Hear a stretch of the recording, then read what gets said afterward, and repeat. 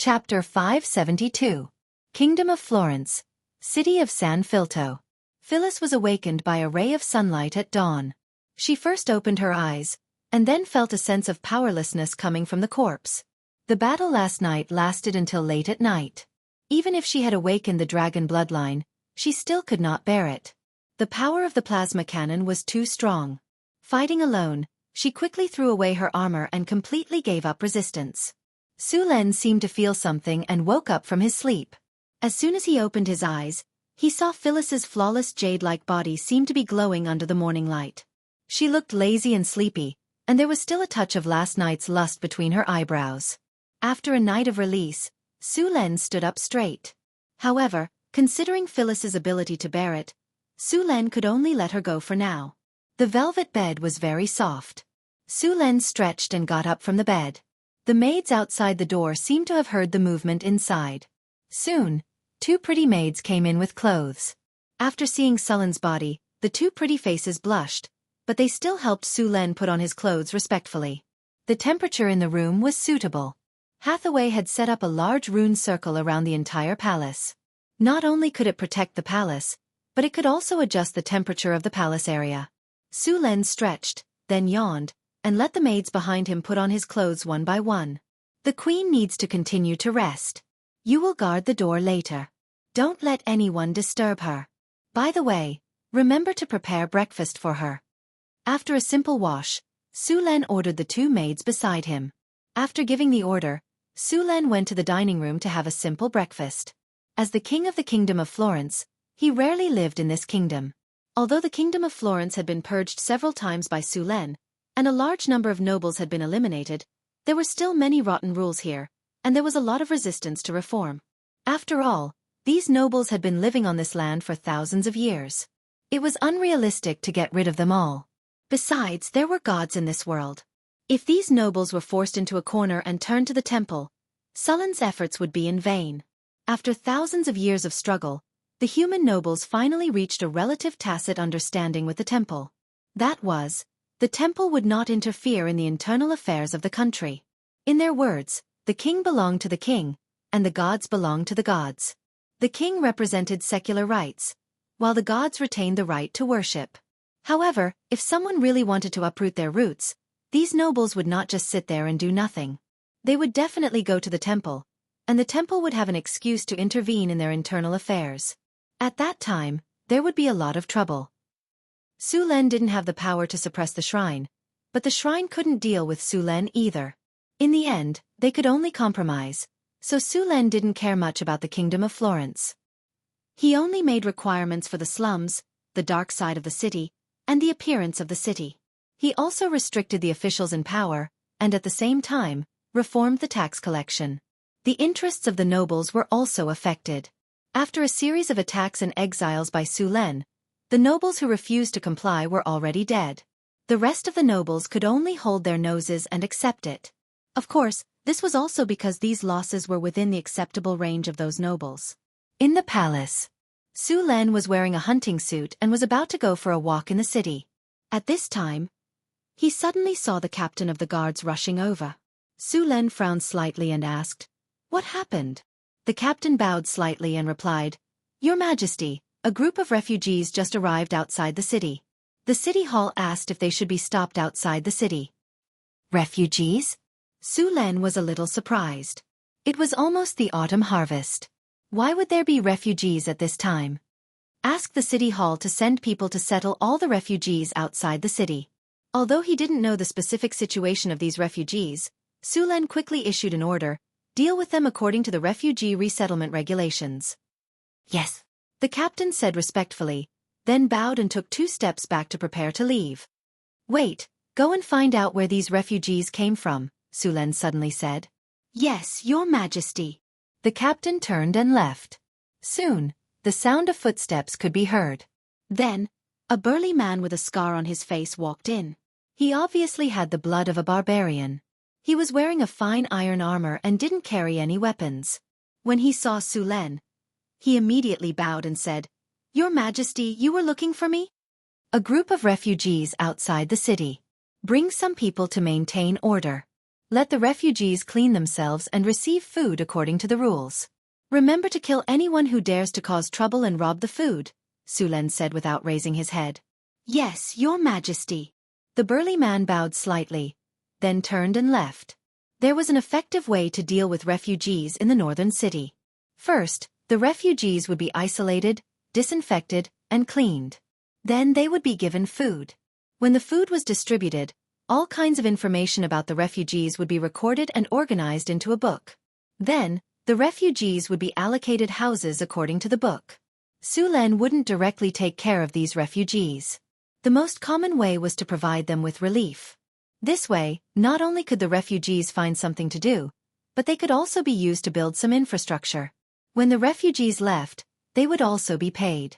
It was killing 3 birds with 1 stone. At noon, the captain of the guards hurried over to report that the refugees had been settled. Your Majesty, everything is settled? Where did these refugees come from? Su Len asked directly. I've asked clearly. They came from the city of Wuxia in the north. Their city was attacked by a giant dragon. The dragon stole the treasures in the city and left. However, a group of barbarians from the north came and attacked the city. Because the city had just been attacked by the giant dragon, the barbarians easily took over the city. Barbarians from the north? Su Len immediately turned around and frowned slightly. A trace of anger appeared in his eyes. The barbarians from the north actually dared to attack my city. What are the surrounding nobles doing? Su Len didn't strip the nobles of their military power at the northern border. These nobles who were responsible for the invasion of the north had a strong military force. The barbarians who didn't even have metal weapons were no match for them. Even if Wuxia city was attacked, the nobles could still easily drive the barbarians out with their strength. Now that there were so many refugees in Sanfilto city, it was obvious that the nobles didn't do their best. Su Len naturally knew the reason for this situation. It was obvious that the nobles were unhappy that Sullen's reforms had damaged their interests. Order the First Legion to head out and kill the northern barbarians as soon as possible. We'll reclaim Wuxia city. Oh, and bring the surrounding nobles' armies along as well. Teach them a lesson, Su Len said coldly. Yes, sir. The barbarians of the northern region were a general term that included the barbarians, the Vrykul, and other races. Because of the harsh environment and cold climate, these barbarians were usually tall and hairy. Many of them had the bloodline of the frost giants. Most of these barbarians had brain cramps. If a normal human's IQ was 12 points, then their IQ was at most 10 points. They were also stubborn and could be compared to dwarves. Because they were often cheated by southern merchants in their transactions, they were very unfriendly to the surrounding countries. Although these people were reckless, it wasn't difficult to deal with them. Su Len didn't care about the barbarians who attacked Wuxia city. He was more interested in the dragon that dared to rob the city. A dragon that was active in the north and took the initiative to rob the city. This was most likely done by the white dragon of the Pentashade. Su Len estimated that a white dragon that could easily take down a city was at least in its prime. It might even be an old white dragon. Just because white dragons were the weakest of the Pentashade didn't mean that they were easy to deal with. In fact, white dragons were weak only relative to other Pentashade dragons. They were also very powerful to humans. White dragons that had entered adulthood were already legendary creatures. White dragons of this age were not as brainless as the previous white dragons. If it was an old white dragon, it would be even stronger. Its frost dragon breath could instantly freeze a person into an ice sculpture, and then shatter them into ice shards with a gentle tap. Dragons were born with dragon's aura. Human wave tactics were ineffective against them. Many people couldn't even stand under the dragon's aura. At the same time, they had tough dragon skin and dragon scales. Ordinary weapons couldn't even break through their skin. Many people used to think that white dragons were the weakest of the Pentashade dragons and looked down on them. When they really fought, they realized that even the weakest of the Pentashade dragons was still very dangerous. In addition, the white dragon's innate ability to cast spells was not friendly to adventurers at all. 99% of the adventurers who wanted to make a name for themselves by slaying dragons were killed by the dragons like bugs. Their weapons and armor also became the collection of the dragons. Su Len was very interested in dragons. Slaying dragons not only had extraordinary significance and fame, but also represented amazing returns. Moreover, this was a white dragon that had just robbed an entire city. Other than the white dragon's treasure, the most important thing was the white dragon's body materials. From its blood, dragon meat, dragon scales, dragon horns, claws, dragon skin, and even dragon crystals, these were all precious magic materials. It was not impossible to create 1 or 2 legendary magic items from a dragon's body. There were many Euron species in the northern wastelands, but there weren't many pure-blood dragons. White dragons were also rare. They were mainly distributed in the depths of the glacial mountains and the cold islands overseas. This time, the white dragon attacked the city of Wallachia. Based on the dragon's habits, it was very likely that its nest was near the city. Dragons rarely strayed far from their nests. This white dragon had most likely just moved its nest here. Chapter 573. A white dragon that had migrated to the northern wastelands. This was good news for Sulen. If the dragon had lived in the depths of the glaciers, Sulen would have had a hard time finding it. However, if the dragon had come to the northern wastelands, it would be much easier to slay it. The problem now was that the northern wastelands was so vast with so many mountain ranges. Where could the dragon's lair be? A white dragon's hunting range was very wide. Usually, a giant dragon's hunting range would be centered around its lair. It would not be easy to find the dragon's lair in such a large area. Sulen tapped his fingers rhythmically on the table. He was thinking as he listened to the guard's explanation. Do any of the refugees know where the dragon's lair is? Sulen asked. According to the news from the refugees, the dragon is flying northeast. I think its nest should be in the northeast. The guard captain said respectfully. Northeast. Sulen closed his eyes for a moment. He opened the system map and found the location of Wallachia City.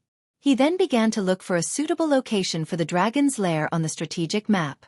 There were many mountain ranges to the north of Wallachia City. The Granwell mountain range was to the northeast. This mountain range was not big and was part of the Sierra de Lotus. The Ganders mountain range was to the northwest of Wallachia City.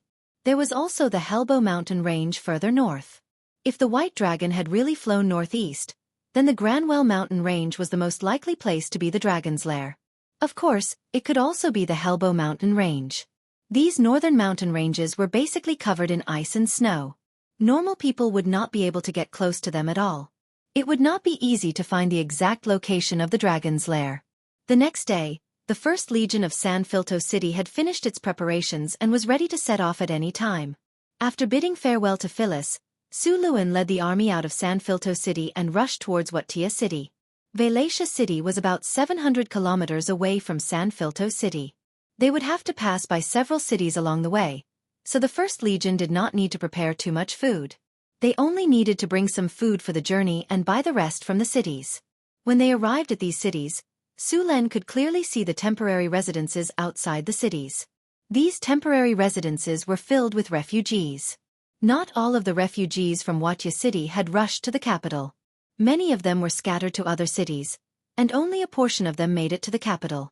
It had been at least a week since the fall of Wallachia, but Sulen had only just received the news. Sulen knew very well that there was something fishy going on. It was nothing more than the work of the nobles. Sulen had secretly made up his mind to increase the scale of the brocade guard when he returned. Before this, Sulen had always let the embroidered uniform guards develop in the southern provinces. At that time, the northern provinces did not have much resistance to Sulen, so they did not pay much attention to the northern provinces. Many northern cities did not have embroidered uniform guards. Now, it seemed that they had been too lenient on them. The embroidered uniform guards in Eagle's Nest had to be put on the agenda as soon as possible to monitor all the provinces in the north. It took 10 days for the army to travel from San Filto to Wuxia City. Nothing happened along the way. Finally, on the 10th day, Sulen's army arrived at Wuxia City. However, unlike what he had expected, the northern barbarians had already abandoned the city and left. At that moment, Wuxia City looked like a ghost town. Broken walls were everywhere in the city, and one of the city gates had collapsed. The city was in a mess, as if it had been raided by the Japanese. The city gates had been torn down, and there were a few stray dogs running around in the city. If it had not been for the words of Wuxia City on the city walls, Sulen would have thought that he had arrived at the ruins. Seeing the situation, Sulen immediately gave the order to set up camp, and then sent people to search the city. At the same time, he began to gather the refugees. At its peak, Wuxia City had a permanent population of more than 50,000 people, and was one of the largest cities in the north. The city belonged to the royal family, and was not infested by the nobles. Therefore, Su Len had to spend a lot of money to repair the city after it was destroyed. With the arrival of the army, Wuxia City began to recover. Coincidentally, Su Len was not satisfied with the city's planning, and began to make changes. While repairing the city, he sent people to gather the refugees. After Wuxia City fell, some people did not escape, but hid in the wilderness. Now that the king's army had arrived, these people began to return. Su Len also began to ask the refugees about the dragon, and where the northern barbarians had retreated. Su Len was not the kind of person who would take a beating without retaliating. He would not let the northern barbarians who had broken into his city and pillaged it. Many scouts were sent out to search. In the next few days, Su Len received a lot of information. Because the northern barbarians had taken a lot of resources with them when they retreated, they left behind a lot of traces. The scouts were able to find them easily by following the traces.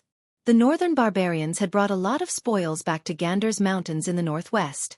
What surprised Su Len even more was that the scouts had found traces of the white dragon while they were hiding. What did you say? The white dragon's lair is in Gander's mountains?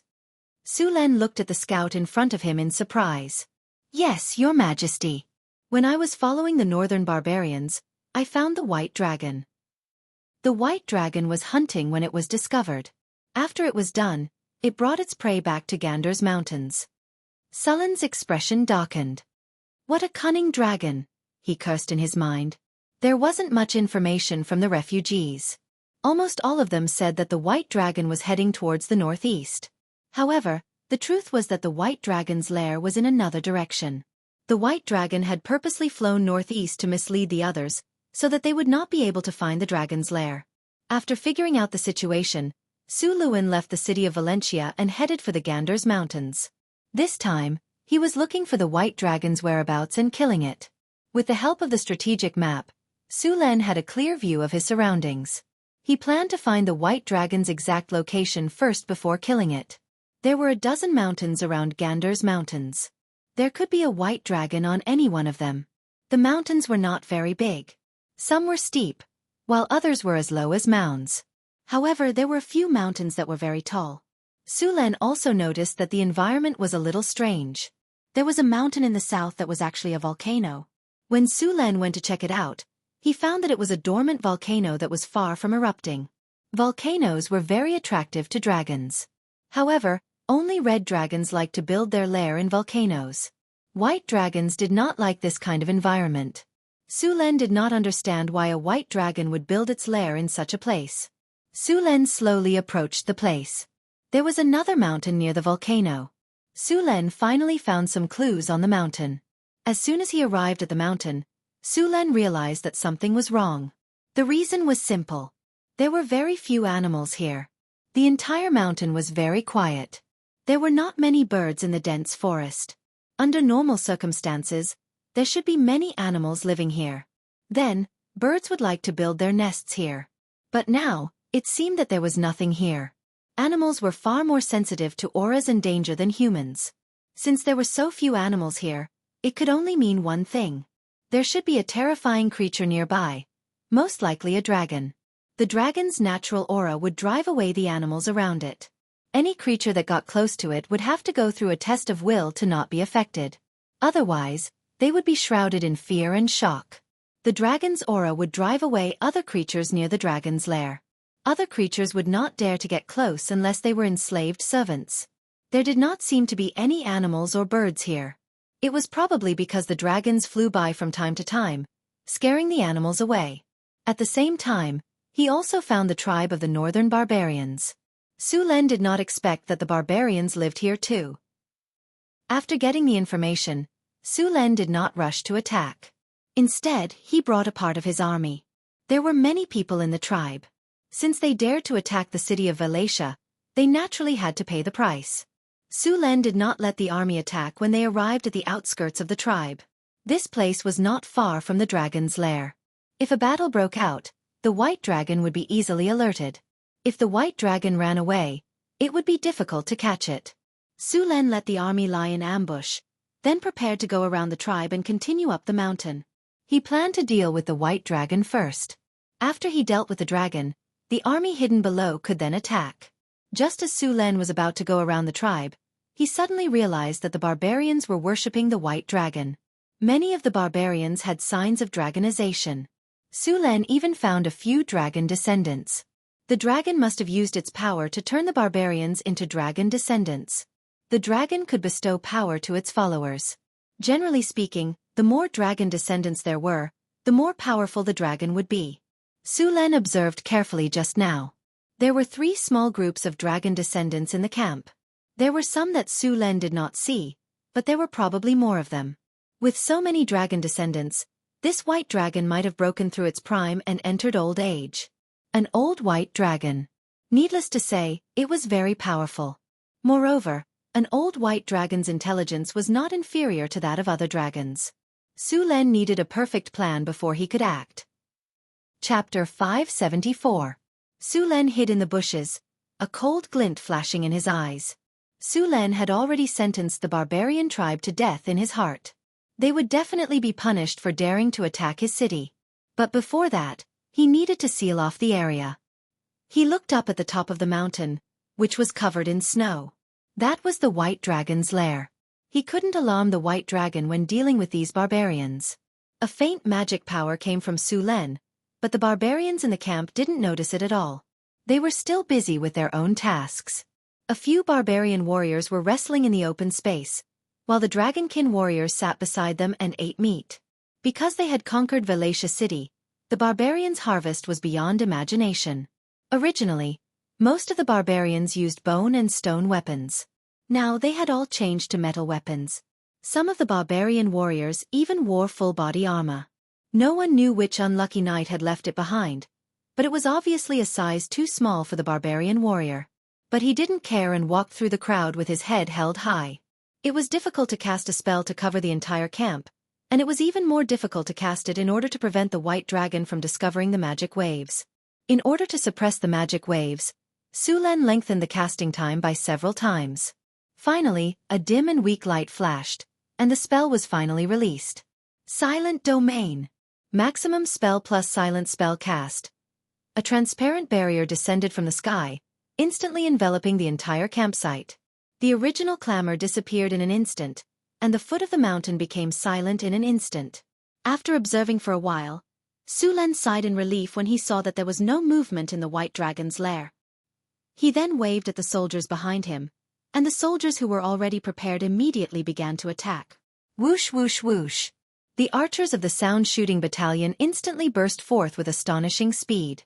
Only 30 archers of the sound shooting battalion activated rapid shooting and directly shot out a wave of arrows. The unprepared barbarians of the northern region were instantly turned into porcupines by the rain of arrows. Enemy attack! Enemy attack! After being attacked, the barbarians of the northern region reacted very quickly. As a tribe that lived in the wilderness, if they didn't react quickly enough, they wouldn't have the right to survive. A dozen barbarian warriors formed an arrowhead and charged forward. These top-level axe-wielding barbarian warriors roared and activated Berserk, then charged forward with their axes. Whirlwind slash, charge, chop, whirlwind slash, charge, chop. Although the moves were simple and crude, corpses were everywhere they passed. The axes of the barbarians' axes broke bones and tore tendons. Although the northern barbarians were strong, they were no better than little chicks when facing this group of berserkers. With a flash of lightning, the storm halberd appeared in Su Luan's hand. Then, with a flash of lightning, the 2 barbarian warriors who had just rushed up were instantly turned into charcoal. Chop! Sullen storm war halberd swept across. The blade of the halberd shone with a cold light and pierced through the scales of another dragon barbarian. Blood splattered everywhere. A hideous wound appeared on the dragon barbarian's chest.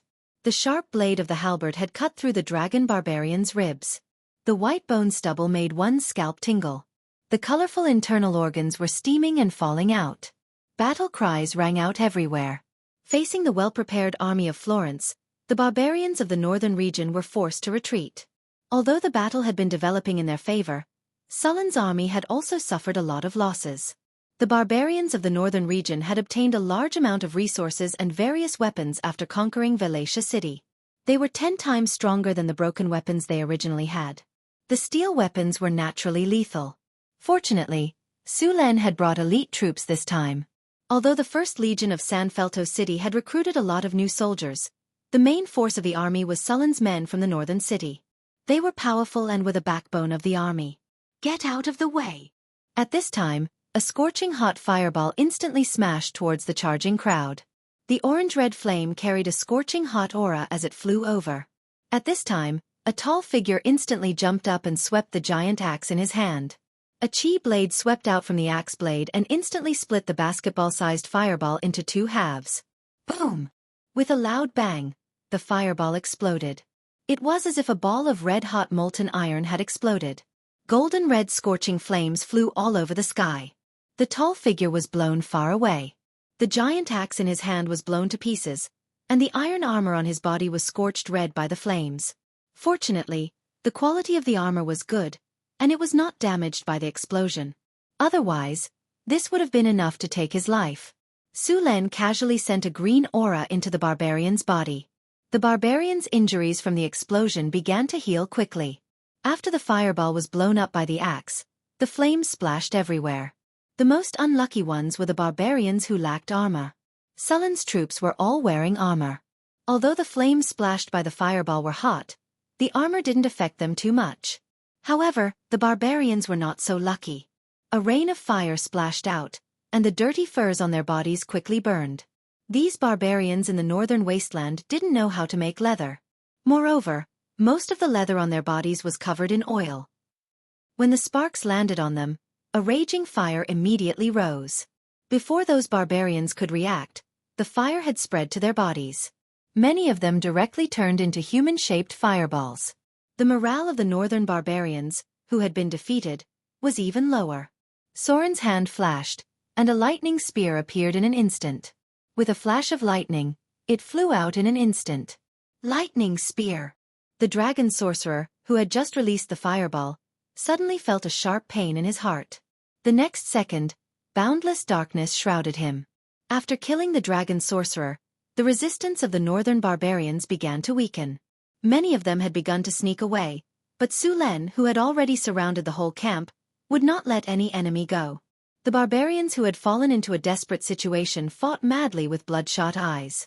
They wanted to rush out a path of survival, but it was destined to be futile. The archers who had been guarding the perimeter had long stopped the rain of arrows and started to target the barbarians. These archers were all godly archers. They directly sniped the barbarians who resisted fiercely.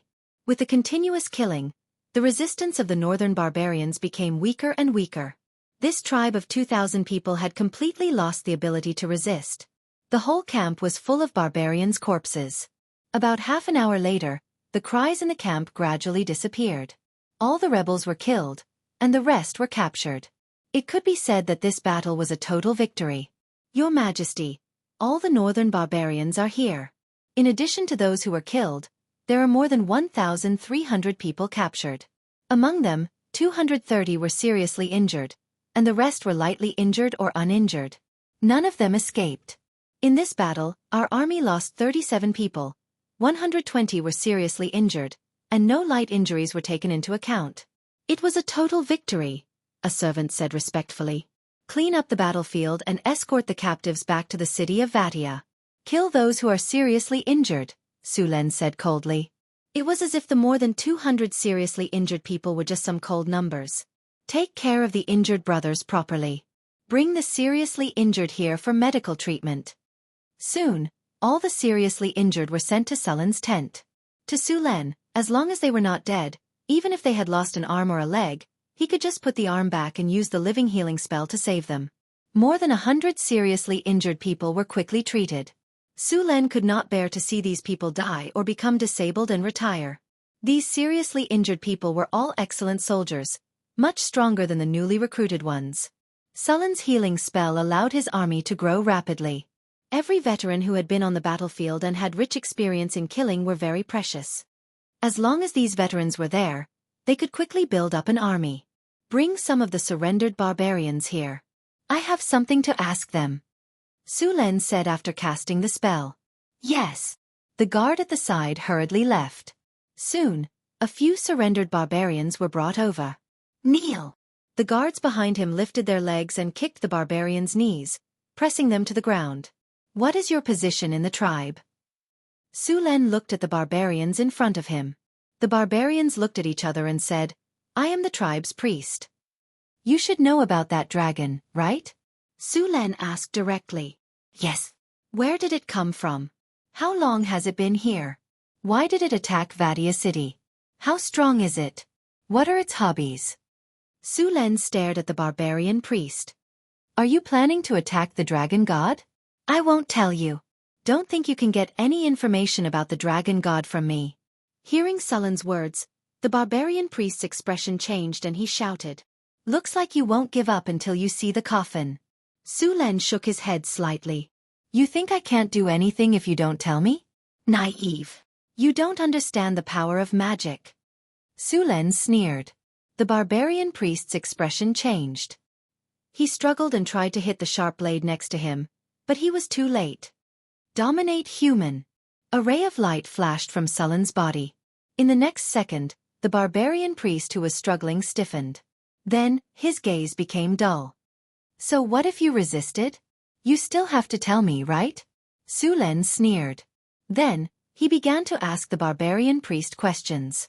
After that, Su Len casually summoned a ray of light and controlled another barbarian to ask the same questions.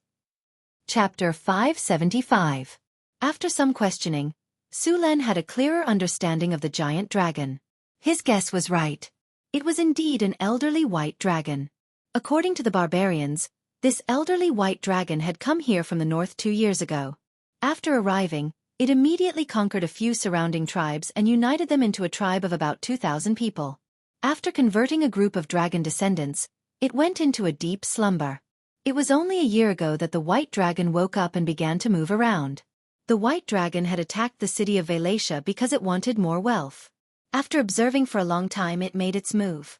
As expected, the city of Wallachia was conquered by the white dragon, and all the wealth in the city was plundered.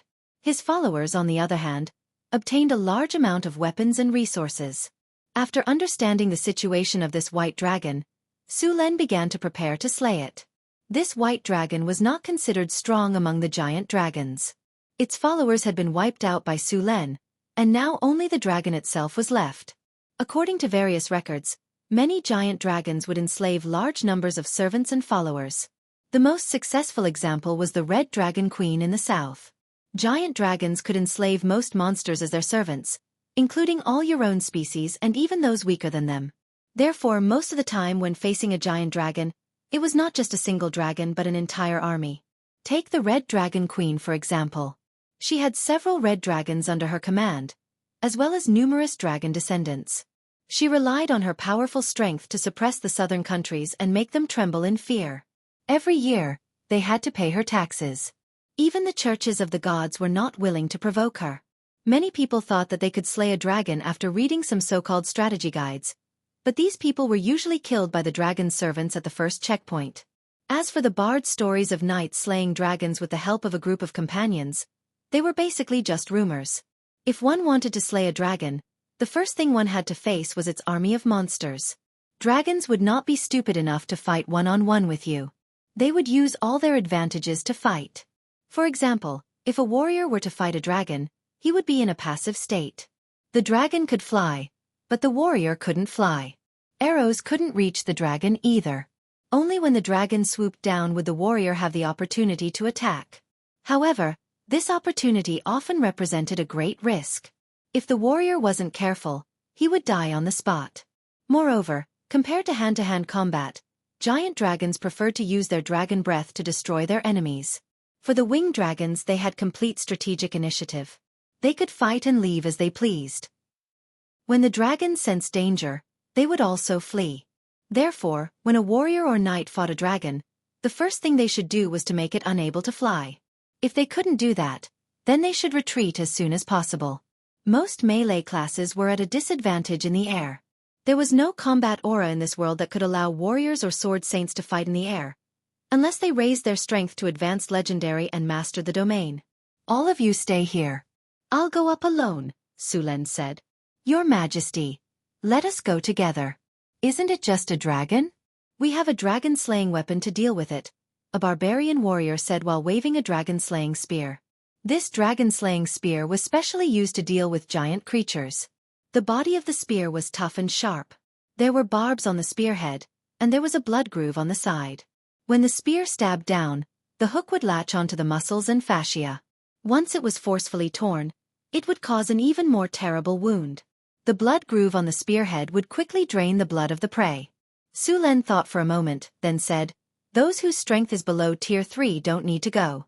Those whose strength is above Tier 3 take the javelins. Remember, when facing a dragon, don't stand in a group. Spread out and pay attention to dodge. Don't fight the dragon head-on. You won't be able to win. It can tear you apart with a casual attack." Su Len picked up a javelin and held it in his hand. He continued, "Use these javelins to shoot. Don't think about attacking other places. Aim at its dragon wings. As long as it dives down, use the javelins to attack its dragon wings." Dragons had a layer of tough dragon scales, and under the dragon scales was a layer of dragon skin. Its defense was very strong. However, the only part of its body that did not have dragon scales was its wings. Of course, it was said that there were no dragon scales. In fact, it was a layer of very small scales. Its defense was far lower than other parts of its body. Of course, not all dragons relied on their wings to fly. They relied on a kind of spell-like ability. Many pure-blooded dragons' wings were only for auxiliary purposes. Even if their wings were injured, it would still not affect their ability to fly. However, the white dragon Su Len was preparing to deal with now was not one of them. Once the white dragon's wings were injured, it would definitely be unable to fly. At that time, the difficulty of killing the white dragon would be reduced by half. In fact, Su Len also had other ways to deal with the white dragon. For example, he had the hydra's venom in his hands. Although the dragon's poison resistance was very amazing, the hydra's venom was not ordinary. Even a dragon would not be able to withstand it. However, in this way, the blood in the white dragon's body would be contaminated and basically lose its value. Even the dragon's flesh and other parts of the dragon would be seriously affected. It could be said that even if the dragon was successfully killed, only the dragon scales and dragon skin would be of some use. To Su Len, this was basically a waste of 90% of the dragon's materials. The hydra's venom was not that easy to remove. Su Len led the two teams of warriors and carefully climbed to the top of the mountain. The higher they went, the lower the temperature. Although part of it was due to the climate and environment, the more important part was the radiation of the dragon's body. Soon, the ground under their feet began to be covered with snow. The mountain peak became steep and slippery. A thick layer of ice covered the top of the mountain. This was not naturally formed. It was the effect of the white dragon's breath. The white dragon was born with the ability to walk on ice. It could walk on ice as if it was flat ground. On such a steep and slippery ice layer, if one was not careful, one would slip and fall. One should know that this was the top of the mountain. If one were to slide down from here, even the barbarian's physique would not be able to withstand it. "You guys can stay here." Su Len looked around and said. The space at the top of the mountain was narrow and there was almost no shelter. There was also a layer of ice covering the mountain. It was very unfriendly to others. Find a place to hide. If you have the chance, use the javelins to attack the white dragon's wings. At the same time, remember to protect yourselves. Su Len finished speaking and walked directly to the top of the mountain. Greater invisibility. A light flashed and Su Len's figure completely disappeared. Erase traces. Another light flashed and even Su Len's footprints and smell disappeared. After hiding, Su Len began to approach the white dragon's nest. The white dragon's nest was very steep and covered with a layer of ice. The entire mountain wall was very smooth. The cold wind whistled at the top of the mountain. It would be a problem for ordinary people to even stand, but for Su Len, it was not difficult at all. With a walk on the ice, Su Len walked on the ice as if it were flat ground. At the top of the mountain was an open platform that was smooth and flat. Dragons usually took off and landed on this platform. Because of their weight, dragons preferred to fly from high places. It was difficult for them to take off from flat ground. As soon as Su Len arrived, he felt something strange. An invisible pressure enveloped him. This pressure made his heart beat faster and made him nervous.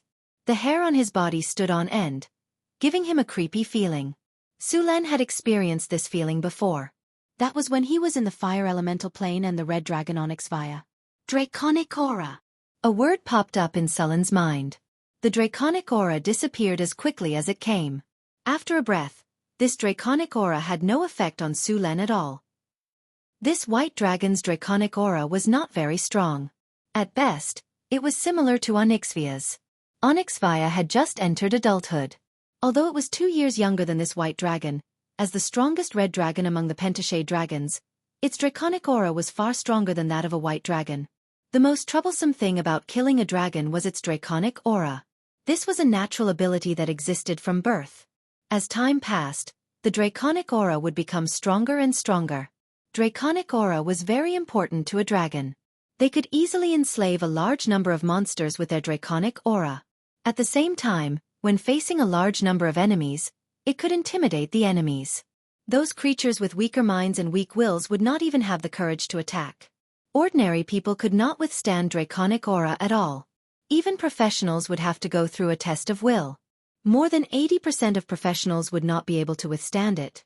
Therefore, there was no need to think about using human wave tactics to deal with a dragon. In fact, the more powerful and high-end the battle, the higher the requirement for will. In a battle of this level, there would often be a need for a test of will. Many of the wizard's control spells also required a test of will. Once the test failed, the target would be controlled by the spell. The more powerful the monster or demon, the more likely it was to have this kind of control spell. For example, the succubus queen in the bottomless abyss.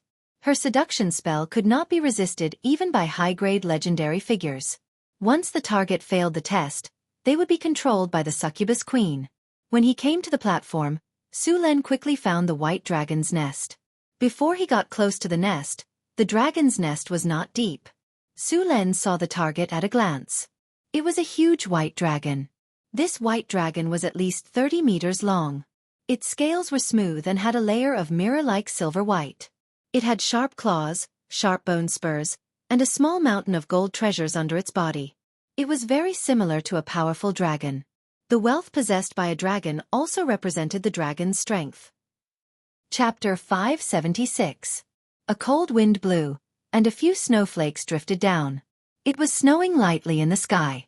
The white dragon in the center of the dragon's nest was still sleeping. Long and drawn-out breathing sounds could be heard. As the white dragon breathed, countless small pieces of ice flew out of the dragon's mouth and nose. Sulen moved slowly and lowered his footsteps as he approached the sleeping white dragon. Although the white dragon was sleeping, as long as Sulen made the slightest noise, it would immediately wake up. Under normal circumstances, the white dragon's nest was guarded by its kin, but this white dragon was very lucky. Its kin had all been killed at the foot of the mountain, so there were no guards around the nest at all. Sulen carefully moved forward, carefully observing the surrounding ground. Sure enough, he found a few hidden magic traps near the nest. Fortunately, the white dragon's magic ability was average, so these magic traps were not difficult enough. Sulen spent some time and successfully removed the magic traps. Sulen carefully followed the small path and continued to move deeper into the nest. He was less than 30 meters away from the white dragon. At this distance, he could clearly see the white dragon. It was more than 30 meters in size, with white scales and sharp claws.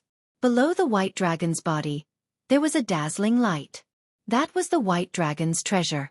In addition to gold and silver, there were many magic gems here. In addition, it had just ransacked a city. The number of treasures in front of him was astonishing. Sulen did not continue to approach. He was not a professional thief, and he was not confident that he could continue to approach without waking the white dragon. However, this distance was enough. If he wanted to, he could close the distance in the blink of an eye. Sulen's figure immediately pounced on the white dragon. The moment he moved, the white dragon seemed to sense something. Its body moved slightly, and in an instant, it opened its huge eyes. Roar!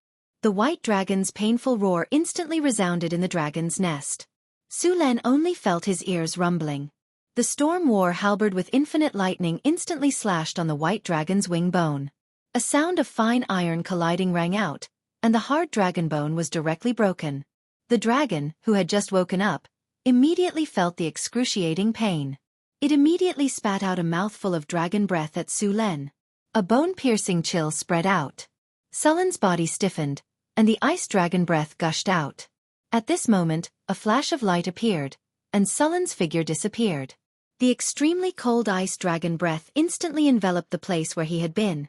Even the air seemed to have frozen. Although the white dragon's breath was the weakest of the chromatic dragons, and its damage was only half of that of the red dragon's, the slightest contact with it would cause one's body to stiffen, which was very unfavorable for melee professions. Sullen's figure appeared at the entrance of the cave. He waved his hand and a lightning spear appeared in his hand. He then threw it at the giant dragon and ran out of the dragon's nest without looking back. Rumble! Muffled thunder came from the dragon's nest. Despicable ambusher! How dare you ambush the great king of the north? I will freeze you into an ice sculpture and smash you into powder. The giant dragon roared angrily, followed by the sound of flapping wings. In the next second, the white dragon's huge body rushed out of the dragon's nest. The dragon race's agility was not high. Adult giant dragons could be said to be clumsy on the ground, but their speed was not slow. The white dragon rushed out of the dragon's nest and swooped down. It spread its huge dragon wings and flew up in an instant. Then, it opened its mouth and spat out a dragon breath, wanting to freeze Su Len into an ice sculpture. The white dragon breath flashed with countless ice crystals in an instant. Sullen's body flashed again, and the moment before the dragon breath arrived, he disappeared and reappeared above the white dragon. War roar! The huge roar resounded through the sky, and a powerful sound wave spread out from Sullen's body. The terrifying sound wave spread out like a wave, accompanied by an intense energy fluctuation. With Su Len as the center, the sound wave spread out rapidly within a 500-meter radius. The hard ice on the mountain top was directly shattered by the loud sound. The white dragon felt as if its head was hit by a hammer. A wave of dizziness came over it, and its huge body began to fall. At the same time, the soldiers who were already prepared appeared. The valiant soldiers who were already prepared wore earmuffs and were a little far away.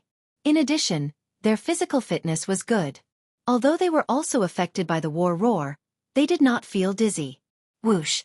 Whoosh! Whoosh! Just as the white dragon was falling, the soldiers threw out heavy javelins. The gleaming javelins cut through the air and instantly hit the white dragon's body. Some of the javelins hit the dragon's scales, but most of them were bounced away. Only a small number of javelins barely broke through the dragon's scales, but some of them hit the dragon's wings.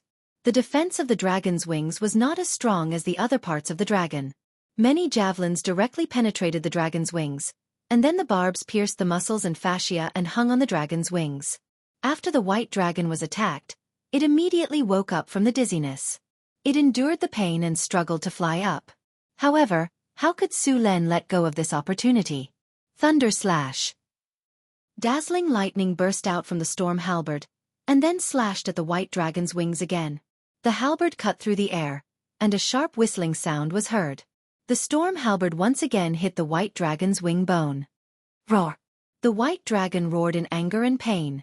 Su Len jumped and flipped onto the white dragon's back in an instant. He exerted force with his feet. Su Len ran quickly on the white dragon's back. At this moment, the white dragon noticed Su Len on its back. Its body rolled directly and crashed into the cliff beside it. It looked like it was going to smash Su Len into meat paste. Su Len exerted force with the tip of his foot and jumped directly from the white dragon's back. Then, he tilted his body and kicked hard on the cliff with his right foot. Once again, he rushed toward the white dragon. Frost breath! Seeing Su Len rushing toward it, the white dragon showed a cruel and bloodthirsty expression. Seeing that Su Len was about to rush up, the white dragon suddenly turned its head and opened its ferocious mouth. A bone-chilling frost breath was instantly spat out. Su Len, who was charging at a high speed, could not dodge at all. The lightning on his body flashed instantly, and a shield made of lightning appeared in front of him. In the next second, the frost breath collided with the thunder shield. The bone-chilling coldness was felt, and a thick ice sculpture was formed on the thunder shield. Seeing that the ice sculpture was formed in an instant, the white dragon's eyes flashed with a hint of violence. However, before it could do anything, countless lightning bolts exploded from the ice sculpture. Su Len swung the storm halberd from the sky and pounced on the white dragon's neck like an eagle. Roar! The white dragon's dull roar was heard, and it was in great pain. The white dragon's huge body could not help but tremble. Then, its thick dragon tail swept toward Su Len. Scorching blood gushed out. The storm halberd left a deep wound on the white dragon's neck. The dragon's scales were broken, and the wound was 30 centimeters long. Through the wound, one could even see the bones inside. The dragon's tail came with a whistling wind. Su Len did not even look back. With a flash of light, his figure disappeared in an instant and reappeared in mid-air in the next second. The white dragon's huge body made it difficult for it to turn around.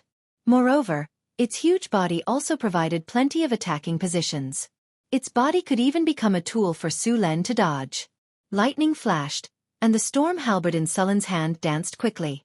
Cold light slashed continuously on the white dragon's body. The white dragon's hard dragon scales could not block these attacks at all. Soon, a large number of wounds appeared on the white dragon's body. However, these wounds were not serious.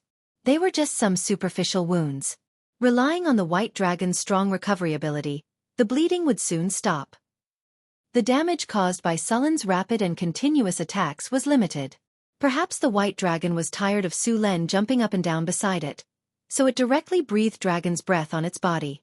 For the white dragon who was immune to frost damage, the dragon's breath only made it feel a little cold and did not cause any damage. However, Su Len had to dodge to other places. Seeing that the attack was effective, the white dragon did not stop. A strong wind covered its head. The white dragon flapped its wings. The wind whistled. Su Len stuck close to the white dragon's wings and dodged. After dodging Su Len, the white dragon immediately flapped its wings to attack. The javelins on the white dragon's wings played a role in this violent movement. After the white dragon flapped its wings, it directly tore a hole more than half a meter in the white dragon's wings. Bright red dragon blood gushed out. Not only did the attack not hit Su Len, but it also caused more serious injuries. The white dragon's flying ability was completely destroyed. This kind of injury would prevent the white dragon from flying for a long time. Of course, with the powerful recovery ability of the dragon race, this kind of injury would be completely healed in a month at most. The immense pain from the white dragon's wings caused its body to tremble. Its movements also became stiff for a moment. After seeing this flaw, Su Len did not hesitate at all and instantly rushed forward. The powerful power of thunder quickly gathered in Su Len's hands. The storm battle halberd once again bloomed with dazzling thunder. Su Len's halberd swept horizontally and once again slashed at the white dragon's neck. At this moment, 50 points of strength exploded. The storm battle halberd directly broke through the white dragon's scales, then cut through the tough muscles and fascia, and deeply cut into the white dragon's neck bone. A mournful dragon's roar sounded out, and the immense pain made the white dragon even crazier. It tried to throw Su Luen away, but Su Luen used this force to put away the storm war halberd. Although the white dragon's neck was not cut off, the injury was also very serious. Su Len knew very well how hard the white dragon's bones were. Unless he was holding the silver sword of Gith or an artifact of the same level, it was basically impossible for him to cut off the white dragon's neck with one strike. The sharp pain from the white dragon's neck caused a trace of fear to rise in its heart. At that moment, it felt the fear of death. The fear in the white dragon's heart began to spread. After seeing Su Len, the white dragon spat out a bone-chilling dragon's breath again. At the same time, a strange energy appeared in an instant. Ice fog spell. A large amount of ice fog rose in an instant and enveloped the white dragon.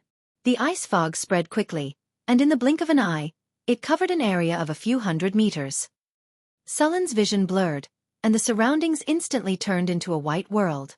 At the same time, a large amount of ice began to condense on Su Len's body. A flash of lightning flashed, and the surface of Su Len's body was instantly wrapped in lightning. All the ice fog around him was dispersed. It's hiding in the ice fog? Seeing the scene in front of him, Su Len's eyes quickly scanned the surroundings. However, it was a vast expanse of whiteness, and he could not see the white dragon's shadow at all. And as time passed, the surrounding coldness became stronger and stronger. Su Len's body flashed, and then he rushed out of the range of the ice fog spell in the next second. The white dragon hid in the ice fog, and the white scales on its body became the best camouflage color. There was no trace of it at all. Seeing this situation, Su Len turned his palm, and in the next second, a flag appeared in his hand. Wind tornado. A powerful spell fluctuation came, and the wind elements quickly gathered. In the blink of an eye, 2 tornadoes that reached the sky appeared in front of him. The tornadoes moved quickly around, and the originally white ice fog was instantly blown away by the tornadoes, and the scene inside was completely exposed. To Sullen's surprise, the white dragon was not preparing to launch a sneak attack, but was preparing to run away. All the javelins on the dragon's wings had been pulled out, and the dragon's wings were broken and bloody. However, the white dragon did not care and directly breathed dragon's breath on the dragon's wings. The original holes and wounds were instantly frozen. Although it was still somewhat inconvenient to move, it could now fly again. Seeing this situation, Su Len was a little surprised. At that time it was reasonable. Although dragons were arrogant, they were not brainless. After confirming that they could not beat them, they would also run away. One must know that dragons often ran away in the affairs of dragon whelps, and even dragon whelps, but they would usually remember these things. Dragons were very vengeful creatures. They would even be attacked when they were young, and then when they were strong, they would directly fly over to retaliate. Seeing that the dragon was about to run away, Su Len rushed up without thinking. He did not want to be remembered by a dragon in the future. Thunder Spear. The dazzling thunder flashed in Sullen's hand, and in the next second, a spear completely composed of thunder and lightning flew out in an instant. In the blink of an eye, it hit the dragon's body. The infinite power of thunder and lightning exploded on the dragon's body, and the white dragon, who was about to escape, was stunned for a moment. Sullen's figure flashed, and in the next second, he appeared beside the white dragon. The storm halberd swept across, and the sharp halberd blade instantly cut the dragon's wing bones. The dragon's wing bones, which were already overwhelmed, could not withstand the pressure and directly broke. Roar! The cold dragon's breath came, and Su Len moved his feet. His body instantly went around the dragon's side, and the storm halberd in his hand quickly attacked. After losing the dragon's wings, the white dragon could not fly, and their movement speed was even slower. They could not keep up with Sullen's rhythm at all. They were beaten by Su Len, who was at full strength, and could not fight back. Chapter 577. Roar! A dragon's roar echoed around the top of the mountain. The snow had stopped, but the air was getting colder. The white dragon became crazier after realizing that it had no hope of escaping. It wanted to kill Su Len at all costs. The white dragon's wings, neck, and back were torn apart. Dragon blood kept dripping onto the ice. Although the dragon looked like it was in a sorry state, it was only on the surface. The dragon's strong vitality gave them an extraordinary tolerance for injuries. Even now, the white dragon's injuries did not cause it to enter a state of serious injury. The white dragon's eyes were red. It had just used the frost dragon's breath to freeze its wounds, and then relied on its rapid recovery ability to recover. Seeing this ferocious beast in such a sorry state, a few barbarian warriors not far away also became eager. In their eyes, this dragon was about to die. As long as they could leave a wound on it, it would be enough for these barbarians to brag about for the rest of their lives. Finally, after seeing the hideous wounds on the dragon's body, the barbarian warrior waved his giant axe and chopped at it with all his strength. Don't attack, retreat! Sullen's expression changed when he saw the barbarians break the rules and attack the dragon. He immediately reminded them loudly. Unfortunately, it was too late. A bloodthirsty look appeared in the white dragon's eyes. Its originally slow movements sped up in an instant. Its huge body was unexpectedly agile at this moment. The barbarians who had just rushed up did not have time to react. They were instantly slapped down by the dragon's huge claws like flies, and then stepped on with force. The white dragon's body was more than 30 meters long, and its weight was at least 20 to 30 tons or more. One could imagine the explosive pressure when all this weight was used on its feet. The armor made of fine steel was completely useless under this pressure. It was as if Mount Tai was pressing down on it. Bang! A dull thud sounded, followed by the sound of metal rubbing against each other. The armor made by the dwarven master was flattened like a can. The barbarian warrior was stepped on like a ripe tomato. Bright red juice splashed out, and the hard ice cracked like a spider web. The surrounding ground was instantly blood red. In this situation, no matter how powerful Sullen's physical healing technique was, it wouldn't be able to save him. Unless he upgraded his physical healing technique to the highest level and learned the 7-star life-prolonging lamp, he would be able to revive him. "Back off, everyone back off," Su Len said with an ugly expression. Then, lightning appeared on his body again. After the white dragon finished its attack, it didn't have the slightest intention of stopping. Those people were too close to it just now, and there was no time to dodge. The white dragon's huge body twisted slightly, its ferocious head stretched forward, and its mouth full of sharp teeth opened slightly. Sullen's expression changed, and he immediately shouted, "Dodge, it's the dragon's breath!" Whew! The piercing cold shrouded in an instant, and countless ice crystals were spat out from the white dragon's mouth. Everything in its path turned into ice sculptures. The range of the dragon's breath was more than 15 meters. Those who didn't dodge in time were directly frozen. Countless ice crystals quickly condensed on their bodies. Almost at this moment, their bodies were frozen into hard ice sculptures. The dragon's breath dissipated, and 3 lifelike ice sculptures flickered under the sun. Through the layer of ice on the ice sculptures, one could clearly see the expressions of those people before they were frozen. Bang! The huge dragon claw suddenly slammed forward, and the 3 ice sculptures in front of them were like crystal glass, instantly shattering into countless pieces. The other barbarian warriors around them were furious. Their brothers died in the blink of an eye, and they wanted to rush up to avenge them. However, under Sullen's command, they all pushed away. In this battle, those barbarian warriors could only harass from a distance. Those who dared to intervene directly were all killed by the dragon. In this level of battle, even a grade 4 profession could only be a bystander. The difference between the body of a human and a dragon was too big. The dragon weighed more than 20 tons, and it would be crushed easily. Flash!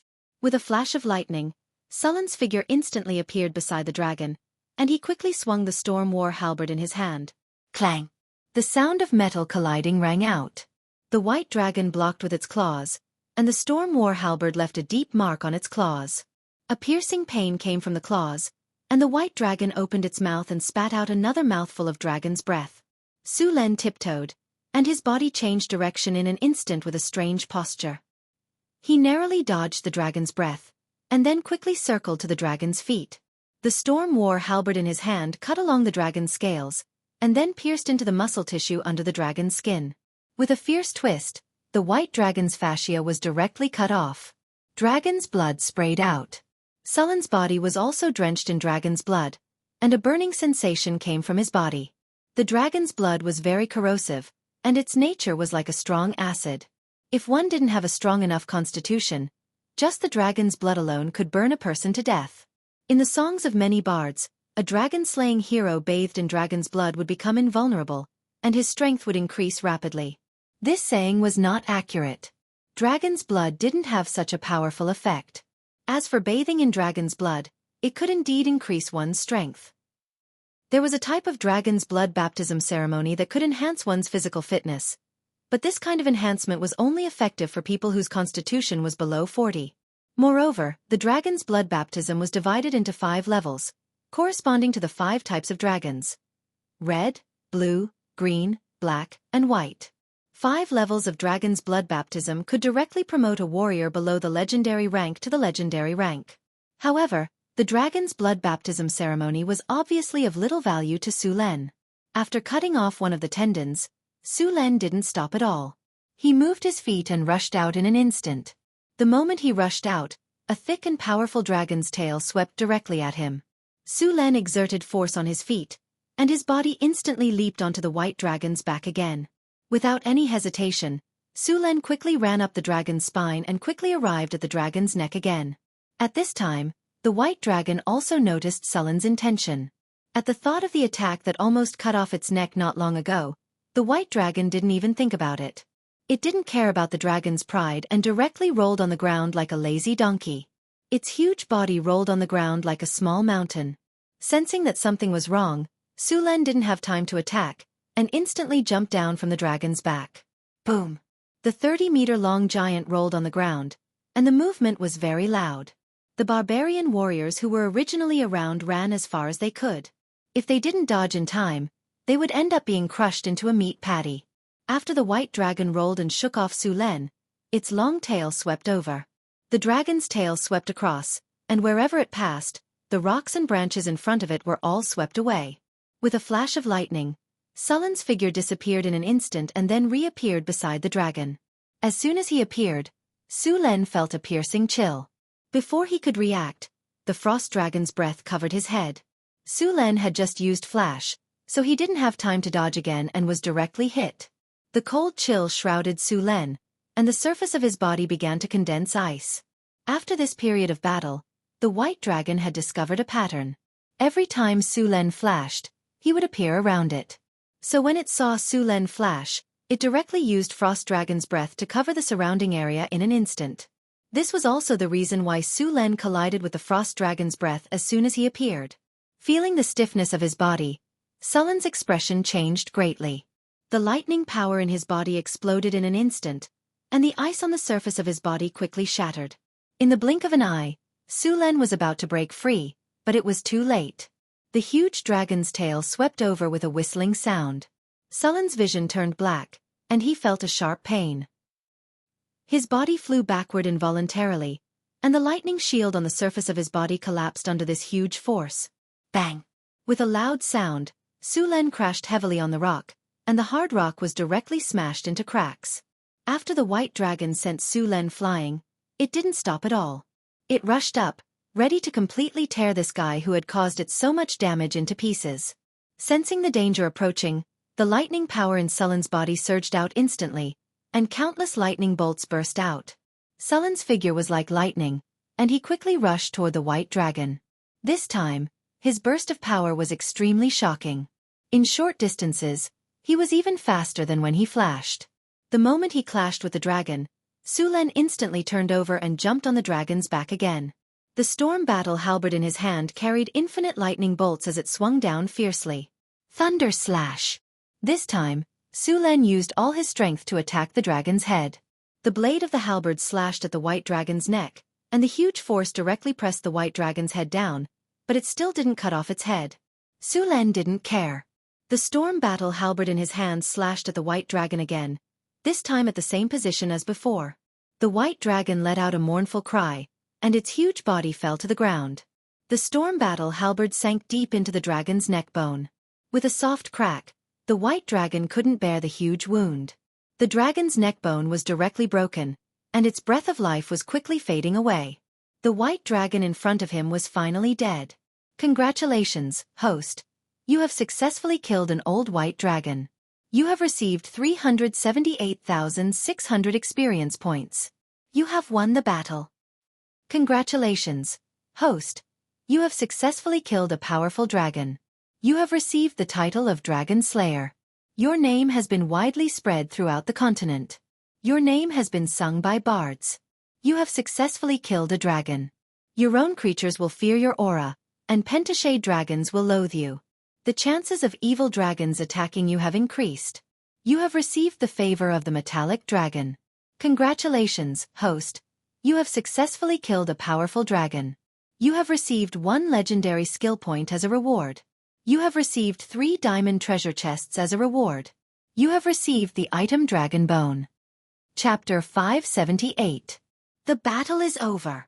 You have obtained the dragon blood baptism that you obtained in the battle.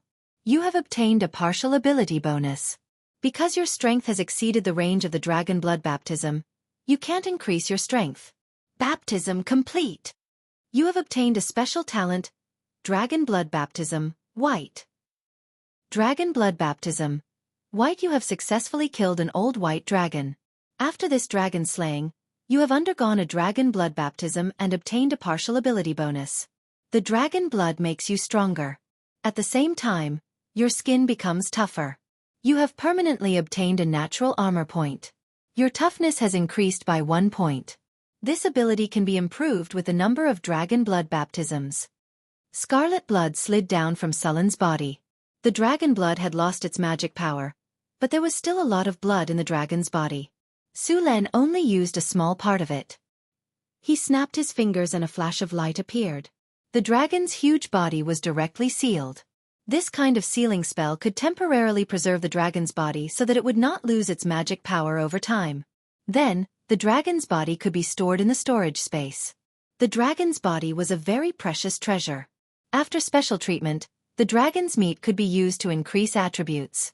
At the same time, many nobles were eager to buy the dragon's meat because dragon meat generally had the effect of enhancing sex drive, especially the dragon's penis.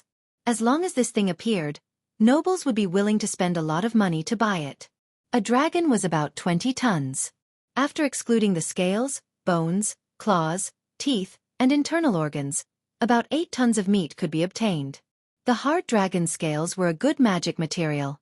They could be made into dragon scale armor or other things.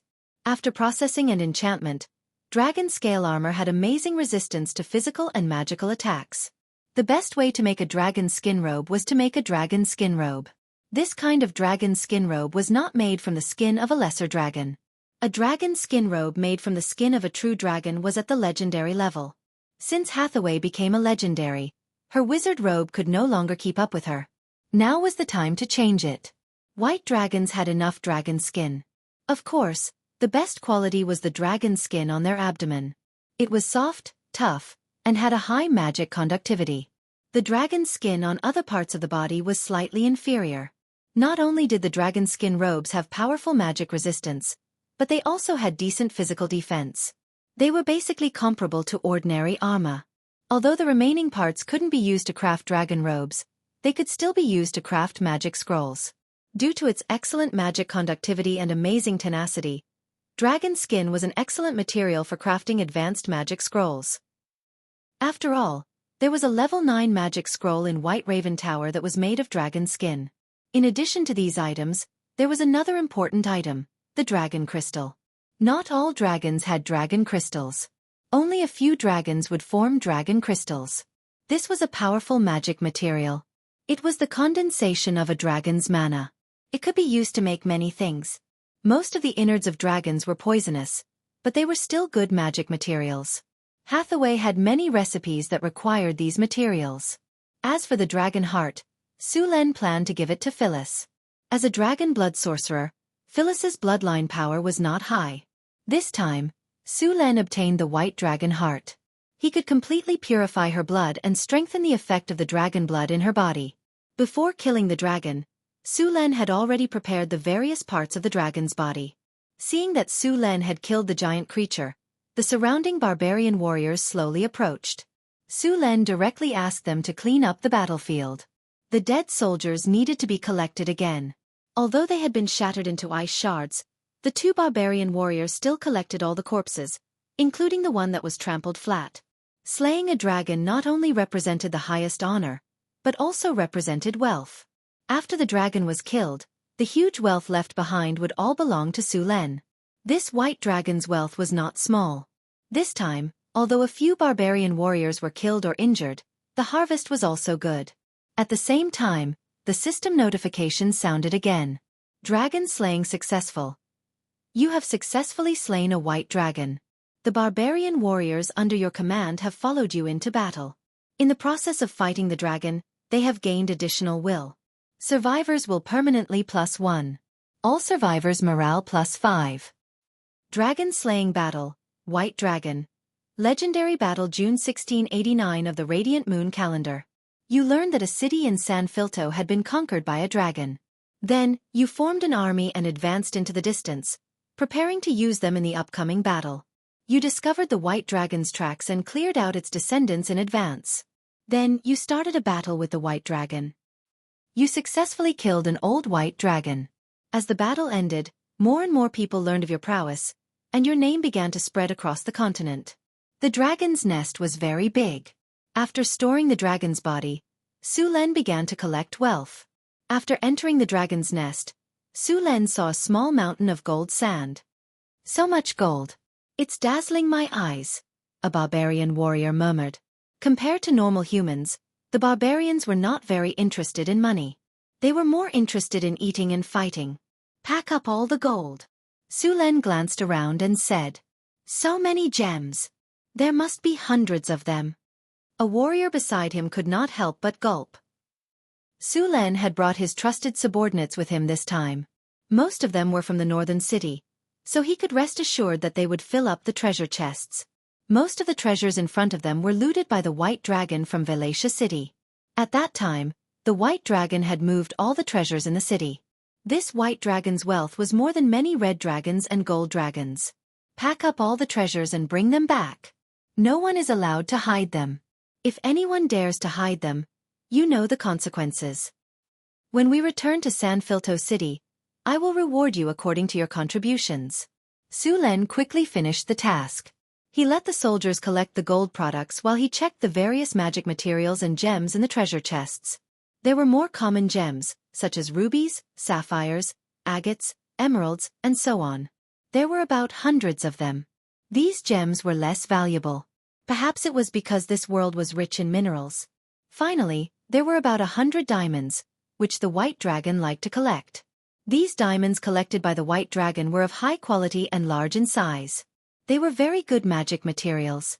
One of the diamonds was bigger than an egg. It was a crystal clear rose diamond. It was oval in shape and had not been polished at all. Soren held the beautiful rose-pink diamond in his hand and estimated that it weighed about 60 grams.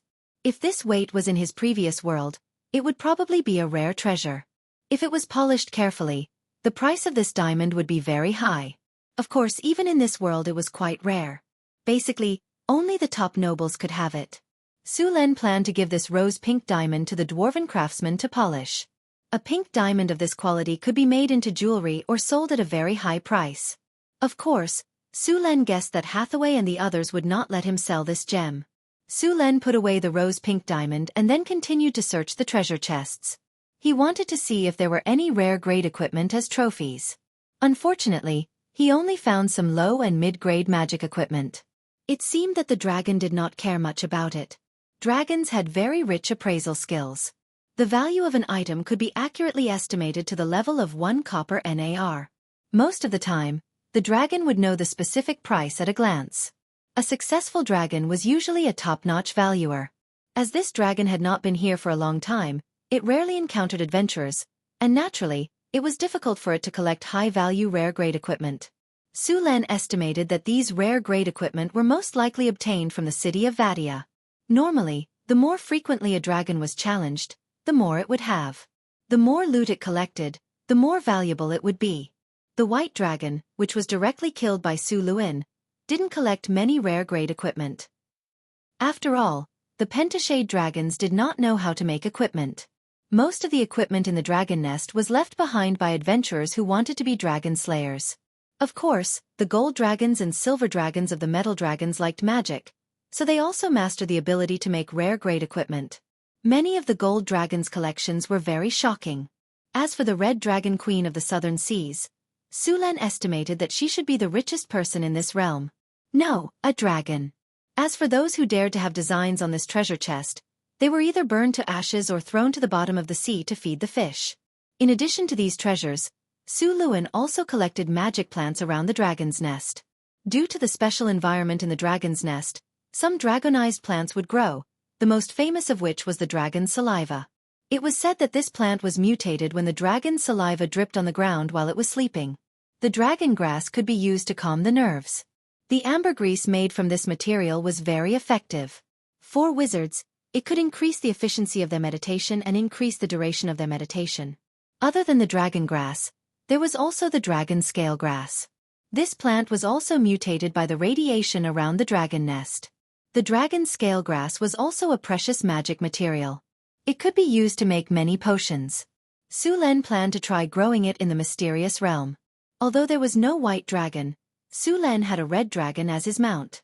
After collecting everything, the entire battlefield was cleaned up. Even some of the dragon blood that had been sprayed out was collected and prepared to be used as fertilizer. Chapter 579. Under normal circumstances, the red dragon was the wealthiest among the chromatic dragons. The red dragon was powerful, arrogant, and liked to rob. An old red dragon usually had a shocking amount of wealth, so it attracted many adventurers to go and slay the red dragon. Of course, most of the time they would give the red dragon equipment. An hour later, the dragon nest was finally cleaned up. All the gold and jewels were put into leather bags. Sullen's storage space was limited. It was already difficult to fit a dragon's body, let alone all the gold and jewels. He had to let the barbarian warriors carry them. Fortunately, the barbarian warriors were as strong as bulls. Each bag of gold weighed at least 300 to 400 pounds. Ordinary people would not be able to carry it, but they could easily carry it along the mountain path. Boss, there's about 6,000 pounds of gold, thousands of jewels and diamonds, and 12,000 pounds of silver. We haven't tallied up the rest, but we made a lot of money this time. A warrior quickly calculated their gains. The white dragon Su Len had killed was an old one. It was about 800 to 1,000 years old. All the treasures in front of them were accumulated over 800 years. If a white dragon was so rich, one could imagine how rich the other dragons were. No wonder so many people wanted to be dragon-slaying heroes. The Kinnar coins minted in Northern Town were 80% gold. 1 Kinnar weighed 5 grams, which required 4 grams of gold. 6,000 pounds of gold could be used to make 750,000 Kinnar coins. Together with 12,000 pounds of silver, there were about 1,000,000 Kinnar coins. There were even more jewels and jewels. After everything was packed up, Su Len left the dragon nest with the army and returned to Weixia City. Weixia City would be rebuilt in the coming days. It was located at the northern border and was the gateway to the northwest. Su Len could not give it up. Although the city had been breached not long ago, the city's population had suffered heavy casualties, and even more people had fled to other cities. However, as long as the city was rebuilt, those refugees would quickly return. After all, not everyone could abandon the land here. After returning to the city, there were about 4,000 refugees in addition to the soldiers of Sanfelto's First Legion. These refugees were scattered in the wilderness after the fall of the city. Now that the city had been rebuilt, they had returned. After Su Len returned to the city, he immediately took out the white dragon's corpse and prepared to dispose of it. Leaving it there for too long would affect its quality. When the refugees saw the huge white dragon's corpse in the square, they instantly exploded. These refugees had personally witnessed the might of the white dragon when it broke through the city. Now that such a terrifying beast had been slain by the king, Sullen's prestige in the hearts of these refugees rose to the peak. News of Sullen's dragon slaying also spread like wildfire. The nobles near Wuxia City were the first to receive the news. When they heard that Su Len had killed a dragon, their faces turned pale, and they hurried to Wuxia City with all sorts of resources and treasures. Disposing of the white dragon's corpse was not an easy task. Su Len immediately contacted Hathaway and asked her to bring some things to help. When Hathaway heard that Su Len had successfully slain a dragon, she was so shocked that she could not close her mouth. She immediately abandoned the enigmatic lock technology that she was perfecting and used the teleportation circle to teleport to Wuxia City. It's so big. It really is an old white dragon. Hathaway's eyes lit up as she looked at the white dragon's corpse. Save this white dragon's skin for me. I want to make a sorcerer's robe with it. Don't worry, I've saved the best for you, Su Len said with a smile. Hathaway walked around the corpse and said, "What do you plan to do with this white dragon's corpse?" "I haven't thought about it yet. You're a sorcerer, so you have more say about this material. You tell me," Su Len said. "Okay, I'll tell you first. If you have other ideas, you can add them." Hathaway nodded and said, "Dragon scales and skin can be used to make dragon scale armor and dragon hide armor. The skin on the belly and wings is soft and tough, so it can be used to make sorcerer's robes. The rest of the dragon's skin can be used to make dragon hide armor. After enchantment, the worst of the dragon hide armor will be transcendent grade 3. The better ones can be grade 4 or even legendary. Even if you don't need it, it's not bad to give it to your core subordinates. The rest can be made into magic scrolls. Dragon scales can also be used to make armor. Compared to dragon hide armor, dragon scale armor has stronger defense. I checked the dragon's blood just now. There's still a lot left and it's been preserved well. It's very active and can be used to make dragon blood potions. Of course, it can also be used to carry out dragon blood baptism. As for the dragon's heart, I suggest you give it to Sister Phyllis. Although she's a dragon disciple now, her bloodline purity and aptitude are average. This white dragon's heart can at least raise her bloodline to excellent. The innards of the white dragon can also be used to make lesser dragon blood potions. It can be sold or used as a reward. Hathaway quickly distributed the white dragon's heart. Let's do that. Su Len had no objections. He then started to deal with the body. Although the white dragon was dead, its skin was still very tough. In order to keep the skin intact, Su Len personally led a dozen barbarian skinning masters to work. It took a lot of effort to peel off the dragon's skin. The dragon's skin was so tough that dozens of skinning knives were broken. Dragon meat was poisonous to a certain extent, so it couldn't be eaten directly. It had to be processed first. Therefore, the dragon meat was preserved for now. There was also a long and thick dragon penis. This was good stuff. Perhaps North Town could produce dragon dick wine in the future. Next were the dragon's tendons, teeth, and bones. Su Len planned to use the dragon tendon to make a whip for Phyllis, the teeth to make a scimitar or dagger, and the bones to make a dragon bone staff. Of course, there were plenty of dragon bones in a dragon's body. However, not all of them were suitable for crafting magic staffs. These dragon bones were excellent materials for crafting legendary battleships. When the time came for crafting a legendary dragon bone battleship, it would be a surefire way to fight naval battles. Although a part of the dragon's wings would be used to make dragon robes, the rest would be enough to make sails. Since the dragon skeleton was used to make the dragon bones of a warship, the sails would be a good choice. All of the dragon's blood was extracted. The dragon's blood filled 7 large water tanks. Hathaway used a special crystal ball to preserve the dragon's blood. After all the parts of the dragon's body were cut up, only a complete dragon's head was left. Su Len didn't plan to make the dragon's head into a magical tool. It was better to keep it as a collector's item. Su Len planned to hang the dragon's head on a warship or the city walls of North Town. Of course, he also took out the dragon crystal from the dragon's head. The dragon crystal had many uses. It could be used as a high-tier legendary soul crystal. It could also be used as a magical tool. In the hands of a lich, it could even be used to summon an undead dragon. Su Len planned to make the dragon crystal into a legendary construct. After spending an entire day, the white dragon was finally completely dissected. Hathaway didn't stay any longer. After dissecting the dragon, she took some of the materials back to Northwind Tower. Su Len still had matters to attend to in Vatia City. Today, the nobles of several cities around Vatia City hurried over. As soon as they saw Su Len, they prepared gifts without saying a word. These nobles were very smart. They knew that Su Len wanted to rebuild Vatia City, so they sent all kinds of materials. After delivering the materials, they requested an audience with Su Len. Su Len wasn't happy with these nobles, but he still received them on account of the materials. Your Majesty. 6 nobles bowed respectfully. The leader of the nobles was called Western Otto. He was the dungeon lord of the nearby Chilly Winterfell.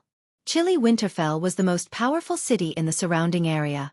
It had a resident population of 70,000. Western Otto, dungeon lord of Chilly Winterfell. I remember that your city is only 50 kilometers away from Vatia City. Su Len stood up from his seat and said to Western Otto. Western Otto's expression changed. He lowered his head and said, Yes, Your Majesty. You took half a month to travel 50 kilometers. I rushed over from San Filto City, but you weren't there. Can you tell me the reason? Su Len said without emotion. I'm very sorry, Your Majesty. Western Otto broke out in cold sweat. Vatia City fell too quickly. I immediately mobilized my men after receiving their request for reinforcements, but by the time I gathered my men and prepared to depart, the city had already fallen. That's why you didn't go to the rescue? Su Len looked coldly at the middle-aged noble. To be fair, the Western Australian did not look like those nobles in the south who were fat, greedy, and stingy like pigs. On the contrary, he should have been very handsome when he was young. The hardships in the north had given him an iron-blooded temperament. Coupled with his noble temperament, he looked somewhat valiant. However, his behavior was more like a veteran. Your Majesty. Shut up! Su Luan forcefully interrupted their next words. A powerful aura erupted from his body in an instant, and the faces of the nobles on the other side instantly turned pale. The powerful aura made it hard for them to breathe. At this moment, they felt as if they were about to die. Su Len noticed that the nobles were about to collapse, so he retracted his aura. The nobles gasped for air with their mouths wide open like fish out of water. I was going to strip all of you of your titles, Su Len said in a low voice, and the nobles froze. However, it's too much to ask you to face the dragon. Since you don't dare to face the dragon, you can at least provide resources and manpower. Now that Vatia City is undergoing reconstruction, each of you must provide 5,000 men to replenish the city, as well as resources. Su Len didn't plan to kill the nobles, but he wouldn't let them off easy either. He wanted to take advantage of the situation to extort them. He wanted resources and other things, and at the same time, he wanted to use this opportunity to reform the city. Rebuilding Vatia city would cost almost nothing, and the surrounding nobles would have to accept the reform. This was killing several birds with one stone for Su Len. After hearing Sullen's words, the nobles nodded in agreement, as if they had been pardoned. Su Len waved his hand expressionlessly, and told them to go back and prepare. Su Len was very experienced in rebuilding a city, and there was a large group of experienced craftsmen in Northern Town City. After giving orders, Su Len found a quiet room and went into seclusion. He hadn't used the system reward he received from killing the white dragon, and Su Len wanted to use it now. Although he received a lot of EXP from killing the white dragon, he didn't level up.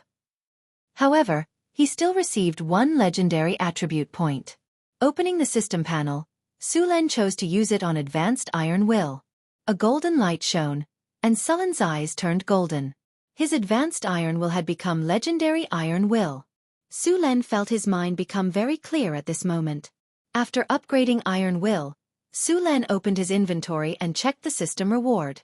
Apart from the 3 diamond treasure chests, Su Len also received a dragon bone. This dragon bone was different from the one he received from cutting up the white dragon's body. The dragon bone in front of him was only a section of the spine. Su Len used appraisal on the dragon bone. With a flash of light, the dragon bone's attributes appeared before his eyes. Dragon bone. The most essential part of the dragon's body. It contains the dragon's power. Wearing it will grant the wearer dragon's aura, red dragon in its prime. The wearer's strength will increase by 5, up to 50. At the same time, it can be used as a supplementary material to upgrade weapons. Sullen's eyes lit up. This dragon bone could be used as a weapon upgrade material. In addition to the materials he received last time, he was one step closer to upgrading the Storm Battle Halberd. He planned to upgrade the Storm Battle Halberd to a divine artifact. After putting away the dragon bone, Su Len took out the 3 diamond treasure chests and prepared to open them. A gorgeous light flashed, and Su Luen heard the system prompt sound in his ears. Congratulations, host. You have opened the diamond treasure chest. You have obtained the item Navy Camp Blueprint. Congratulations, host. You have opened the diamond treasure chest. You have obtained the item Moonlight Dew. Congratulations, host. You have opened the diamond treasure chest. You have obtained the item Ecosystem Information Technology. The Navy Camp Blueprint? Sullen's eyes lit up. This thing came at the right time. He was developing the trade route and deep-water city. He was lacking a navy. Originally, he relied on Barbassa for training. Now that he had the Navy Camp Blueprint, he could train a navy on a large scale. Of course, this navy could also be considered a navy. With a stable source of soldiers, Su Len would soon have a powerful navy. Chapter 580. The Navy Camp needed to be built in Deepwater City.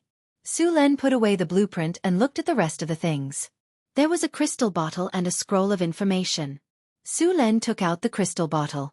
There was a shining silver liquid in the crystal bottle, and the whole room was instantly illuminated with a layer of silver light. It looked as beautiful as the moonlight at night. Countless starlights swayed in the crystal bottle. This small crystal bottle seemed to have contained the entire galaxy. It looked very beautiful. Moonlight Dew.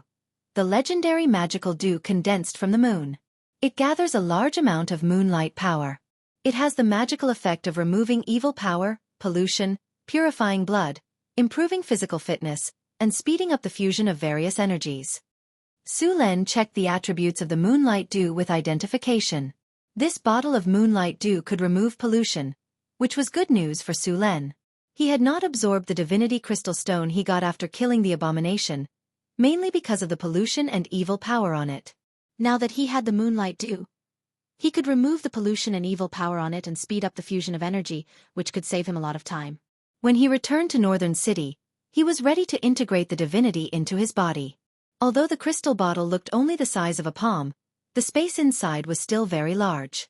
On the surface, it seemed to only contain 50 milliliters of Moonlight Dew, but in fact, its capacity was 1 cubic meter, which was enough for a bath.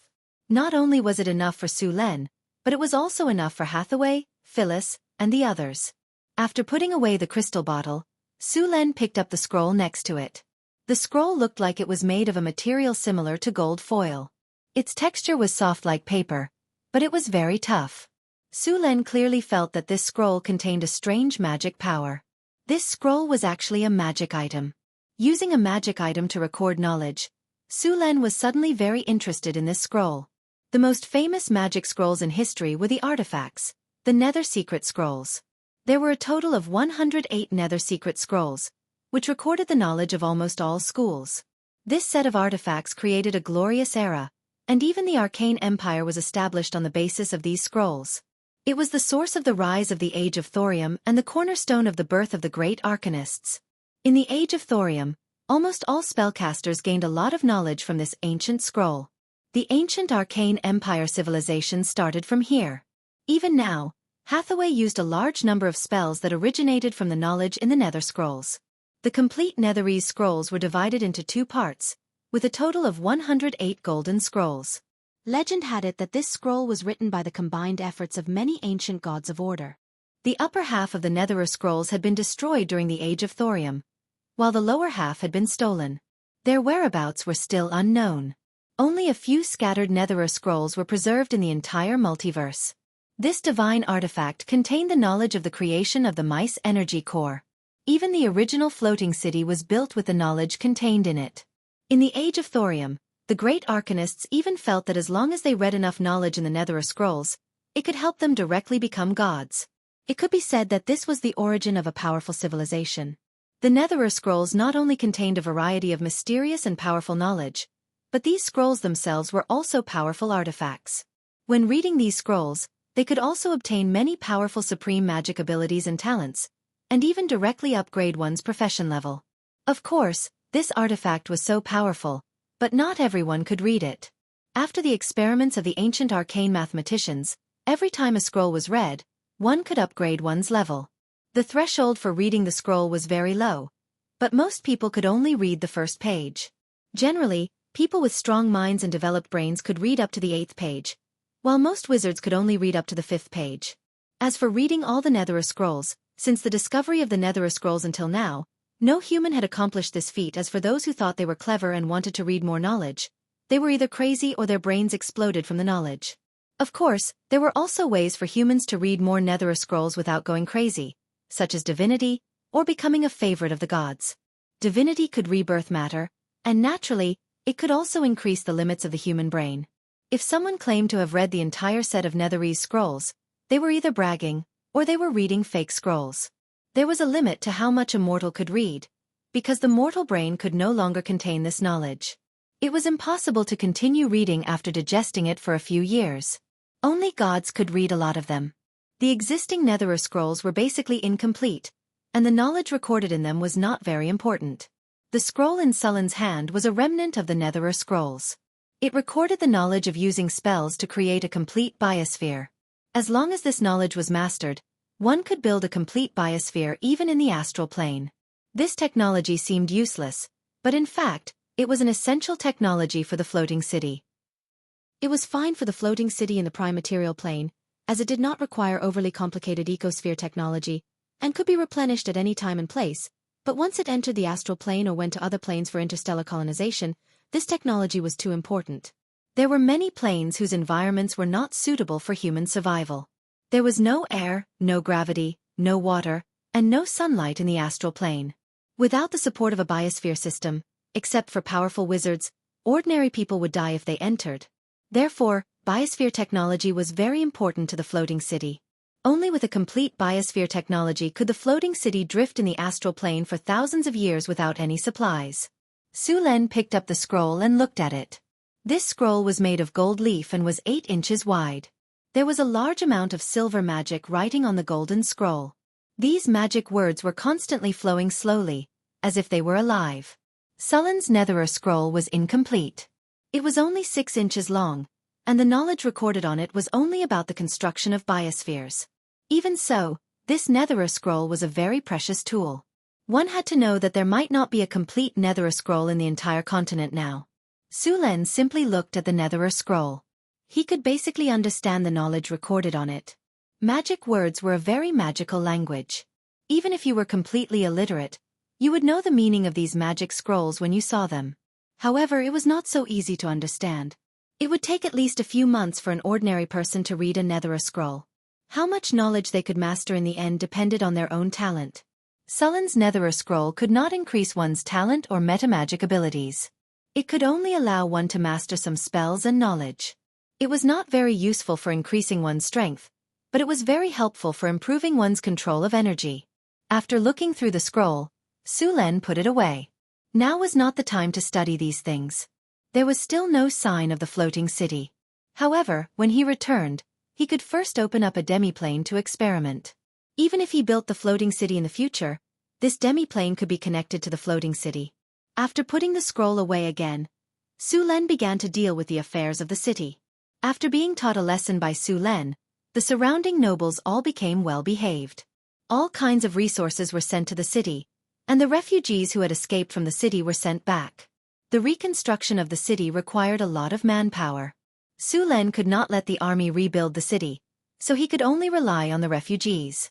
After receiving a lot of resources, Su Len directly used the method of providing relief through work. Most of the refugees were poor. After Su Len promised to work hard and give them houses after the city was built, the refugees became very enthusiastic. In order to rebuild the city, Su Len transferred a group of grassroots officials from San Filto. These officials had basically just completed their training in the academy. They were also a bit flustered when they were brought here to work. However, with the army around and Sullen's guidance, there were no problems. These people had been trained and had a good foundation. Although they were a bit flustered at first, they quickly adapted, and all kinds of work were on the right track. Northern Citadel already had enough experience with this method of providing relief through work. As long as there were enough resources and grassroots officials with good work efficiency and execution, it could be done easily. This method of providing relief through work had been proposed in ancient times. It was first implemented during the reign of Duke Jinggong of the Kingdom of Qi in the spring and autumn period. There was a story in the spring and autumn annals of Yanzi that said, due to the hunger of the Kingdom of Qi, Yanzi was forced to provide relief to the people because of the battle at Lu Mu. To put it bluntly, this method had long been used by the ancestors. It was not a bad method, but why wasn't it popularized? The key was the problem of governance. As long as the problem of governance was not solved, even the best policies would be useless. Many times, the country would allocate a lot of food during disaster years, but in the end, it would be good if even a tenth of it reached the hands of the common people. People were very familiar with all kinds of tricks like burning the granaries and borrowing food from the Yin soldiers. Su Len had the political education of the prison and the powerful supervision of the embroidered uniform guard. Those who dared to commit corruption were directly sent to the Eagle Castle to breed with the harpies. Only such a strict system allowed the officials of Northern Citadel to fulfill the conditions of providing relief through work. Otherwise, according to the nature of the nobles of this era, they would be lucky if they did not sell the refugees as slaves. Chapter 581. The damage to the walls of the city wasn't too severe. Only the city gates and part of the walls were damaged. The dragon had flown straight in when it first attacked the city, and the gates were destroyed by it. Fortunately, it was a white dragon that attacked the city. The white dragon's breath was a breath of ice. Although it was powerful, it wouldn't have caused a fire. If it had been a red dragon, the city probably wouldn't have needed to be repaired. They could have just rebuilt it somewhere else. The houses in the city were more severely damaged. After all, the northern barbarians had plundered the city without restraint. Su Len had demolished all the severely damaged areas and flattened the slums in the city. The city was rebuilt according to the model Su Len had used to rebuild the other cities in the Kingdom of Florence. This saved a lot of work. As the city's restoration work began, the refugees who had escaped from the city began to return to their homes. Originally, there were 50,000 to 60,000 residents in the city. After a series of natural and man-made disasters such as war and fleeing, Su Luen estimated that at most 30,000 people could return from the city. In addition to the people Su Len had forced from the surrounding nobles' territories, the final population of the city could reach 50,000 people. The city had basically recovered to its pre-war level. Apart from the refugees, Su Len also selected 500 able-bodied refugees to train the militia. The First Legion of Sanfurto couldn't be stationed here for long. The soldiers in the city had either died or escaped, and there weren't many left. As a border city, it couldn't do without a sufficient army to defend it. Su Len had no choice but to start the training from scratch. Training a militia of 500 people wasn't difficult. Sullen's veterans could easily do the job. After the training, Su Len ordered the barbarian warriors to bring the militia to the wilderness as soon as possible so that they could become capable of fighting. Because the city had been conquered, the surrounding land was completely out of control. Many kobolds and goblins had become much more active in the wilderness. Now that a new army had been formed, these monsters could be used as practice. At the same time, the captives would be sent to the city's construction site to work. Restoring the city required a large amount of manpower, and the city of Wallachia did not have enough manpower. Now that there were goblins and kobolds to provide the manpower, Su Len naturally did not mind. Those new recruits only needed to go through a few encirclement and suppression battles before they could be considered qualified soldiers. Then, they would not be afraid to fight against the gnolls and northern barbarians of the wilderness. The battlefield was the best place to train new recruits. After a few battles, these people would become elites. Of course, only Su Len could do this. As long as the army under his command did not reach the upper limit, killing enemies would give experience. As long as they didn't die in battle, they would level up after a few uses. As a border city, 500 soldiers were far from enough. Su Len planned to station 5,000 soldiers in the city. Of course, Wallachia alone would not be able to support so many soldiers, so the soldiers' pay and food were provided by the kingdom. The army was also directly under the kingdom's command. Su Len planned to expand the city to 100,000 people. Wallachia city had many mines, such as copper, iron, and coal. While it was not very big, it would be enough to supply the surrounding cities. Su Len had also checked the land outside the city. It was considered fertile, and the surrounding water was abundant. Just the plains near the city would be enough to support 100,000 people. Wallachia city was also the only way from the Northwest Desert Kingdom to Northgard city. As long as there were no problems, the city would soon prosper. After taking control of the city, the surrounding nobles would have no choice but to obey the king's orders. Su Len stayed in Wallachia city for half a month, then handed everything over to the newly appointed consul before returning to Northgard city. Northwind Tower. Astrology platform. A beam of light rose, and Sullen's figure appeared on the astrology platform. Master, welcome back. Half-elf maid Angela quickly appeared. Su Len patted Angela's head and asked, "Where are the others?" Sister Hathaway is in the lab. Sister Alex has returned to Eagle Castle. Sister Karina and Sister Xanthi are in the Mystic Realm, Angela said softly. By the way, how's the development in the city recently? Su Len asked as he took off his cloak. Nothing has happened in the city recently. A while ago, we gave the serfs the status of commoners according to your orders. The other serfs were stimulated and worked very hard recently.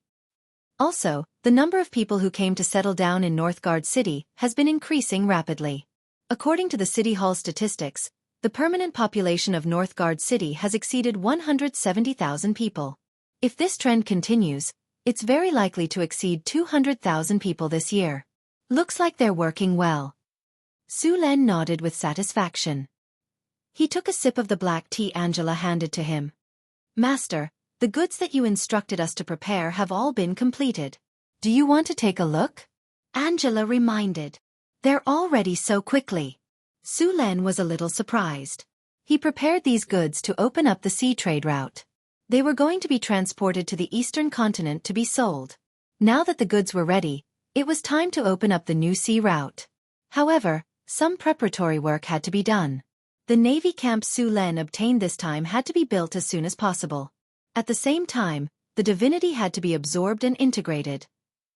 Not long ago, Surin had absorbed 2 divinity crystals obtained from the abomination. There were still 6 divinity crystals in his own divinity crystal, 7 in Hathaway's divinity crystal, and a lot in the god's corpse sealed in the basement. With so much divinity added up, the divinity of a god with weak divine power was more than enough. Soon, Su Len arrived at Hathaway's laboratory and poured a part of the moonlight dew into a crystal bottle. The entire laboratory was instantly illuminated in a silvery white color.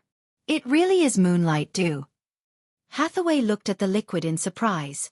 This thing is not easy to find. It's a waste to use it to remove the pollution and evil power on the divinity crystals directly.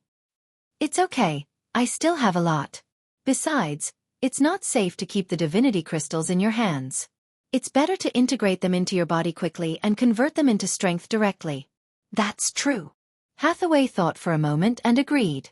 The next step was to set up the runic magic circle. Although it was possible to use the moonlight dew to remove the pollution and evil power directly, it required more moonlight dew to do so.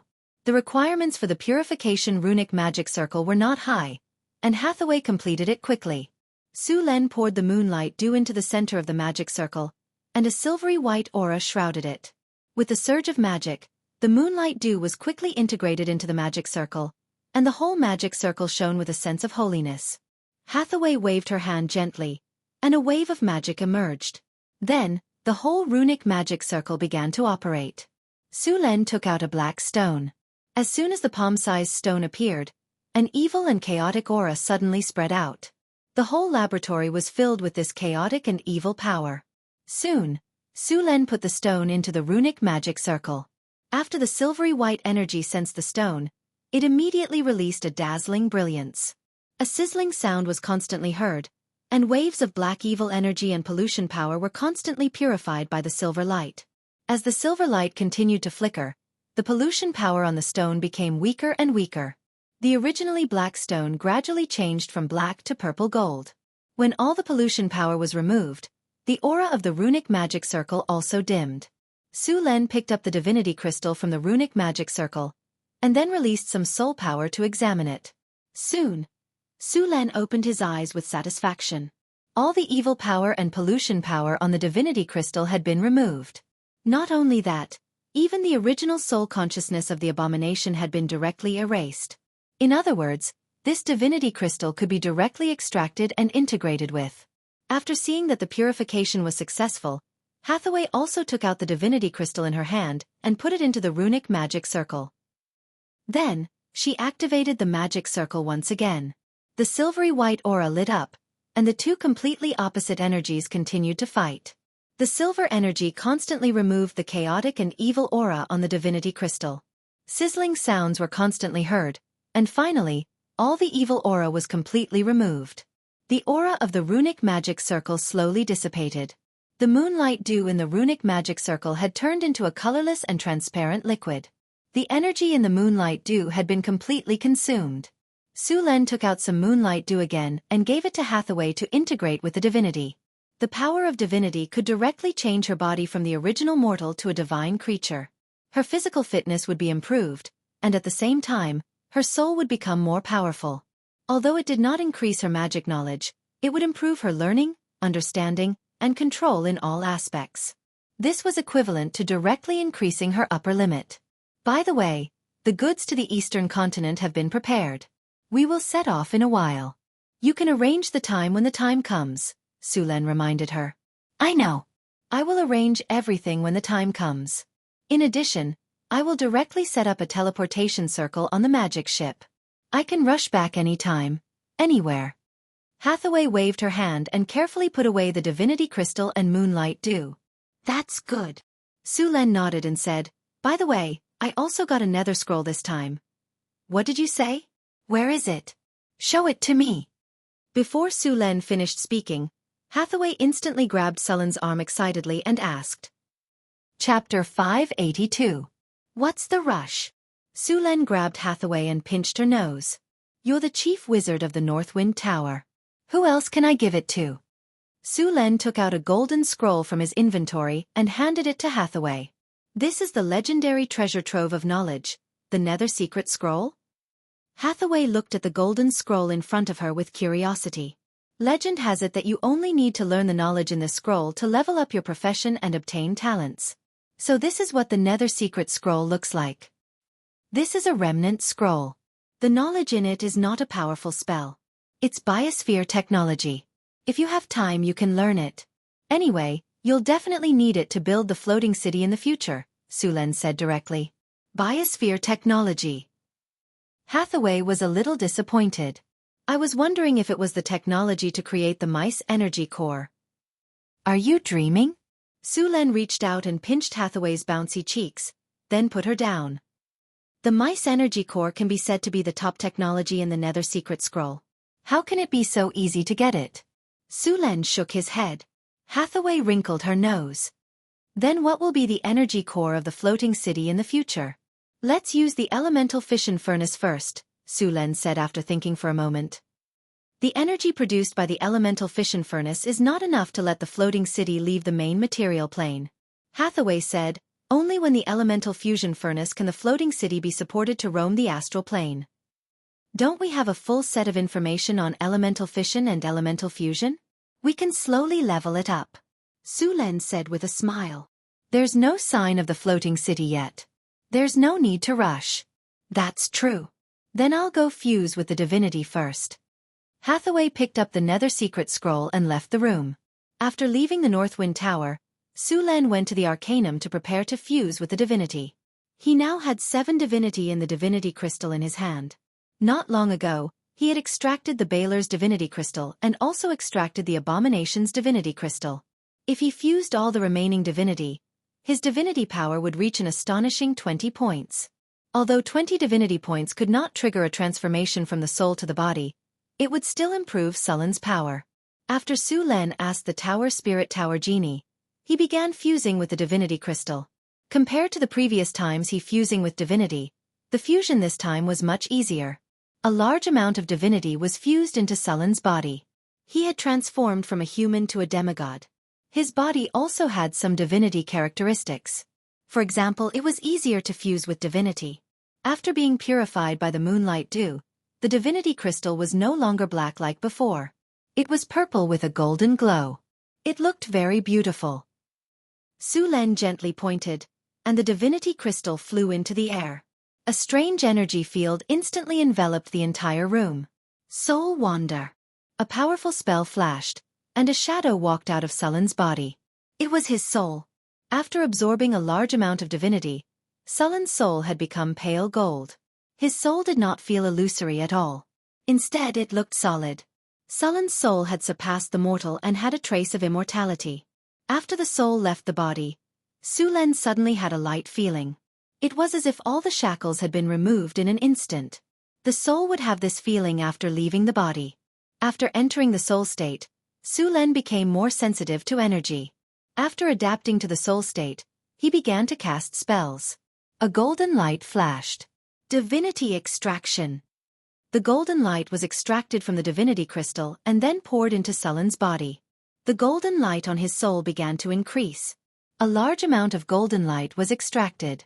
The golden light in the divinity crystal was extracted little by little.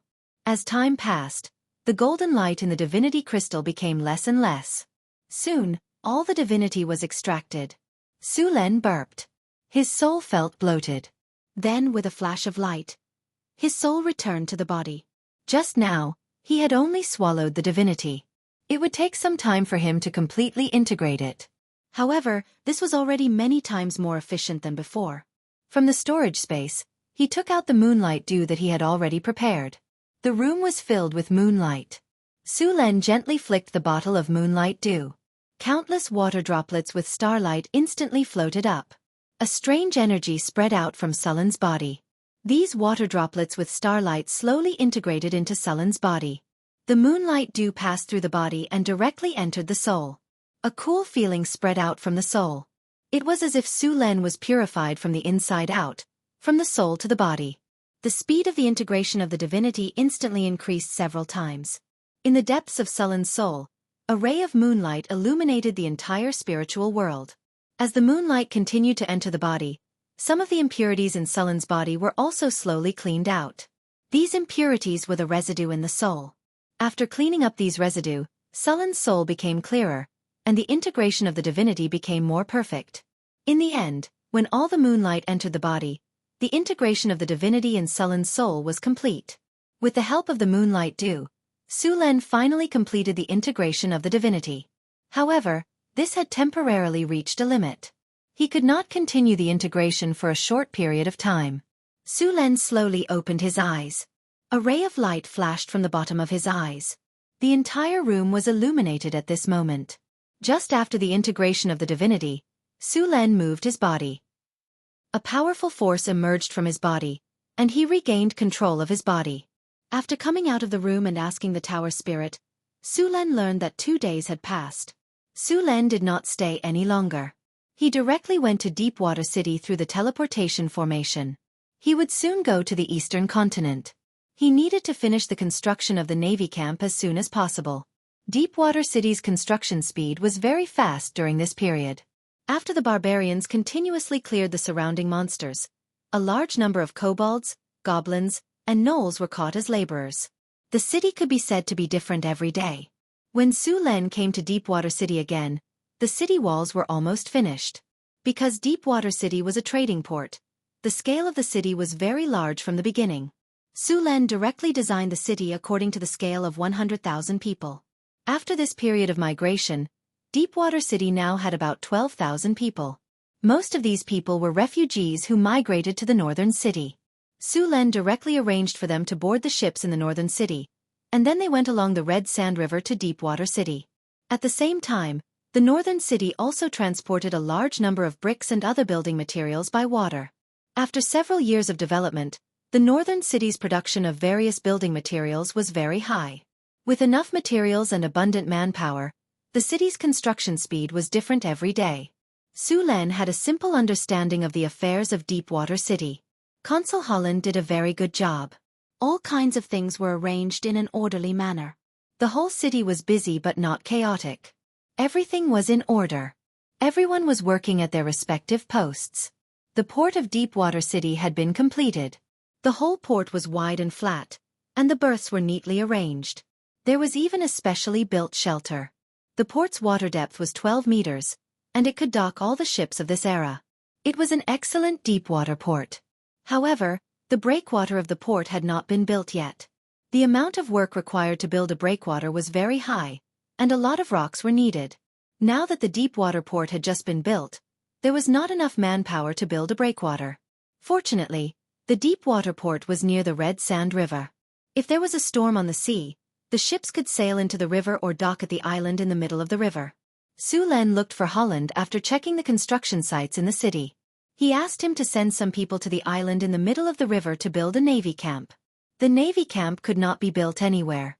After looking for a while, Su Len finally decided to build it on the island in the middle of the river. Although the island was close to the sea, the wind and waves were not too strong. It was very suitable for new recruits to train. Moreover, it was surrounded by water and separated from the outside world. It was not easy to be disturbed. It was very good for training troops. After hearing Sullen's request, Holland immediately sent 2 100-man teams to Su Len to build the navy camp. All kinds of materials were directly transported to the island in the middle of the river. These 2 100-man teams were all experienced craftsmen. In the past few years, the construction of the northern town city had never stopped. Therefore, there were a lot of experienced craftsmen in the city. Su Len directly gave them the blueprint of the camp and told them to build it according to the blueprint. The construction of the navy camp did not need to be too complicated. There were all kinds of materials, and it would not take long to build it. After making the arrangements, Su Len asked people to keep an eye on the place and then went to the shipyard. At this time, the shipyard was very busy. Since Su Len announced the opening of the new waterway, the shipyard had worked overtime to build ships. Although the shipbuilders were a little rusty in the beginning, after building a sailboat, a training warship, and an armed merchant ship, they were very experienced. Next, they began to build real warships and merchant ships. Su Len planned to build a navy in Deepwater City. It would be used to maintain the safety of the waterway, protect the port, eliminate pirates, and crack down on smuggling. This warship was allowed to carry out commercial activities, so the ships were built to be slender. This appearance could increase the speed of the ships, and they could be used to chase pirates or provide quick support. The ships were made of iron oak wood. This wood was slightly heavier than ordinary wood, but its defensive power was not inferior to steel. At the same time, it was also resistant to corrosion. It was a very good shipbuilding material. The only problem was that it was very expensive. The output of iron oak wood was not high, and the price was high.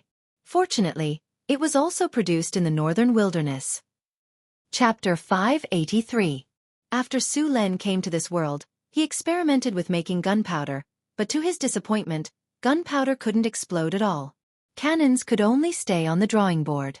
Su Len heard that the mountain dwarves had something similar to gunpowder, which was used to split rocks and excavate mineral deposits, but the material was very expensive.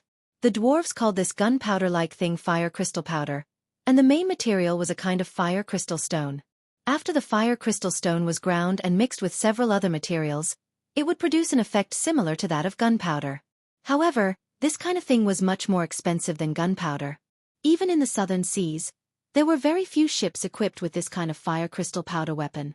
Su Luan intended to build some fire crystal cannons and install them on his warships.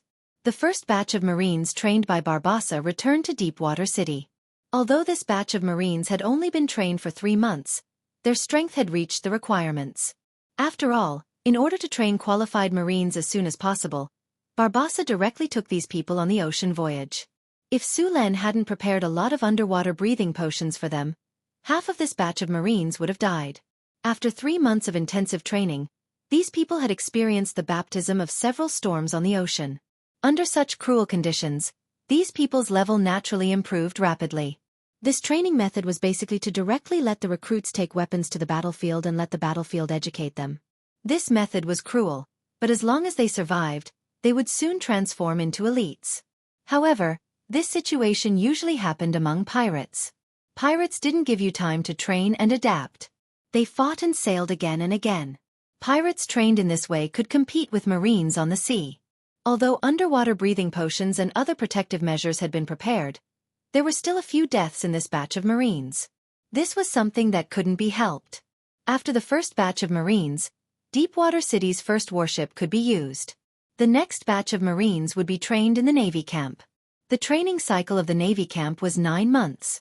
Although it seemed to be a long time, it was several times faster than the training of Marines in other countries. It took at least 2 years for a Marine to become proficient in operating a warship from a recruit. Compared with them, Su Len only needed 9 months, which was more than twice as fast. After checking the Marines, Su Len was satisfied with them, and then announced that their salary would be increased. Those who unfortunately died in the training would be compensated according to the standards of martyrs, and various supplies would be given to them by Northern Town City. After hearing that they had passed the test, all the soldiers cheered excitedly. These soldiers directly received citizenship in Northern Town City, and their families also received land and houses. Su Len was very generous to the army. After the completion of the training, Su Len gave the Marines a few days off, and then waited until the construction of the new warship was completed to officially establish the Navy. Barbossa was the Deepwater City's Navy. Deepwater City now had 2 ships, one was a training warship, and the other was an armed merchant ship. These 2 ships would not join the Navy. After all, these 2 ships were the practice works of Deepwater City's shipyard, and there were many problems in them. Of course, these problems were not serious, and it was not a problem to use them as merchant ships, but it was not possible to use them as warships. Sullen's Deepwater City Navy was about 2,500 people, with 15 to 20 main warships, as well as a number of scout ships and supply ships. Such a fleet was naturally incomparable to the navies of the southern countries, but the combat effectiveness of the Deepwater City Navy was not weak. Although the navies of the southern countries were powerful, few of their ships were built with iron oak wood. Iron oak wood had a very good firepower, and the hull was very hard. After installing a ram, it could easily destroy a ship made of teak at full speed. Even in his previous life, the ram was not completely retired from the stage of battle until the end of the 19th century and the beginning of the 20th century. The reason was that the ram was very powerful. Many times, when there were naval battles at sea, both sides would fire hundreds of shells, and the result would be that although the 2 ships would be damaged, there would still be no signs of sinking. However, a weapon like the ram could kill the enemy in 1 hit. Such a powerful weapon was the trump card of naval pirates. As long as it was hit, it could easily create a huge hole in the side of the ship, and seawater would immediately gush in. It would not take long for the ship to sink. In contrast, the fire crystal cannon's power was very limited. After all, the fire crystal cannon's hit rate was not high, and on the sea, the hit rate was even worse. In the era of navigation in his previous life, artillery battles were completely done when 2 warships were side by side, relying on numbers to solve the problem of hit rate. This required a lot of money. Su Len planned to equip some fire crystal cannons, and at the same time prepare to study alchemy cannons. Alchemy cannons had been produced for a long time, but there was also a problem, and that was that the operators were wizards. Su Len wanted to let Hathaway modify the alchemy cannons to see if they could be used by ordinary people. If the modification was successful, then the army of Deepwater City would be able to sweep the sea. Alchemy cannons used mana, and directly injected mana into them to form a spell attack similar to a fireball spell. However, not long after this alchemy cannon was developed, it was thrown into a corner. The main reason was that wizards could already use fireballs, so why would they use alchemy cannons to attack? As a result, this alchemy cannon directly became a joke among wizards.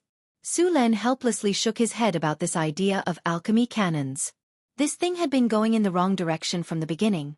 He should have made alchemy cannons that ordinary people could use, not wizards. The blueprint of this alchemy cannon was collected in some wizard books as a negative example. Hathaway naturally knew about it, but it was not easy to modify it into a magic tool that could be used by ordinary people. The magic tools that wizards made were basically for wizards to use, and they rarely considered the use of ordinary people. However, it was not impossible. After all, some magic tools that could be triggered could be used by ordinary people. If alchemy cannons could be successfully made, Su Len planned to replace the ballistas on the magic ship with alchemy cannons. The ballistas on the magic ship had a range of 500 meters, and their shooting accuracy was very accurate. After the ballistas were modified with fire oil, the burning effect was very good. One salvo could set the ship on fire. However, compared to alchemy cannons, it was still a lot less powerful. Su Len was very clear about the power of fireballs. It was very threatening to wooden ships. A few fireballs could easily send a ship to the bottom of the sea. Su Len summoned the magic ship Raging Dragon. During this time, the ship had been sleeping at the bottom of the sea to accumulate energy. Now that the ship's energy was full, Su Len planned to take this magic ship to the eastern continent. This time, Su Len had prepared a large amount of resources for the trip to the eastern continent. At the same time, he would also take 2 merchant ships to form a fleet. The Raging Dragon had been tested a few times. No matter if it was sailing speed or defense, there were no problems. Under the curious gazes of the navy on the shore, the Raging Dragon slowly entered the port. The Raging Dragon was bigger than a warship or an armed merchant ship. Also, the Raging Dragon had cast a space spell, so the ship had a lot of space. It could carry a lot of goods. A lot of alchemy runes were added during the process of making the Raging Dragon. According to Hathaway's estimation, the ship's maximum speed could reach 80 nautical miles per hour. However, because the energy supply system was not mature, the Raging Dragon's current energy was charged by a magic circle. Usually it needed to collect energy. Of course, wizards could also inject mana or place magic stones to extract energy, but the cost would be much higher. After collecting energy, the ship could sail at full speed for about a day. If it used cruising speed, the Raging Dragon could sail for about a month. Of course, if it only relied on sail power, it could sail at sea for a year if there was no war. Su Len boarded the Raging Dragon. There were also some merchants and scholars who were familiar with the eastern continent. Su Len was mainly going to do business this time. He did not want to cause any trouble. He wanted to open up a new channel to make money. The western continent was located in the north of the planet. It was quite a distance away from the eastern continent. In the southeast of the western continent, there was another continent near the equator. On the magic ship, the scholars who were familiar with the eastern continent were introducing the environment of the eastern continent to the merchants. There were a lot of poisonous creatures on this continent, so after arriving there, they must not eat anything in the wild. At the same time, they also talked about the local customs of the eastern continent. The proportion of poisonous creatures in the entire eastern continent was close to 1/10. That was to say, 1 in 10 species of creatures was poisonous. Therefore, the intelligent species of the entire eastern continent had gained additional poison resistance over the long period of biological evolution. Then, because the eastern continent was closer to the south, the environment there was hotter, and the climate changed more dramatically than here. It might be sunny in the morning, but it might become stormy in the afternoon. It was somewhat similar to a tropical rainforest. In addition to these, the eastern continent was also rich in products. Many specialties were completely unavailable in the western continent. In addition to these, the eastern continent was also the birthplace of the monks. Because of the serious accidents in the era of the Arcane Empire, there were many ancient evil creatures that were sealed on this continent. These evil creatures were basically suppressed by the monks' monasteries. Su Len was also very interested in these evil creatures. However, in this long time, many of them had been suppressed and killed. Maybe he could kill a few to earn some experience. Chapter 584. Su Len drove the furious dragon around the sea and returned to Deepwater City after satisfying his craving. The entire Deepwater City became extremely busy. Ships transporting goods from Northtown City came one after another. All kinds of goods piled up in the warehouse of the dock. These goods would be loaded onto the furious dragon. In addition to these goods, more refugees were also sent here.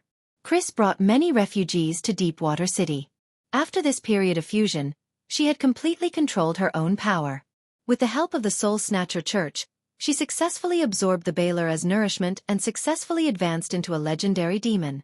She had come this time to prevent the refugees from causing trouble. After all, these refugees who had just migrated from other places were being moved here again. This was different from the conditions they had previously promised. In order to prevent them from resisting, she had specifically asked Chris to handle it. With her charm that even legendary figures were extremely afraid of, these refugees had no complaints at all and were very well behaved. After arriving at Deepwater City, these people were quickly assigned to various places. After not seeing her for a while, Chris became even more attractive. Su Len, who had been exposed to the sea breeze for a week, was also a little restless. He was completely unrestrained. Looking at the furious dragon docked at the port, Su Len directly pulled Chris onto the ship. The furious dragon started, and the ship quickly submerged into the sea. The furious dragon entered underwater mode. The entire ship was wrapped in seawater like a crystal palace. In this environment, the two were particularly excited. It could be said that they had met their match. In Northtown City, the combat power of Hathaway, Karina, Xanthi, and the others added together could not compare to Chris. After all, the succubus had the talent bonus. However, facing Sullen's plasma cannon, they were still defeated. The furious dragon did not return to the port until the next day after going out to sea. After working overtime for this period of time, the construction of the Navy camp was finally completed. Next, Su Len recruited 2,000 refugees who were good at swimming to train. These people would be the Navy of Deepwater City in the future. At the same time, the shipyard on River Heart Island had also completed the construction of 2 armed merchant ships. The Deepwater City Chamber of Commerce, which had been established a long time ago, couldn't wait to take over the 2 merchant ships. After a simple trial run, the 2 merchant ships began to transport goods. After staying in Deepwater City for almost an hour, all the materials used for trading during this period of time had been transported here. The 2 armed merchant ships were quickly loaded. Hathaway also came to Deepwater City from the North Wind Tower. After everything was ready, the annual trade winds began to blow. Every year, this was the best season to trade with the Eastern continent. 2 days later on a sunny morning, the furious dragon slowly sailed out of the Deepwater harbor with 2 armed merchant ships and then sailed towards the Eastern continent. The exchanges between the Eastern and Western continents were quite frequent. In the past 2,000 years, the trade between the Eastern and Western continents had begun to flourish. With the frequent exchanges between the 2 continents, the 2 continents had begun to be influenced by each other. The most obvious example was the Sword Saint class. Sword Saints learned how to use Qi from monks, and then came the Qi raising slash, which became the signature skill of Sword Saints. As for the Sword Saint's ultimate skill, Blade Storm, it required specific conditions. Monks also evolved into a weapon master class because of the influence of the Western continent. Many high-grade mages were very wary of Sword Saints. After all, this class could break the energy shield of a high-grade wizard with a single slash. For high-grade wizards, Sword Saints were a greater threat than those rogues. However, although Sword Saints had powerful attack power, they also had obvious shortcomings. That was, their defense was very poor. Sword Saints couldn't wear armor, not to mention iron armor, they couldn't even wear leather armor. To put it bluntly, it was like a sword from the beginning to the end. Because they gave up all defense, Sword Saints gained unprecedented attack power, but this kind of power was fragile. On the battlefield, Sword Saints were always the first to be targeted. They didn't have the strong defense of warriors, nor did they have the survival ability of rogues, so Sword Saints had the highest death rate of all classes. Of course, if a Sword Saint had the help of a wizard, then the destruction they could cause would be beyond belief. In history, there was once a legendary Sword Saint who killed 3 legendaries. Greater haste plus greater enchanted weapon plus aura slash plus expose weakness plus whirlwind slash equals bladestorm. Because there were 2 armed merchant ships, The speed of the raging dragon was reduced to the same level as them. With the help of the ocean currents and trade winds, the speed of the armed merchant ships could reach 15 nautical miles per hour. It only took a day for the merchant ships of Deepwater City to enter the deep sea. We've traveled almost 400 nautical miles. Hathaway sat beside Su Len with some boredom. If the raging dragon didn't slow down, it was estimated that the ships behind them would have long been left behind. After a day of sailing, all they could see was the blue sea. At first glance, there was nothing on the sea. At first, the scenery of the sea looked good, but if there was no change, it would be boring. This was one of the reasons why many people couldn't stand ocean sailing. Being in an empty environment for a long time and having the same scenery could drive people crazy. This was also why both pirates and navies liked to keep one or two animals. When they were bored, they could tease them to relieve their boredom. In addition to Su Len and Hathaway, there were some attendants on the raging dragon. The raging dragon didn't need anyone to drive it. When it was built, Hathaway gave the magic ship a basic consciousness, turning it into a magic life. It would sail according to the designated location.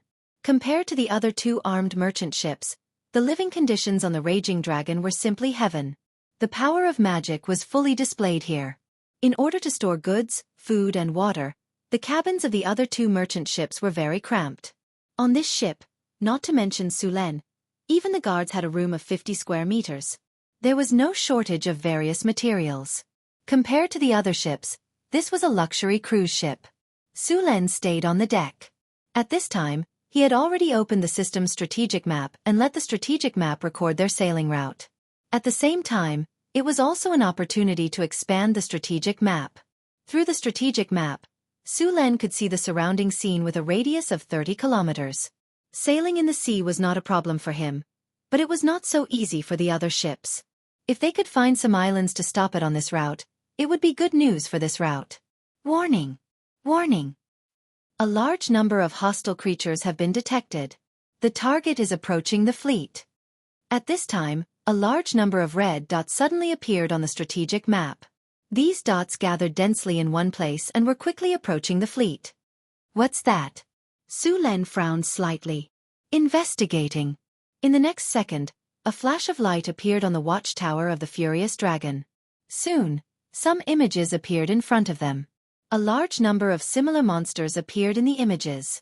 These monsters had the head of a fish and their bodies were covered in green or blue scales. They looked ferocious and ugly, and their bodies were similar to humans. They had a thick crocodile tail behind their bodies and a dorsal fin that extended from the tail to the top of their heads. Their heads were wide and their exaggerated mouths were filled with saw-like teeth. Their limbs were strong and their fingers were covered with frog webs. Although it was the first time Su Len saw these creatures, he could recognize them at a glance. These were Sawajin, the natives of the sea. These evil creatures would attack all the creatures they saw in the water. The people who lived on the sea usually called them the demons of the sea. These Sawajin were a serious threat to the trade of the sea fleet. They were monsters that were more hated and feared by the merchants than the pirates. Soon the guards in the cabin rushed to the deck. After seeing the Sawajin, they all pulled out their weapons. Send the signal to the merchant ships behind. Prepare for battle. Su Len looked at the Sawajin that was controlling the waves and approaching quickly. Yes, your majesty.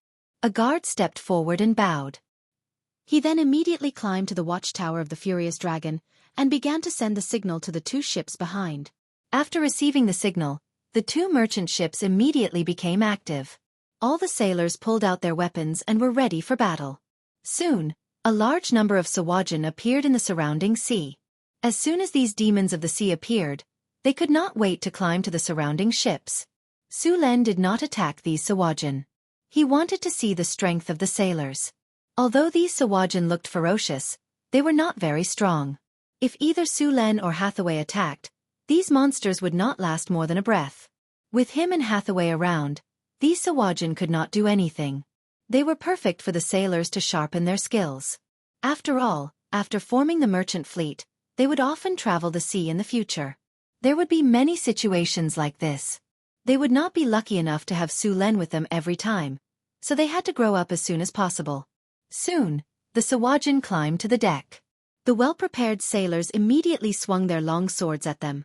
The Sawajin were ferocious by nature. They would eat any creature that they caught. The sailors naturally knew their habits, so they did not hold back at all. A sailor swung his long sword. A cold light flashed, and a Sawajan that had just climbed up had its arm cut off. Then with another swing the Sawajan was killed. Smelly blood splattered all over the deck. Puchi! Like a water bag that was pierced, a Sawajan's body was thrown out with a flick of his wrist. The surrounding sailors cooperated with each other.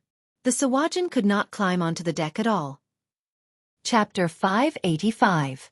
There were also a large number of Sawajan on the furious dragon ship, but they obviously chose the wrong opponent. Although there were not many guards on the ship, they were more than enough to deal with the Sawajan. Sullen's guards were all level 3 professions, and they could easily crush the Sawajan who were only level 1 or 2.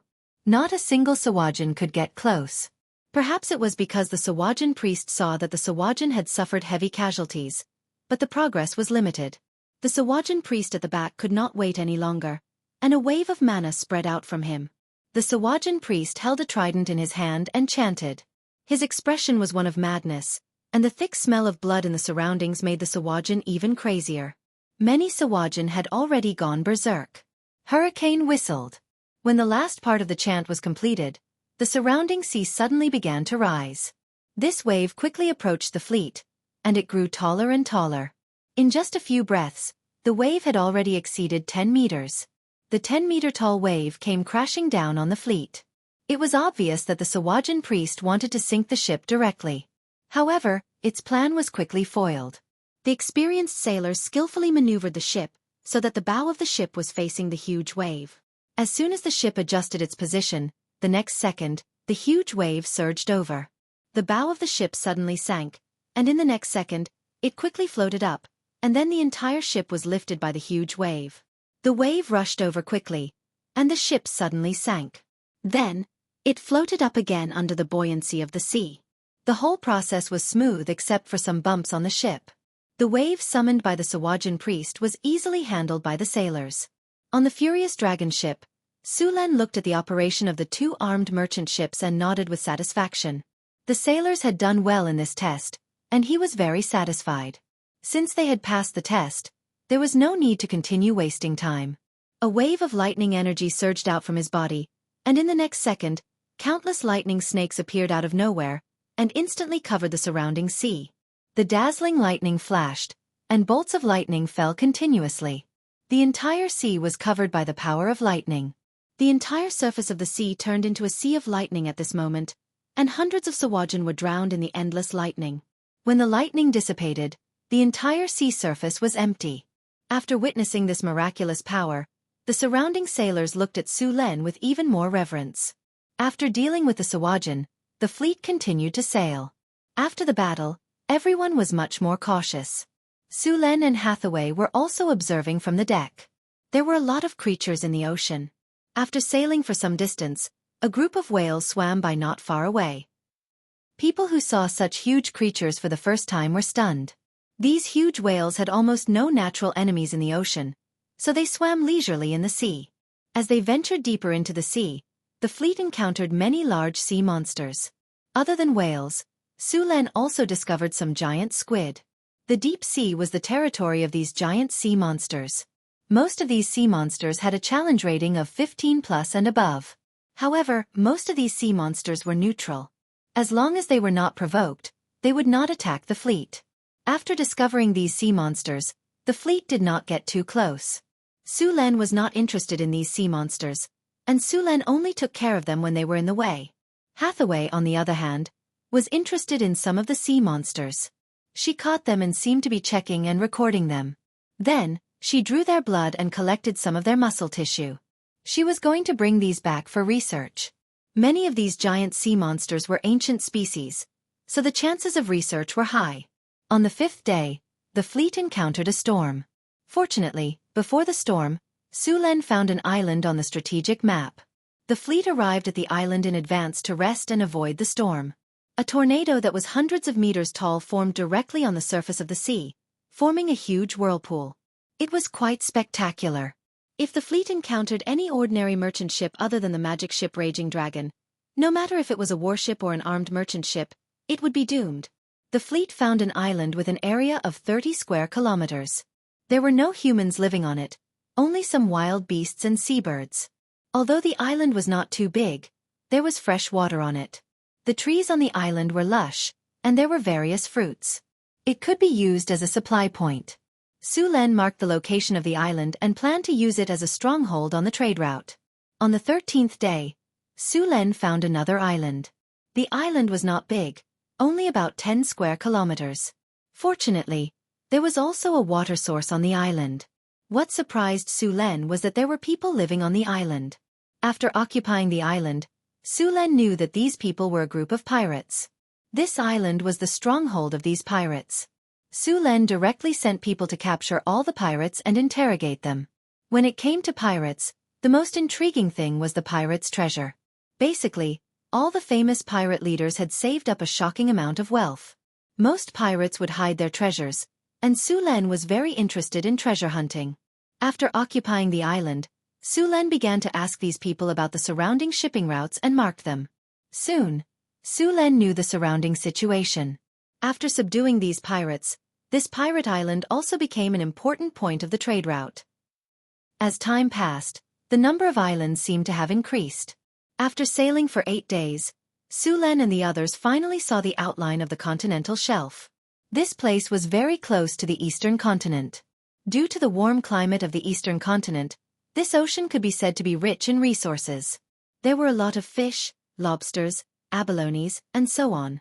There were several lobsters alone. The most common lobsters were 3 kinds. The first was the king shrimp, which was a fierce creature.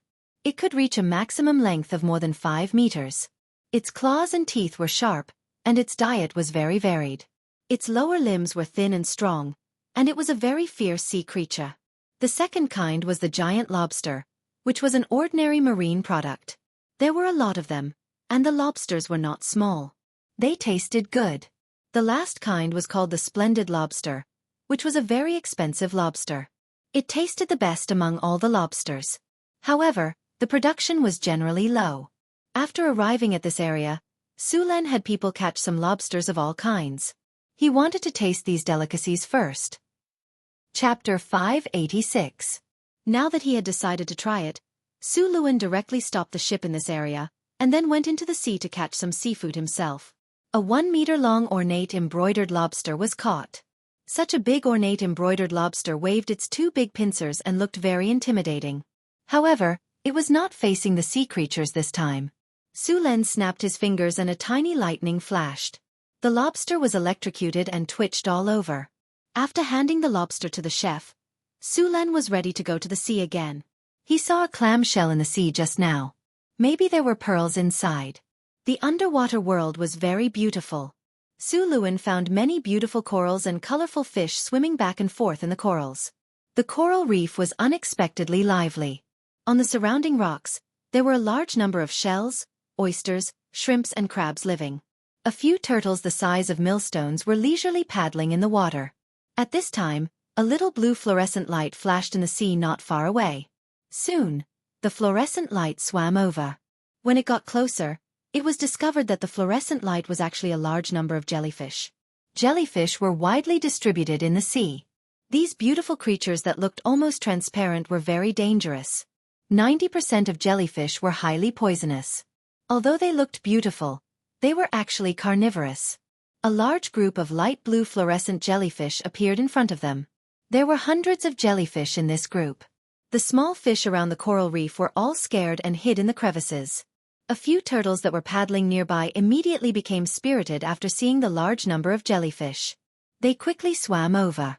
These jellyfish that were very dangerous to other creatures were the best food for the turtles.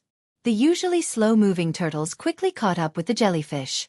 Then, they bit down on one of the jellyfish as if they were drinking water. In an instant, more than half of the jellyfish were sucked in.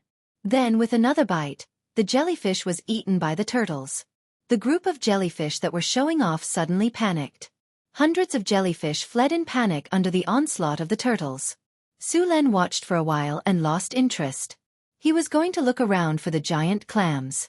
The pearls of the Eastern Sea were very popular in the Western continent. These pearls were not only beautiful, but also had magic power. They were important materials for enchantment. The most precious one was a kind of pearl called mermaid pearl. It was said that this pearl could only be cultivated by mermaids in the eastern continent. It was very rare and very precious. Su Len quickly found a giant clam in the sea. The giant clam seemed to feel danger and closed its shell tightly. Su Len gently knocked on the clam's shell. The clam's shell was as hard as iron. A flash of lightning flashed on Sullen's hand, and then it instantly disappeared to enter the shell. A burst of thunder and lightning sounded. Soon, a gap opened up on the clam's shell. The thunder and lightning just now had paralyzed the giant clam's body. Su Len easily opened the clam's shell. A pearl swayed slightly in the clam's shell. The pearl had a diameter of 10 centimeters, and its color was light blue. It was very beautiful. Su Len directly took out the pearl. After taking out the pearl, Su Len let go of the giant clam and then looked around for more clams. When Hathaway called him for lunch, he had already found more than 10 pearls. However, other than the first pearl, the rest of the pearls were not big. Lunch was very sumptuous. The chef that Su Len brought this time was the best student of the halfling Frodo. His cooking skills were very good. The 1-meter-long splendid brocade lobster was made into a full lobster feast. The crystal-clear lobster meat was neatly cut on the plate, and there was a layer of ice below. The ice was emitting a faint chill, which made the lobster meat even more chewy. Together with the carefully prepared dipping sauce, the lobster meat was delicious. Of course, other than this way of eating, there was also a serving of stir-fried lobster meat.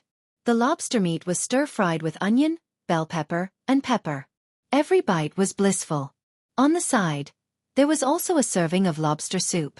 The lobster meat was braised with some seaweed and seaweed. It was delicious. After enjoying the delicious meal, Su Len gave the pearls that he had just collected to Hathaway. After seeing the big pearl that was more than 10 centimeters long, Hathaway's eyes lit up. She could not wait to snatch the pearl. "It's so beautiful. Is there more?" Hathaway asked while holding the big pearl with both hands. "There are still some small pearls. If you like them, you can have them all." Su Len took out the rest of the pearls and gave them to Hathaway. "By the way, Su Len, did you find the magic pearl clam below?" Hathaway suddenly asked. "The magic pearl clam? I didn't see it." Su Len shrugged. "It's hard to find that thing." Hathaway looked disappointed. "I remember that the magic pearl clam is the product of the ancient arcanist's transformation. If you want it, you can try to cultivate it." Su Len said, "We can open up a water area in the wizard tower to cultivate the magic pearl clam." "That's worth a try." Hathaway thought for a moment and nodded in agreement. Then the two went into the sea again and searched for many different kinds of shells and clams. Then they opened up a room on the Furious Dragon, poured seawater into it, and put the clams in. Under the effect of magic, the environment here would be the same as the ocean, and the giant clams could live normally in it. The ancient wizards carried out some bloodline transformation experiments. These experiments were developed to the peak during the Witch King era. But after the Witch King era was destroyed, there were fewer such experiments.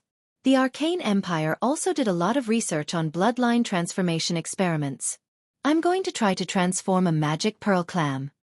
"Well, if the transformation is successful, we can continue to get the magic pearl clam.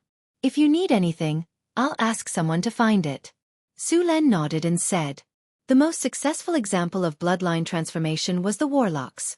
Hathaway's idea of transforming the magic pearl clam was not whimsical. There was a creature that was very successful in bloodline transformation in the North Town, the Crystal Beast. The Crystal Beast was originally just an ordinary beast. It might swallow rocks to increase the hardness of its scales, but it would not produce crystals. It was the product of the Arcanist's bloodline transformation. Similar creatures were the mining worm, the metal eater, and so on. It was difficult to transform a kind of magic pearl clam out of thin air, but it was much easier to do research when there was a complete information. Moreover, the transformation of the magic pearl clam was much easier than that of the crystal beast. In modern terms, the Witch King era was a time when biological modification technology was very important. During the Witch King era, every powerful wizard controlled a country. They were called Witch Kings.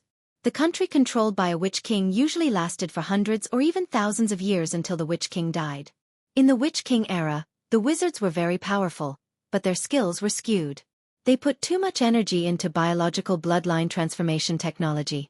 In the end, the Witch King era did not enter the interstellar era. Of course, part of the reason was that the Witch King era was interrupted by the Arcane Empire.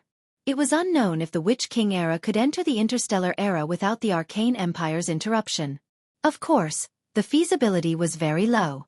The Witch King era was very rigid, and technological progress was slow. Su Len estimated that even after a few thousand years, the Witch King era could not enter the interstellar era. The biological bloodline transformation technology was still very advanced, and it was also studied during the Arcane Empire. The Beast Men were the products of the Arcane Empire. During the Arcane Empire, the Arcanists had almost no respect for life, and in the end, they even regarded themselves as gods. There were even many Arcanists who would create intelligent life by themselves. They carefully cultivated it through genetic transformation technology, and then used enlightenment to unlock the intelligence of the finished product. After confirming that the product had the ability to reproduce, it was basically a success. However, this kind of modified creature was not screened by nature. Without other interference, it was easy to be eliminated by nature, such as reproductive degradation, natural enemies, environmental adaptation, genetic defects, and so on. Most of the intelligent creatures created by the Arcanists had gone extinct. Only a small number of them had slowly reproduced after natural evolution. Of course, the intelligent creatures created in this way were far from comparable to human beings. The reason why human beings could reproduce and prosper in the multiverse, in addition to their strong reproductive ability, the most important thing was that their brain structure was excellent. Basically, all intelligent creatures that could really reproduce a civilization had a better brain structure than other life forms. After staying in the sea for a day, the fleet set off again. In fact, the fleet was not far from the eastern continent. Along the way, Su Len used the strategic map to draw a more complete nautical chart. At the same time, the route was also marked. The surrounding islands, sea monsters, reefs, and ocean currents were also marked. According to the route on the nautical chart, they could sail to the eastern continent. After sailing for a few more days, the fleet finally approached the eastern continent.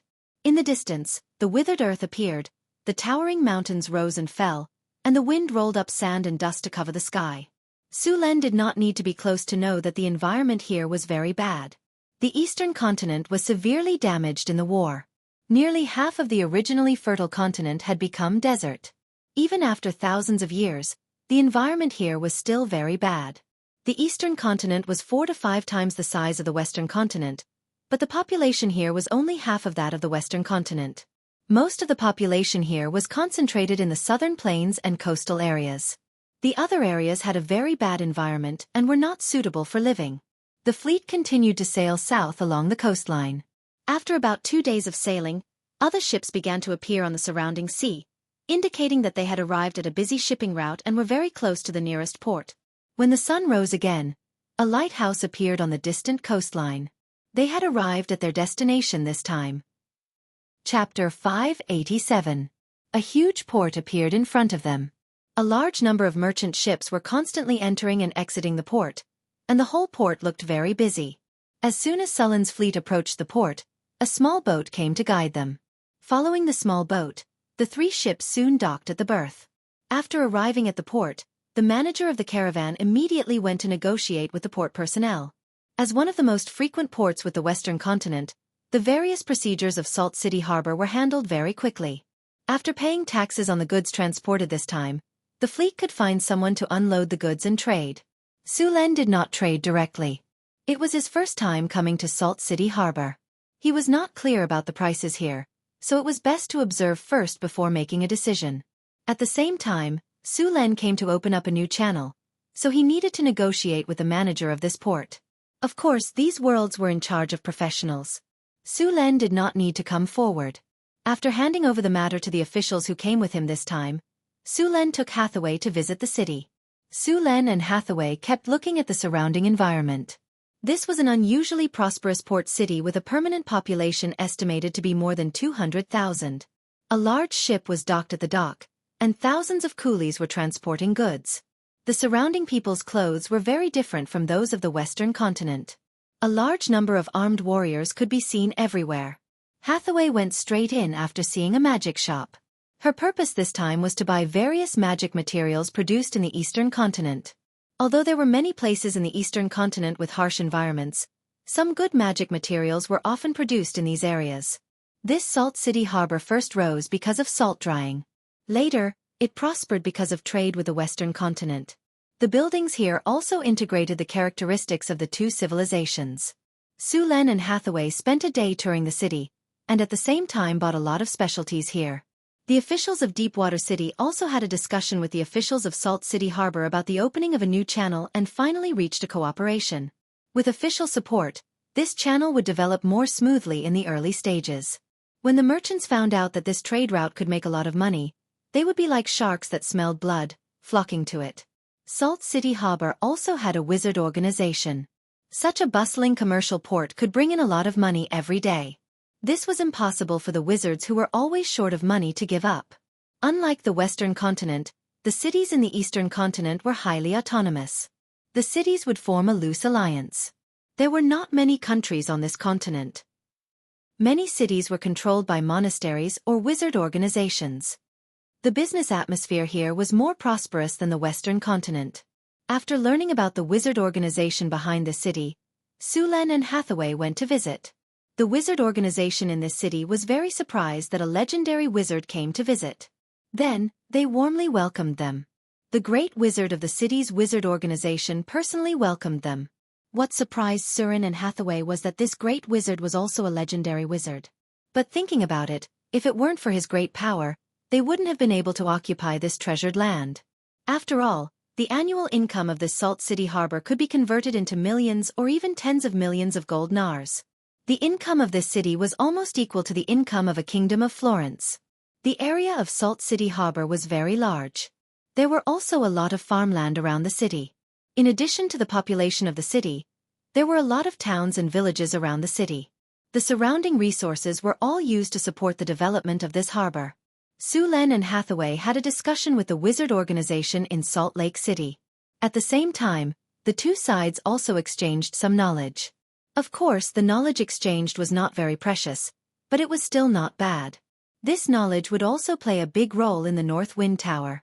After completing the knowledge exchange, the two sides had a discussion.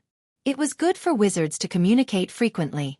Sometimes, when an experiment was difficult, they would often get inspiration from the exchange. Unfortunately, the wizard organization did not open the library to Su Len and Hathaway, which disappointed Su Len. However, the exchange of materials was still very good. Su Len used some of the materials produced in the Northern Secret Realm to exchange for a lot of magic materials produced in the Eastern Continent. Although they did not have access to the library, they could enter the Salt Lake City Library at will. Of course, the library in Salt Lake City did not store much wizard knowledge. There were a lot of history books and some myths and legends, as well as poetry and some literary works. Su Len was very interested in the history and mythology books here. History books could let them understand the evolution of the civilization in the Eastern Continent, as well as some major events. As for myths and legends, although there were many exaggerated rhetoric, many myths and legends were actually related to wizards. In terms of history, there were many differences between this place and the Western Continent. Before the period of the Arcane Empire, this place was called the Dark Age. The entire Eastern Continent at that time did not have so many deserts and dangerous environments. On the contrary, there was plenty of rain, fertile land, and rich products. It was a prosperous continent. At that time, the kingdom that ruled this place practiced blood sacrifice. The god that they believed in should be the god that was born here. Every blood sacrifice would kill thousands of slaves. This cruel blood sacrifice quickly led to a rebellion and was eventually overthrown by the wizards. The god who accepted the blood sacrifice was eventually defeated by the Arcanists. Because the native god accepted the blood sacrifice, he had long been eroded by the power of the blood sacrifice and became crazy. In addition to these, Su Len also found some places where monsters were sealed. However, most of these places were monasteries of monks. These monasteries were there to suppress the monsters. Su Len found some familiar monsters from these myths and legends, such as the demigod mummy, the dream chrysalis, and other ancient evil creatures. One of the ancient books also drew an ancient pyramid with a creature with wings that looked like a snake or a dragon. Su Len recognized it at a glance. It was a Quetzalcoatl. The Quetzalcoatl was a powerful divine creature. Their challenge level was similar to that of the dragons, but they were rare. Since the beginning of the Arcane Empire, the Quetzalcoatl rarely appeared. Similar to them was the Eastern Condor. The Eastern Condor was a powerful creature that served the ancient god, the Sun God. After the fall of the Sun God, it went to the legendary Eagle Mountain and no longer served the resurrected King of Dawn. Chapter 588. Su Len opened the book and looked at it. The book recorded a race that had disappeared. There were many buildings left by this race in the book. These buildings gave Su Len a feeling that they were similar to the Mayan civilization in his previous life. The same worship of blood sacrifice, the same style of architecture, and the same gods were believed in. The book in front of him had a strange totem pole with an unknown god on it. The whole totem pole was covered with blood, and blood seemed to have seeped into it in many places. Under the totem pole were countless slaves who had been killed. These slaves were beheaded, and their blood flowed on the pyramid. The gaps of the pyramid seemed to have been filled with blood, and under the pyramid, a large number of humans in simple clothes like primitive people were constantly kneeling. There was also the symbol of wind and rain on the totem pole, which meant that they believed in a rain god. There were no written records of the rain god on other continents, but in this civilization, it was very revered. It symbolized the harvest. From ancient times to the present, people had always been in awe of the gods who were in charge of the harvest. Su Len was not very interested in these gods. These gods who had accepted the blood sacrifice did not end well. According to the division of the Arcane Kingdom, these gods belonged to the nature gods. There was no good or evil, and they were very susceptible to the influence of believers. These gods had a high chance of becoming evil gods. Now, the gods recorded in these libraries were likely to have become evil gods. In addition to these materials, there were also records of many disasters and various monsters that happened in ancient times. After looking at some more, Su Len found that these monsters seemed to be the ancient evil that had been sealed. It seemed that although these mortals did not know the origin of these monsters, it did not prevent them from recording these disasters. However, these records had now been regarded as myths by ordinary people. Su Len still got a lot of useful information from these stories, such as where these monsters were killed or defeated. Combined with the map, it was easy to find the approximate location of these monsters that were sealed. In addition to these, there were also many ruins of ancient cities, but it was not known what these ruins had left after thousands of years. Because the main purpose of this trip to the Eastern continent was to open up new shipping routes and trade, Su Len did not go to these places to search. Searching for ruins sometimes depended on luck. If they were lucky, they could just dig a hole. If they were unlucky, it was not unusual to spend a year and a half. After staying in the library for 2 days, the fleet also completed the transaction during this time and was ready to return with various goods from Salt City Port. Most of the goods they purchased from the Eastern continent this time were tea leaves, cotton, silk, porcelain, spices, pearls, and some enchanted materials. According to the calculations of the manager of the caravan, the profits of this trip were between 200,000 to 250,000 gold nars. Originally, Hathaway wanted to purchase some mermaid pearls, but there were no mermaids living in Salt City Port. Of the sea pearls were only produced in small quantities in the southern part of the continent. After all, mermen were too few in number. Because of the hydrological environment and other factors, the Eastern continent was rich in pearls, and the quality was better than the pearls in the Western continent. Although they did not buy any mermaid pearls, they purchased a large number of pearls this time, and some of them were magical pearls. Low to medium quality magical pearls could purify some potions, remove the side effects of potions, or neutralize toxins. High-quality magical pearls could be used to make magical items, rare-grade equipment, and could also be used to store spells. They were very popular among wizards. There were also a lot of silk in the Eastern continent. It was also the best silk production area besides the elves. After all, the elven forest had been closed for more than 1,000 years. The number of half-elves was too small, and the production of silk was limited. Many silk were sold from the Eastern continent, and of course, some were sold by the drows in the underground world. However, the drows sold silk stockings more often. Almost all the nobles went crazy for them. Even the witches could not resist the temptation of silk stockings. This thing was expensive. On the surface world was very hostile to the drows and claimed to cut off all trade with them. However, most of them were just words. It was easy to know if they were trading with the underground world. Just look at the women and see if they were wearing silk stockings. In addition to these, 5 of the people who came this time stayed in Salt City Harbor to build a warehouse. The warehouse would buy materials from Salt City Steel, and at the same time, sell various materials from Northern City. Northern City's paper, purple crystal honey, and white sugar were very popular here. The sales of vodka could only be said to be average, but the sales of rum were not bad. Purple crystal honey was the most popular. The wizard organization in Salt City Port directly expressed that they wanted to buy all the purple crystal honey. Although Su Len was tempted, he still rejected them. After all, the warehouse in Salt Lake City still needed money and honey to make a name for itself. There were still many advantages to building a warehouse in Salt Lake Port.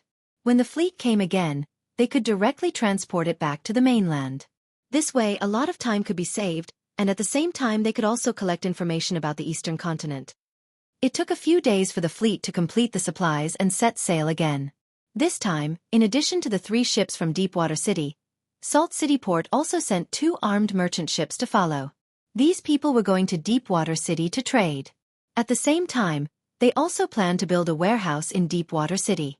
The return journey was slower than before. After all, when they came, the wind was with them, but now it was against them. Fortunately, the sailing technology of this era was very good.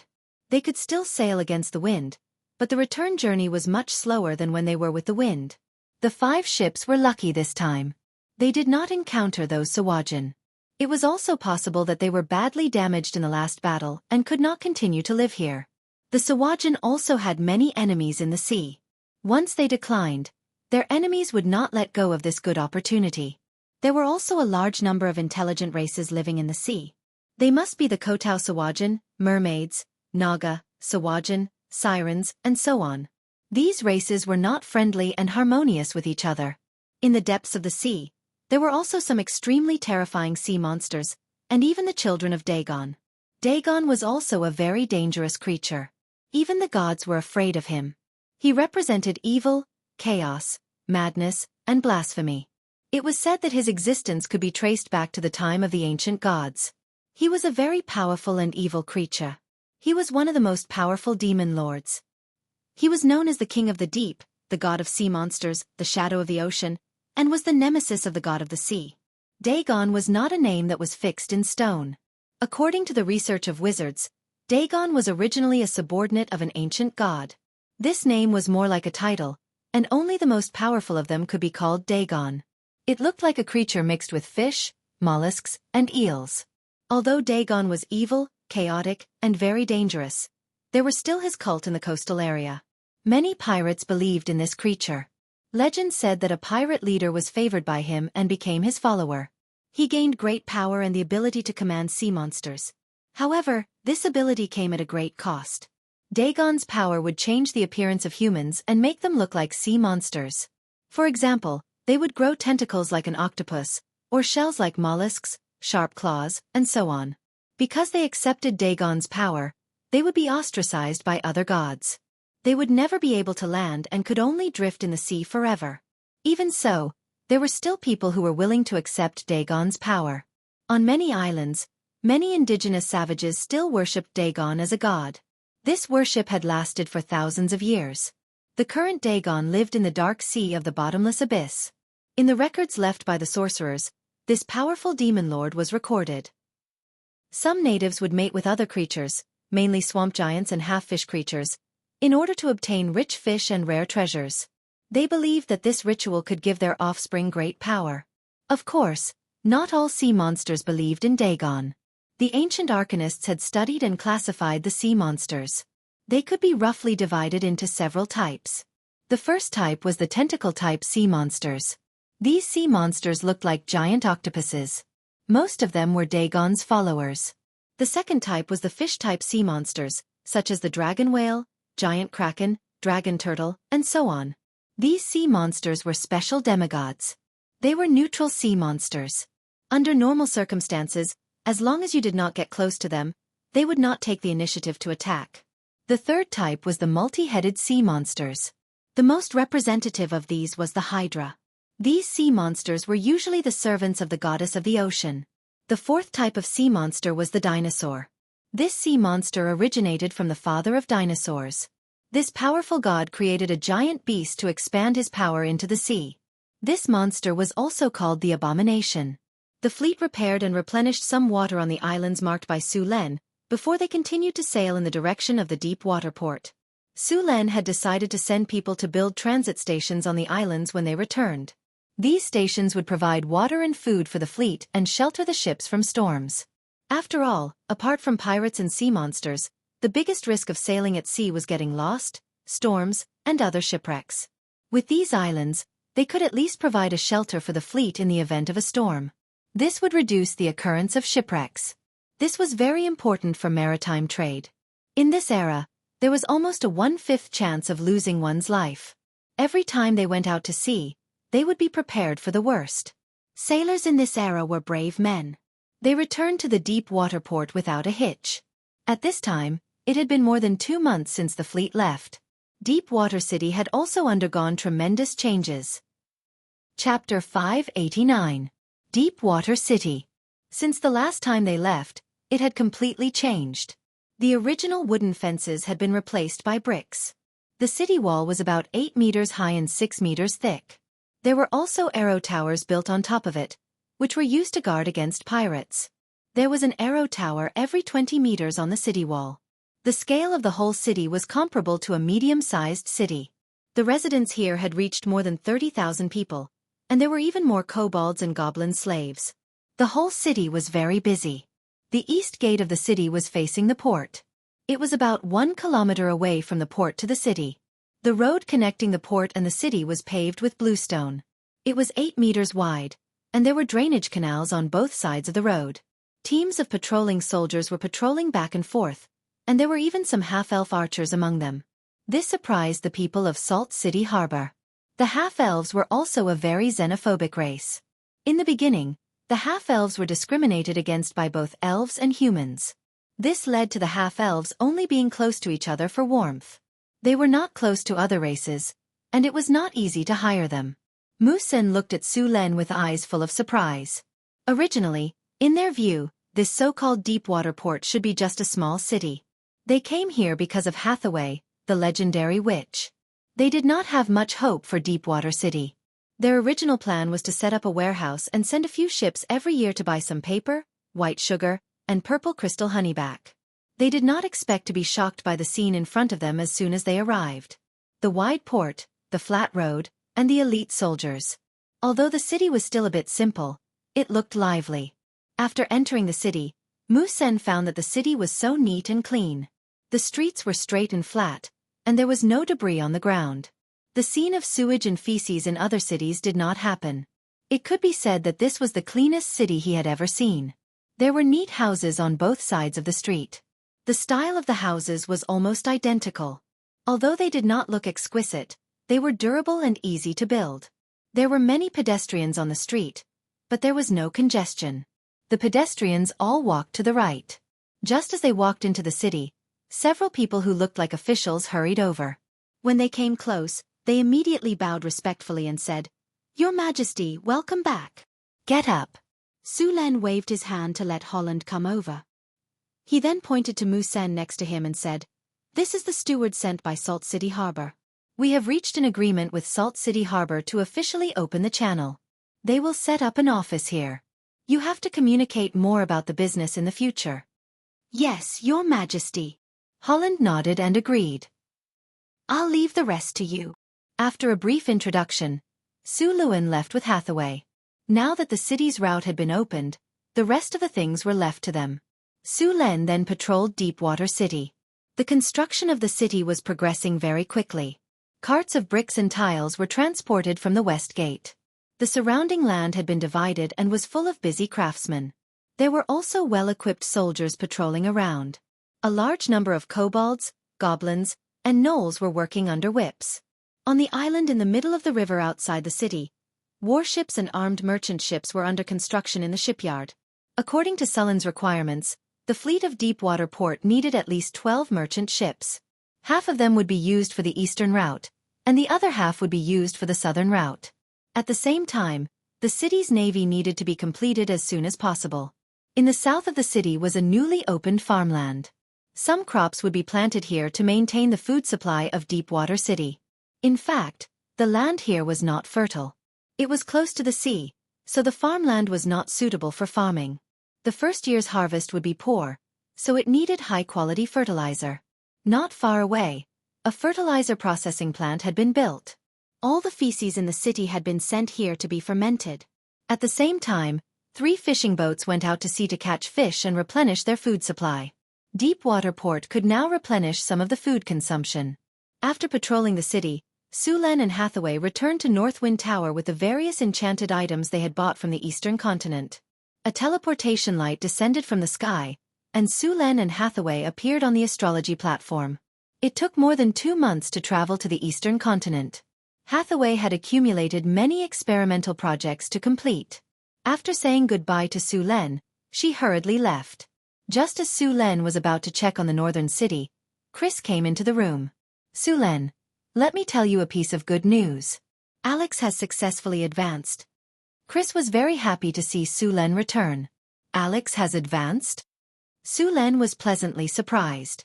The northern city now had 3 legendary figures: Sulen, Hathaway, and Chris. Now there was Alex.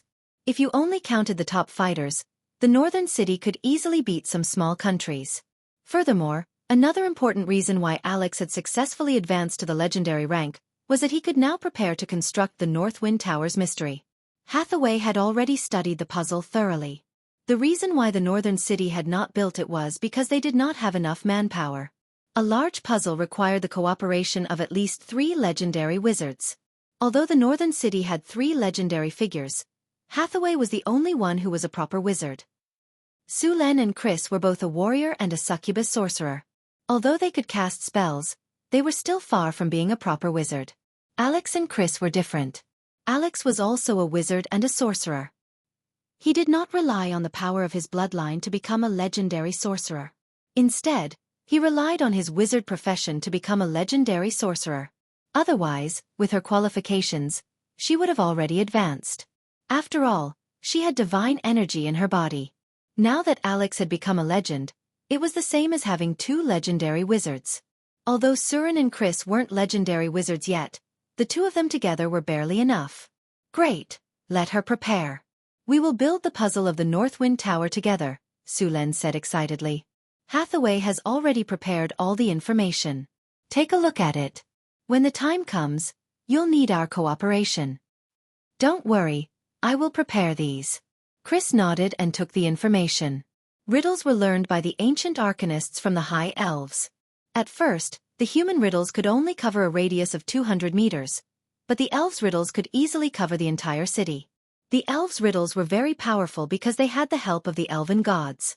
The human puzzle waited until the end of the Silver Age, when the emergence of the mice energy nucleus achieved an explosive breakthrough.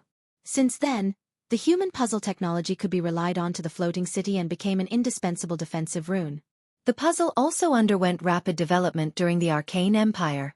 It was said that when the Arcane Empire was at its peak, the puzzle of the floating city had been upgraded to an artificial magic net. With the artificial magic net technology, ordinary people in the floating city could also cast some low-level spells.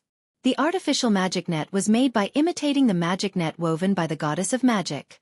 Of course, it could not be compared with the magic net of the goddess of magic that covered the whole world. The artificial magic net could usually only cover an area of more than 10 square kilometers, which was usually slightly larger than a floating city. The puzzle that Sulen and Hathaway intended to weave was not that big. It mainly covered the range of the Tower of the North Wind. After all, the bigger the puzzle, the more energy it would need to consume. When he saw Alex again, Sulen's eyes lit up. After successfully advancing to the legendary realm, Alex's appearance had also undergone some slight changes. At the same time, after advancing to the legendary realm, her bloodline had also advanced. After completely integrating with the divinity, she had now become more beautiful and had a noble and holy aura. She was wearing a pure white dress with gorgeous patterns embroidered with silver silk thread on the cuffs. The silk thread simply outlined a few strokes on the dress, but it outlined a bellflower, which was very vivid. Her wine-red hair draped over her shoulders, and she wore an exquisite crown on her head. She had a slender waist, a full and plump buttocks, and a pair of long and slender legs that were far more beautiful than the average person's. The pair of wings on her back had been put away, and she looked like a goddess who had fallen into the mortal world. Her delicate facial features, beautiful face, and elegant temperament made Su Len feel that she was even more beautiful than before. Congratulations on successfully stepping into the legendary realm, Su Len said with a smile. Su Len. Alex's beautiful face smiled like a blooming flower. She stepped forward and gave Su Len a warm hug. Her white hands gently wrapped around Su Len's neck, and she tiptoed and gently kissed his forehead. My king, thank you for your help. If you hadn't brought me out of the underground world and provided me with all kinds of resources and even divinity, I wouldn't have been able to reach where I am today. Feeling the warmth on his forehead, Su Len smiled and said, the resources I provided were only a part of it. The main reason is your own hard work. However, you slacked off after advancing to the legendary realm. You must know that the legendary realm is only the beginning of the real world. I know. Don't worry, I will catch up with you as soon as possible, Alex said affectionately. By the way, I have all the information about the puzzle that Sister Hathaway prepared. When do you think we should start weaving the puzzle? In the next few days, there are some other preparations to be done. When Hathaway is ready we will start, Su Len said. Chapter 590. In the North Wind Tower, Su Len was looking through the information on elemental fission. The principle of elemental fission was not too difficult. He had almost finished the research. The theory was already mature, and he only needed to put it into practice. Even the theory of elemental fusion reaction had been successful. However, because elemental fission required high strength of materials, Su Len was a little hesitant. Elemental fission reaction would release unimaginable energy. If the elemental fission furnace was not strong enough, or if the elemental fission reaction was too fast, it was likely to cause a violent explosion.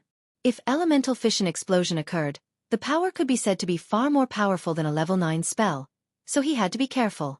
Making elemental fission furnace required a lot of materials from the astral world. Fortunately, Su Len and Hathaway had collected a lot of materials in the astral world. It was enough. Elemental fission furnaces were usually used on floating space towers. Although the elemental pool could also support the floating space tower, at this point, the elemental pool needed to accumulate enough energy to support the floating space tower for a period of time. Only the elemental fission furnace could support the floating space tower for a long time to fight in the air. Last time, he got an intact floating space ring. With the information left in the wizard tower, the technology of the floating space ring was completely understood. As long as he had the materials, he could produce it. In addition to the special materials of the floating space ring, the most important thing was the 28 types of anti-gravity runes inscribed on it. These runes were the crystallization of the command during the Arcane Empire era. Only such a carefully made floating space ring could support the wizard tower, which weighed thousands of tons. Master, the elemental pool of the wizard tower is full of energy, Tower Spiritine suddenly said while Su Len was thinking. Su Len stopped thinking. It was useless to think too much now. He had to do the thing in front of him first. The elemental pool was full of energy. He could consider weaving the puzzle. On the astrology platform, Su Len, Hathaway, Chrissy, and Alex stood in the center with serious faces. Phyllis, Sandy, Karina, Angela, and Anna stood not far away. Several other wizards of the wizard tower were all there. They looked at Su Len and the others with excitement. They were looking forward to what would happen next. Let's start. Su Len asked. Begin. Hathaway nodded and said. Hathaway walked to the center of the astrology platform and waved the staff in her hand. Milky Way, prepare to activate the energy connection channel. Light blue elemental energy gushed out from the elemental pool, and the entire runic magic circle slowly lit up. In the center of the runic magic circle, an engraved puzzle core slowly lit up. A large number of runes were engraved on the core of the mystery lock. Under the influence of this enormous energy, each of them seemed to be alive as they spun rapidly. The huge drop of energy was activated, and the whole floating city shook slightly. The estimated powerful energy wave spread quickly from the wizard tower to the surroundings. At the bottom of the Adept's tower, multiple energy channels formed by magic crystals quickly connected with the surrounding ley network. The ground energy of the entire northern citadel area began to converge towards the Adept's tower. As the elemental energy kept fluctuating, the surrounding elemental energy kept flowing towards the wizard tower. Soon, the concentration of elemental energy in the wizard tower doubled. Activate the elemental pool. Activate Earth Vein Network. Begin energy materialization. As the orders were given, the entire wizard tower was soon surrounded by an energy siphon. At the top of the wizard tower, an elemental siphon like a whirlpool reached all the way to the sky. A huge amount of energy kept converging there. At this moment, the whole sky had already darkened.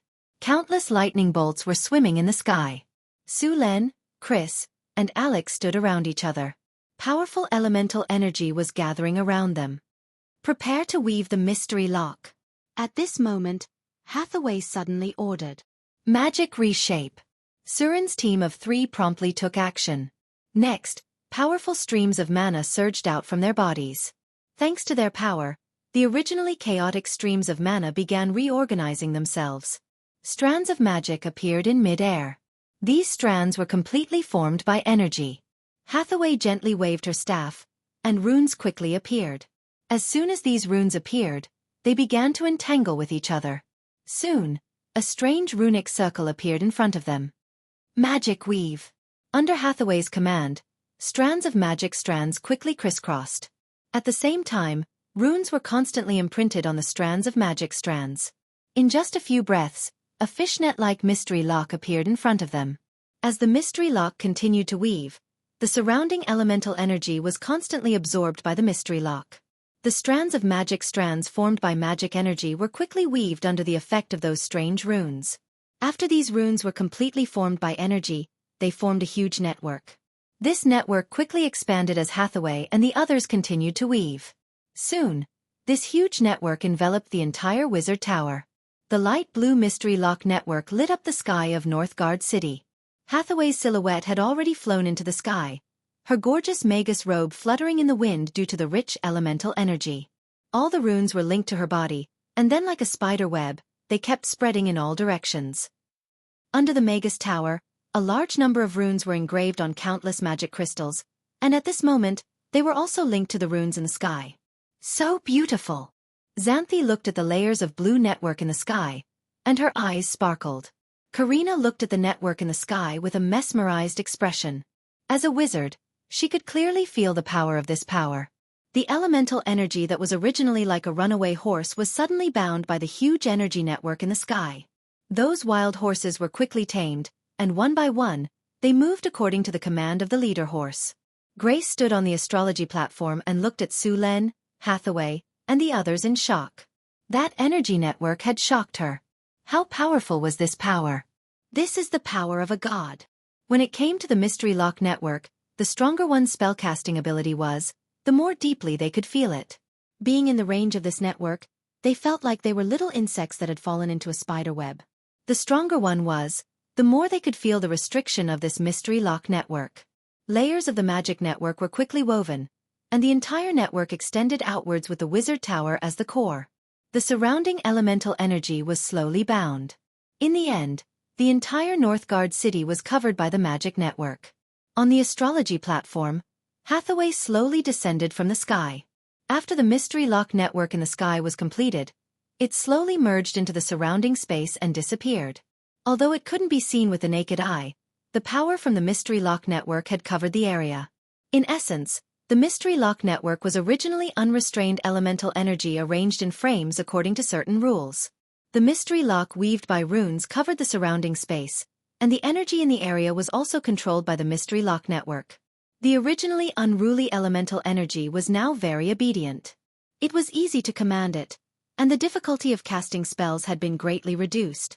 In this area, all the elemental energy was controlled by the mystery lock network. No one could control the energy to cast spells. The mystery lock network covered an area of 10 kilometers with the wizard tower as the center. The scale of this mystery lock network could only be considered a medium-sized mystery lock. During the ancient Arcana Empire, the mystery lock network of the floating city could easily cover hundreds of square kilometers. That kind of large-scale mystery lock network had unbelievable power. The surrounding energy waves slowly calmed down, and the huge elemental siphon disappeared. The power of the mystery lock network slowly retracted, and finally returned to the wizard tower. The light blue elemental energy slowly dissipated, and finally, a layer of energy barrier like a translucent eggshell covered the entire wizard tower.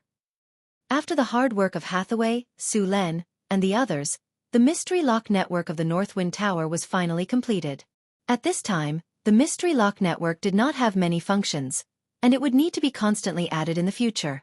The entire mystery lock network cost about 20 million kinners worth of materials, which directly emptied half of the Northgard city's wealth. If all the functions of the mystery lock network were to be perfected, it would cost an estimated 50 million kinners worth of materials. Building the mystery lock required more than just kinners worth of materials. There were many rare materials that Kinnar could not buy. If Sulen had not obtained a lot of benefits during this period, he would not have been able to build such a large-scale legendary rune. However, a legendary rune like the mystery lock network was indispensable because its effect was too powerful. As long as one was in the range of the mystery lock network, the mystery lock network's effect would be enhanced. The mystery lock network was the home field of the Arcanists. Its effect was similar to that of the Gods' Kingdom of the Gods. Of course, compared to the Gods' Kingdom of the Gods, the mystery lock network was far inferior. Of course, if the mystery lock network could be mounted on the floating city and supported by the mice energy nucleus, it would basically be comparable to the Gods' Kingdom of the Gods with intermediate divine power. According to the division of the Arcane Empire, the strength of a great arcanist with a top-level floating city was close to that of an intermediate divine power. Of course, there were still some differences in the specific strength. Looking at the mystery lock in front of him, Sulen's heart was full of joy. After the mystery lock was completed, Sulen also obtained the authority of the mystery lock. A huge amount of elemental power entered Sulen's body from the mystery lock. Sulen's wizard profession, which had reached grade 4, began to improve in an instant. A little light flashed in his soul from between his eyebrows, and then his whole soul quickly transformed. His originally powerful soul became even stronger. A strange energy was integrated into Sulen's body. After a while, Sulen slowly opened his eyes. A flash of lightning flashed in the depths of his eyes and then disappeared. After completing the weaving of the mystery lock, Sulen successfully advanced into a legendary wizard with the help of the mystery lock's feedback. Chapter 591. The Enigma of the Tower of the North Wind was not complete. Only the basic part was completed. The complete enigma had 4 effects. The first was the enchantment. The enigma had a strong protective enchantment that was used to protect the area inside the enigma from external damage. The second was the spell sequence. This part of the spell was stored in the enigma. As long as one became a wizard and obtained the authority of the enigma, they could use it. Of course, there was a limit to the number of times they could use it. After all, the energy in the enigma was limited. Not everyone could use it at will. However, Sulen and Hathaway were not restricted at all.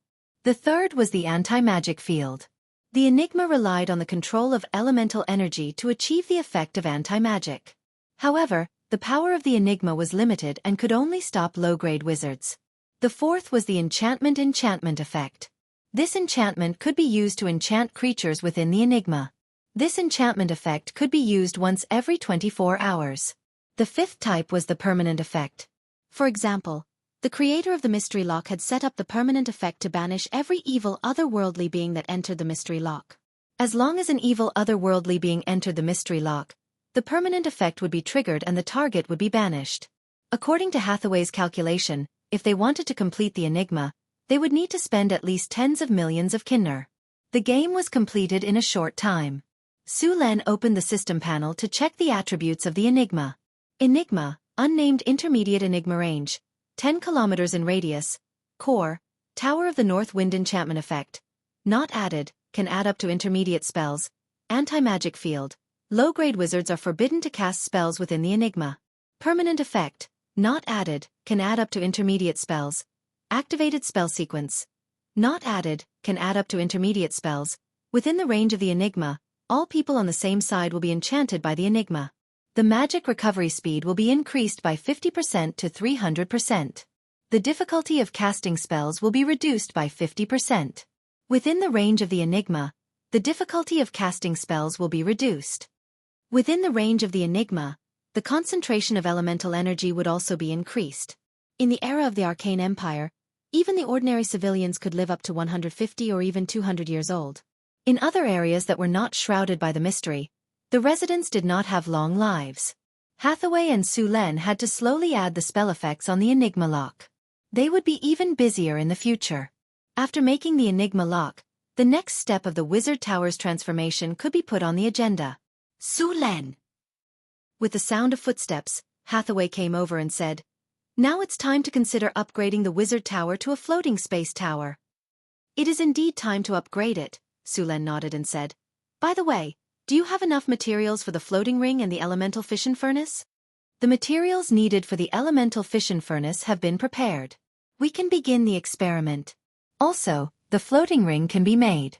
However, there are still some parts of the Magus Tower that need to be built. The base of the Sorcerer Tower needs to be reinforced. The foundation of the Sorcerer Tower needs to be replaced with obsidian. Obsidian was hard and had good magic conductivity. In the past, in order to save money, Su Len used some ordinary materials for the foundation of the Wizard Tower, and then added the hardening spell to make it so tough. In addition, the base of the Wizard Tower and the rocks below needed to be separated. Fortunately, Hathaway had taken these into consideration when building the Wizard Tower. The successful foundation transformation of the Wizard Tower was very boring, so these things were handed over to the rock golems. With the addition of obsidian and the hardening spell, the strength of the entire Wizard Tower had been improved again. Theoretically speaking, when building the Wizard Tower in the future, it was best to reinforce all the places with the hardening spell, because the floating space tower that roamed in the astral world must reach the strength of a strategic defensive fortress. Ordinary rock structures were completely inadequate. The enemies encountered in the astral world were very powerful, and ordinary equipment could not survive. In this way, the workload in the future would be even more terrifying. And when the floating space city was upgraded, the number of hardening spells needed would increase by several times. Under normal circumstances, a floating space city had a total of 3 layers of protection. The first layer was a super-large energy protective force field, which could withstand the impact of small meteorite showers in the astral world. It could withstand the energy pressure in a special environment, and at the same time, stabilize the ecological balance inside the floating space city.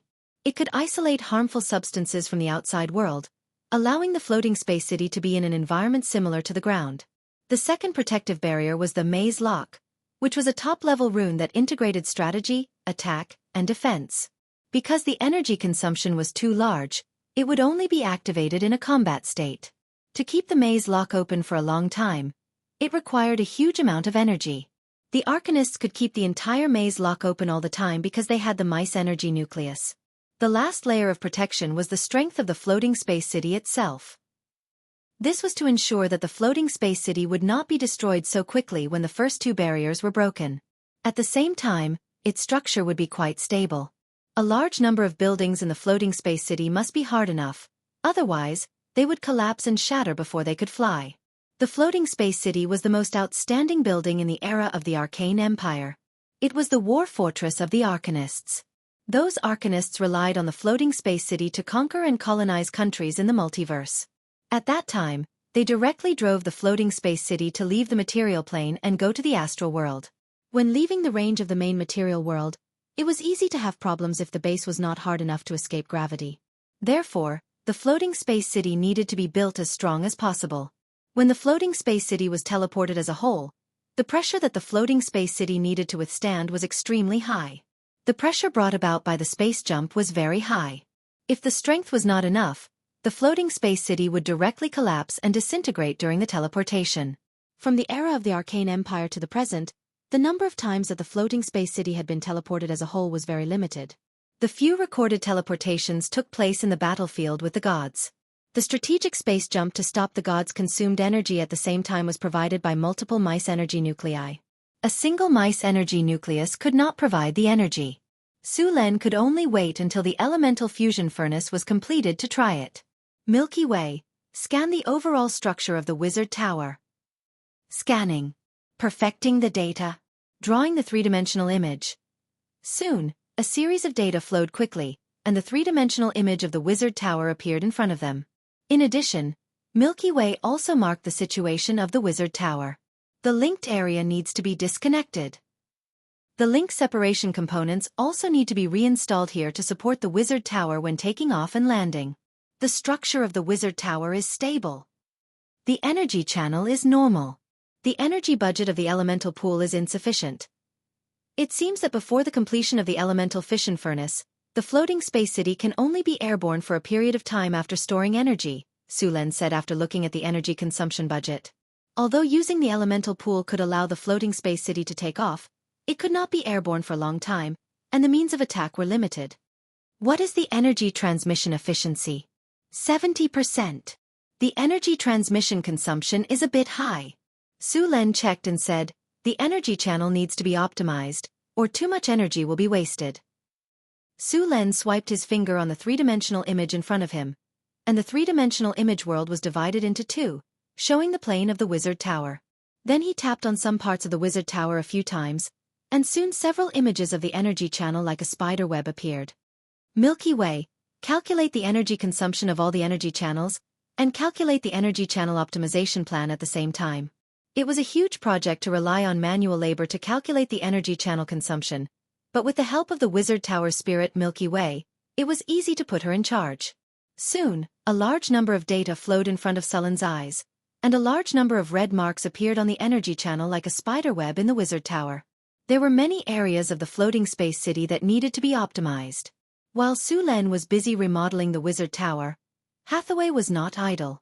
After experimenting with the elemental fission furnace again, she finally began to try to make it.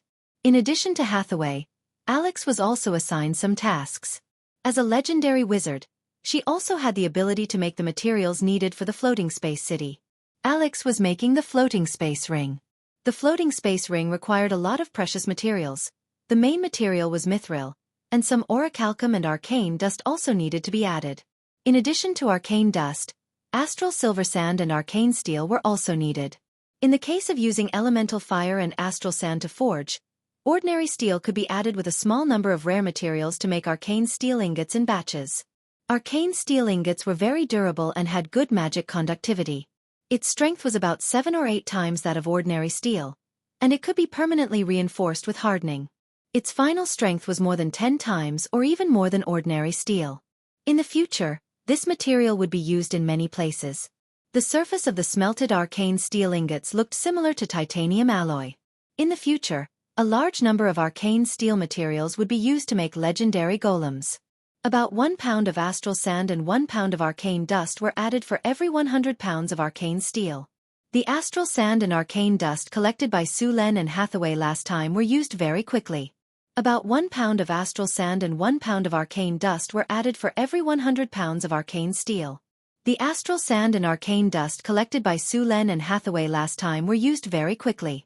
About 1 pound of astral sand and 1 pound of arcane dust were added for every 100 pounds of arcane steel.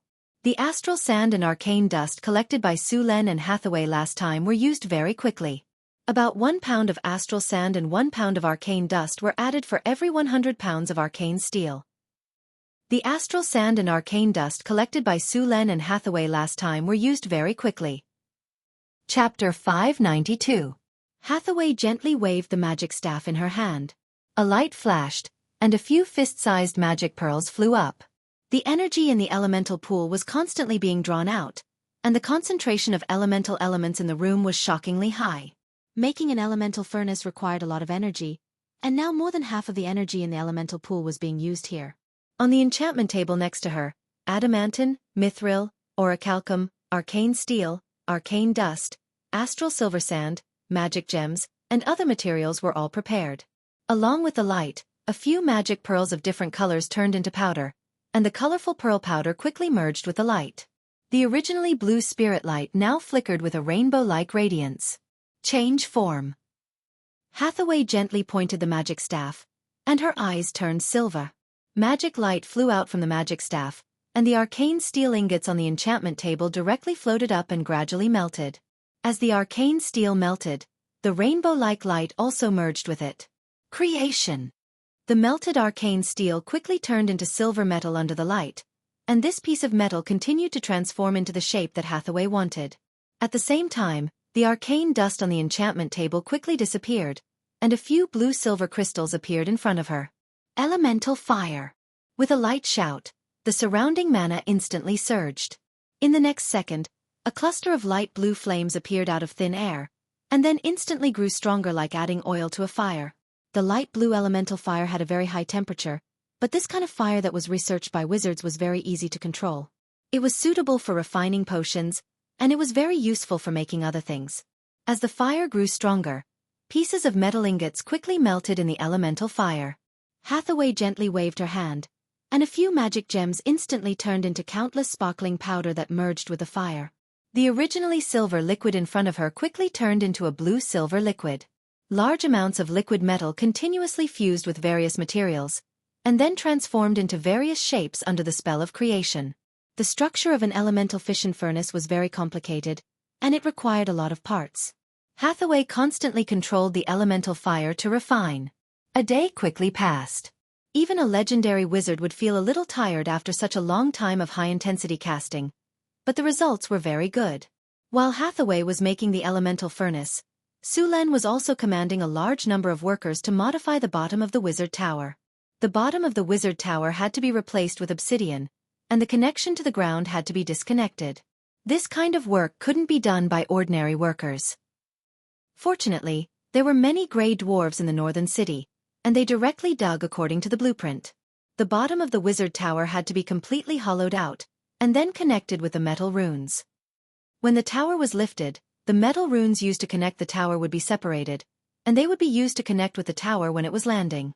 The Duergar's excavation skills were very advanced. Apart from the main support points, the entire bottom of the tower had been hollowed out. Next, a large number of metal constructs would be installed. The efficiency of the hundreds of gray dwarves was very high.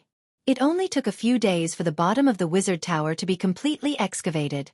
A large number of hardening spells were cast on the excavated space, and the whole ground became very hard. In addition, a large number of wizard apprentices were installing the metal runes. In another laboratory in the wizard tower, Alex was refining a floating ring. In the middle of the experiment, a floating ring with a diameter of about 5 meters quietly floated in the air. Alex was concentrating on engraving runes on it. Silver spell energy constantly outlined runes, and then after fusing with mithril and astral silver sand, they slowly merged into the floating ring. The floating ring flashed, and in the next second, a rune appeared on the floating ring. At this time, a large number of runes had been engraved on the floating ring, and the runes were connected from head to tail, covering the entire floating ring. As the last rune fell, the floating ring suddenly burst into a dazzling light, and then the light dissipated, and everything returned to normal. The wizard tower's work lasted for 2 months. When Sulen finished installing all the metal runes at the base of the wizard tower, and the wizard tower's energy circuit was optimized, Hathaway's work was almost done. In the laboratory, a powerful energy wave shrouded this place. Hathaway embedded the last energy crystal in the rune body in front of her, and then put in the already prepared element fission fuel. With a strong light, the high-tech elemental furnace in front of her slowly started up. An amazing energy wave was transmitted from the elemental furnace, and the surrounding energy channels quickly lit up. The powerful energy filled the wizard tower in a flash. The whole wizard tower shook slightly at this moment, and a powerful elemental tide spread out from the wizard tower. Phew, it's finally done. Looking at the elemental furnace in front of her, Hathaway's tired face flashed with a trace of relief. Sulen, who was instructing the craftsman to check the metal runes, suddenly felt a powerful energy coming from the wizard tower to China. The energy wave was a little shocking, and the aftermath was more than 10 times stronger than the elemental pool in the wizard tower at full capacity. This is the elemental furnace. Sulen was slightly stunned, and then he reacted. Hathaway did it. Then, a teleportation light flashed on Sulen's body, and in the next second, he appeared on the astrology platform. Without stopping, Sulen walked directly to the laboratory. As soon as he arrived at the door of the laboratory, the originally closed door suddenly opened, and a thin figure walked out. It was Hathaway. Seeing Sulen walking in hurriedly, Hathaway smiled at him and said, "It's done. You've worked hard." Sulen looked at the tired Hathaway, stretched out his arms, and directly pulled her into his arms. "Don't worry about these things for now. You're tired now and need to rest. Everything can wait until you've rested." "Okay." Hathaway nodded gently, and then lay in Sulen's arms like a kitten. Sulen waved his hand gently, and the door of the laboratory suddenly closed. Then, Sulen pointed his finger lightly, and streaks of lightning shot out from his hand. As soon as these streaks of lightning appeared, they quickly merged and connected, and soon formed a lightning net that enveloped the entire laboratory. Seeing that the lightning net had sealed the laboratory, Sulen nodded, and then smiled at Hathaway. He directly lifted her up with his arms, and in the next second, the teleportation light flashed, and the two disappeared from the wizard tower. Su Len put Hathaway on the bed in the bedroom, and then watched her fall into a deep sleep. Only then did he walk out of the room, and put away his smile, and restored his dignified expression. Guards. 2 guards appeared in front of him. You two stay here. Without my order, no one is allowed to go in and disturb her, Su Len ordered directly. Yes, sir. The 2 guards bowed and saluted. After arranging Hathaway, Su Len left. The preparation work in the wizard tower was almost done, and the next step was to wait for the test. Su Len came to the wizard tower. On the astrology platform, Karina, Chris, Grace, and the others were already there. When they saw Su Len coming, they all greeted him. Su Len, that energy just now was from the elemental furnace? Sister Hathaway finished making the elemental furnace? Chris couldn't wait to ask. Su Len nodded and said, yes, it's done. That energy just now was the energy wave when the elemental furnace was operating. Really? That's so powerful. It's amazing. Karina couldn't help but say. Since the elemental furnace is finished, does that mean our wizard tower can fly? Phyllis asked excitedly. Su Len reached out and knocked on her head. What are you thinking? We'll have to wait until Alex finishes making the floating ring. Ouch, it hurts. Phyllis rubbed her head with a wronged expression. After the elemental furnace is finished, the elemental pool can basically be eliminated. Even the elemental fission furnace at full power produces more than 100 times more energy than the elemental pool. The energy output is stable, and the size is small, so it's very convenient to use. We can also continue to increase the number of golems in our army.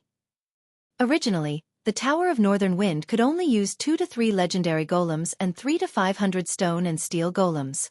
If there were more of them, the elemental pool would run out of energy. Now that they had the elemental furnace, they wouldn't have to worry about the energy shortage even if the number of golems doubled. Oh right. We got a lot of dragon blood from the dragon we killed last time. Get ready. I'll give you a dragon blood baptism in a few days to further increase the purity of your dragon blood. By then, you should be able to use some spells. Su Len pinched Phyllis's pretty face. Really? I can use spells? Phyllis was pleasantly surprised. She grabbed Sullen's arm tightly with both of her arms. Those amazingly developed weapons kept rubbing against his arm, and they were very elastic. Of course. After the dragon blood baptism, your dragon blood will be further improved, and your strength will also increase. As a dragon disciple, you're born with the ability to cast spells. Of course, a warlock's ability to cast spells is weaker than a wizard's, but you should pay attention and try to be a wizard in the future. I understand. When will the dragon blood baptism be carried out? Phyllis asked eagerly. After I'm done with all the things I need to do. Su Len smiled and said, the dragon blood baptism can be carried out 5 times in total.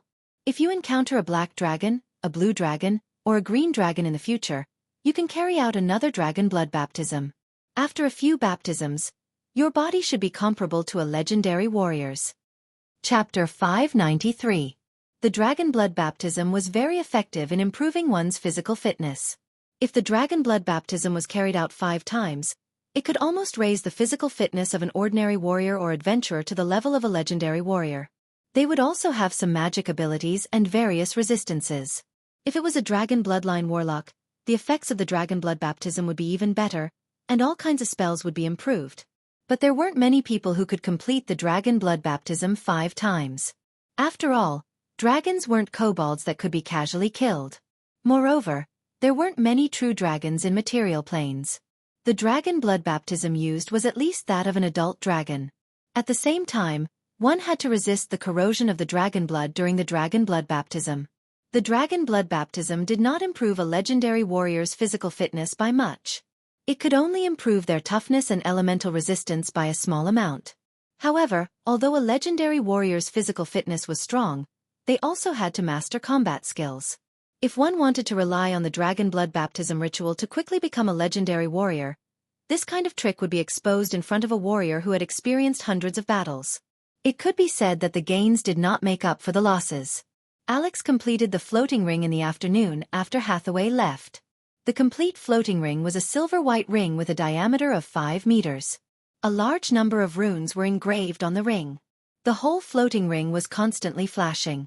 Even if there was no energy to activate it, the floating ring would still float in the air. Is this the floating ring? It's so beautiful. Xanthi blinked her big eyes and looked at the floating silver ring on the astrology platform. What a powerful rune circle. It's so exquisite. Karina looked at the floating ring in front of her and exclaimed. During this period, she had seen a lot of top-level wizard creations and paid more attention to wizard knowledge. Now, she was also spending a lot of time to improve her wizard level. After all, it was too difficult to rely on the bloodline ability of a warlock to become a legendary warrior. Although warlocks did not need to learn to cast spells, or materials, it was convenient and fast. It was easy to form combat power in the early stages. However, the potential of a warlock was limited.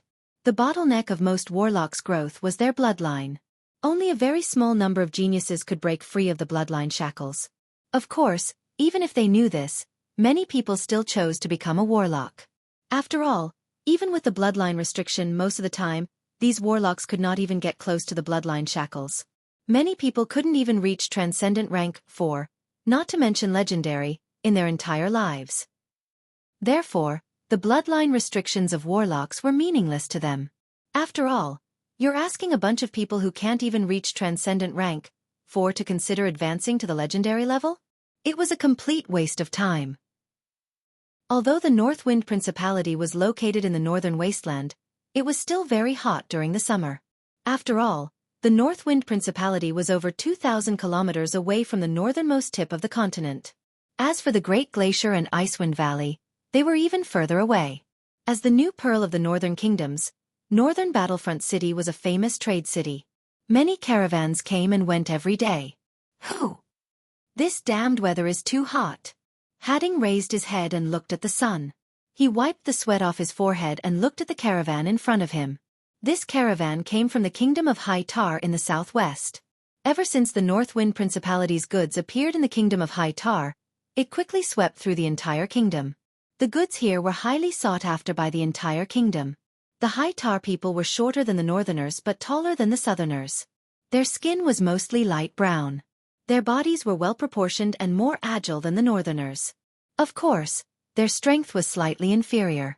Because the western part of the kingdom was close to the Desert of Death, half of the Kingdom of High Tar was barren and the land yield was not high. Therefore, many people in this country did business.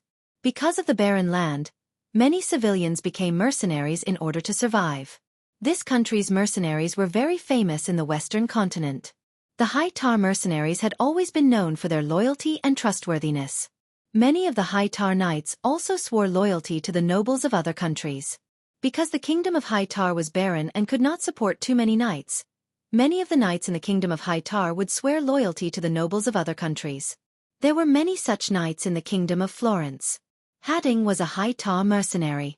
He had followed the caravan to northern Battlefront City several times. Every time he came, he would be shocked by the roads and the city. The 6-meter-wide stone road was wide and flat. The city was clean and tidy. This was something that other cities did not have. Aside from that, there was also Beifeng Dukedom's strict laws. Spitting and littering was punishable by death. There was also the city's taxes. Unlike other cities, Beifeng Dukedom didn't have all kinds of taxes. Beifeng Dukedom even had the urge to live here.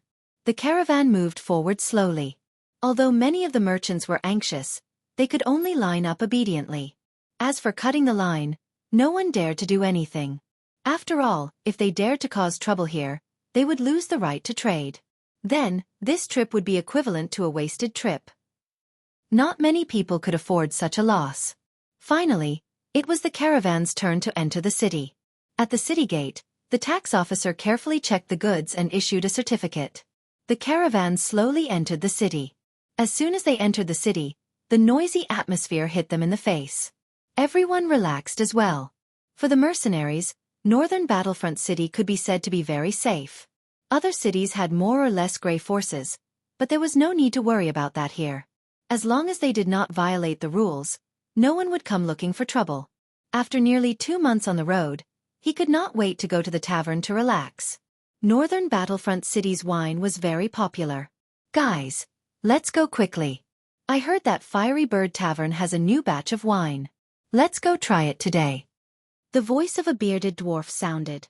On the street not far away, a group of dwarf craftsmen noisily walked towards the tavern. On the other side of the street, a few gnomes looked at the noisy dwarves with disgust.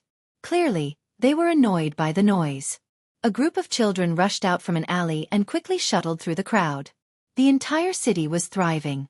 Should I get the reward for this mission and buy a house here? Hadding thought to himself. Rumble. Suddenly, the ground shook violently. Then, a loud sound spread throughout the city. People on the noisy street asked in panic. What's going on? Is someone attacking the city? Is there an earthquake? A large number of people ran to the street to look. At this moment, there was a cry of surprise. Look, what's that? Heavens! Is this a miracle? It's flying. In the center of the city, the symbol of Northern Battlefront City, the Northwind Tower, rose slowly under the shocked gazes of countless people. Northwind Tower, on the astrology platform. Hathaway floated in the air. In front of her was a three-dimensional model of the Wizard Tower and Northern Battlefront City. A large number of data appeared on the projection. The situation of the entire city was projected by the Wizard Tower. Milky Way. Scan the Wizard Tower. Check the tower's structural strength. Scan completed. Wizard Tower operating normally. No abnormalities in the tower's structure. Begin separation of the tower. Increase the energy output of the elemental furnace. Prepare to take off. Boom! Powerful energy gushed out of the elemental furnace and entered the floating ring. The entire Wizard Tower shook slightly. A strong wave of energy spread out from the Wizard Tower. Wizard Tower operating normally. Energy transmission normal. Floating ring operating normally. Energy channel operating normally. In the Wizard Tower, the nodes representing the energy channels lit up one by one. The energy channels of the Wizard Tower were activated. Under the control of Milky Way, the connecting metal structures at the bottom of the Wizard Tower began to separate. All connecting structures in the first area have been separated. All connecting structures in the second area have been separated. All connecting structures in the central area have been separated. On the three-dimensional image, the red dots representing the connecting structures all turned green. The Wizard Tower was completely separated from the ground. Energy output of the elemental furnace is stable. Activate the floating ring. In the center of the first floor of the Wizard Tower, a silver ring with a diameter of 5 meters slowly rotated. Countless runes lit up on the ring. A powerful energy flowed into the floating ring. The entire floating ring shone with a dazzling light. Kaboom! A huge vibration was heard. The Wizard Tower trembled violently. Then, this giant structure that was more than 100 meters tall and 500 meters wide slowly rose into the air. It's flying! It's really flying! Karina shouted excitedly. It's incredible! It's really flying! It's like the power of God. Grace was shocked. Phyllis and Sandy were so excited that they couldn't speak. They looked at Sulen and Hathaway with admiration. The other wizards in the Wizard Tower were also shocked. This time, they were full of awe. The floating space tower rose slowly.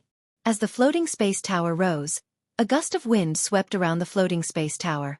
Soon, this giant structure that weighed thousands of tons continued to rise. The whole city was getting smaller and smaller in everyone's eyes. Milky Way, report the status of the Wizard Tower.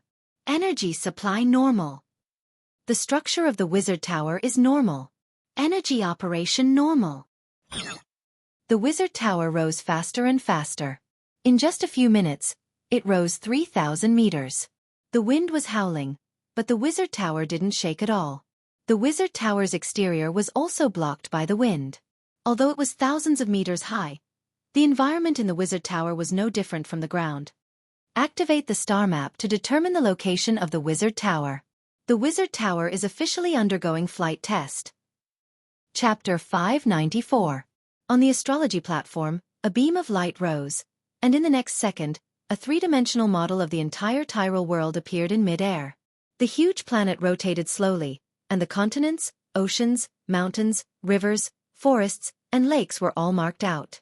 Even the major cities of various countries were marked out.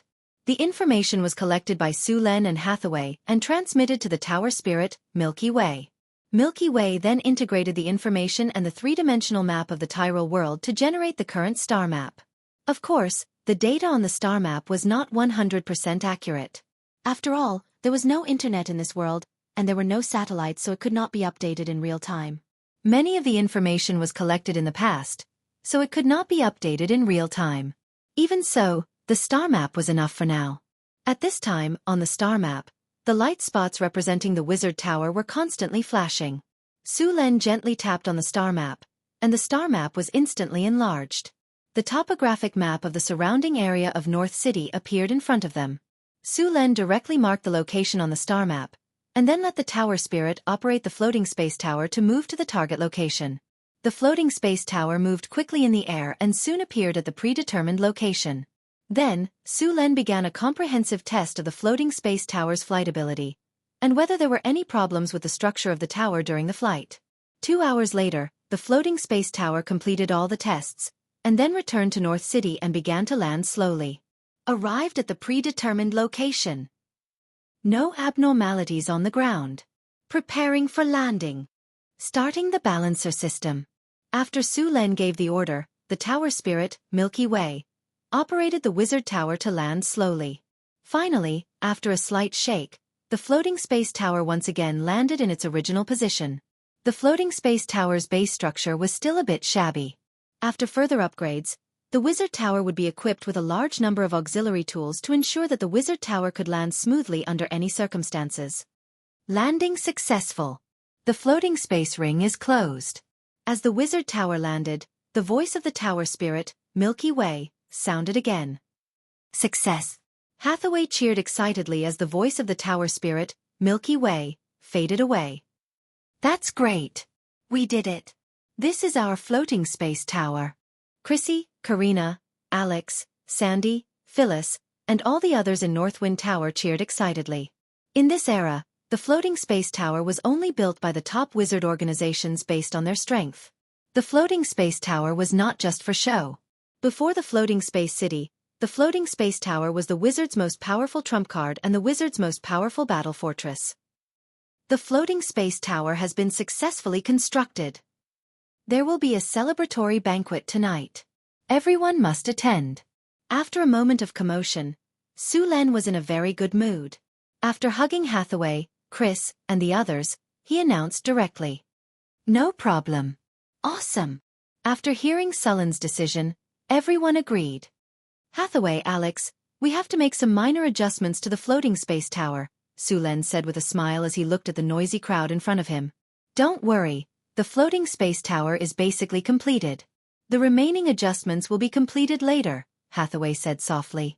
The tower spirit has just recorded the data when the elemental furnace was operating. We will also need to make adjustments when the time comes. It had been 3 years since the establishment of Northwind Tower. The original wizard tower had finally become a floating space tower.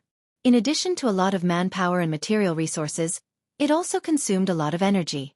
So far, a rough calculation showed that the floating space tower had cost about 300 million kinars. Many of the precious materials were found by Su Len and Hathaway through various methods.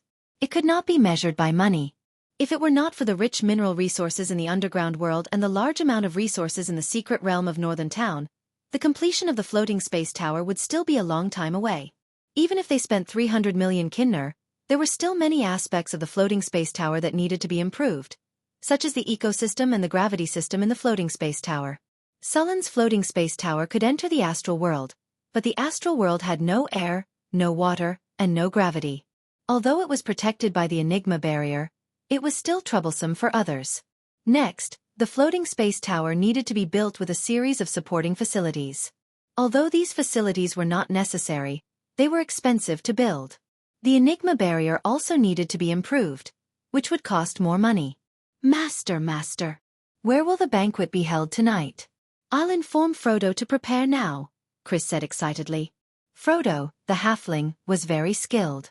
In the past 2 years, Su Len had basically used up all the ingredients in his stomach, and his cooking had become better and better. Su Len felt that if the halfling held a cooking competition, he would definitely win the championship. Let Frodo prepare a sumptuous meal, Su Len said with a smile. The news of the floating space tower in North City spread like a whirlwind across the continent.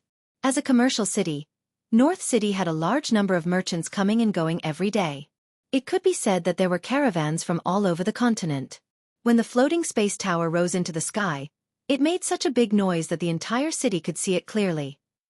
After the floating space tower rose into the sky, these merchants and various churches had already spread the news in all directions. The news of the floating space tower in North City shocked many kingdoms and wizard organizations. Originally, the rise of the Beifeng Principality had already caused many people to raise their eyebrows. In just 5 years, they had successfully opened up a territory in the northern wasteland, and finally established a principality. This was something that even a kingdom would not be able to accomplish easily. But Su Luan had easily accomplished it, which made many countries fear him. Now, he had built a floating space tower quietly. Only a few large wizard organizations on the continent had floating space towers. The Duchy of North Wind could be said to have become a first-class force on the continent.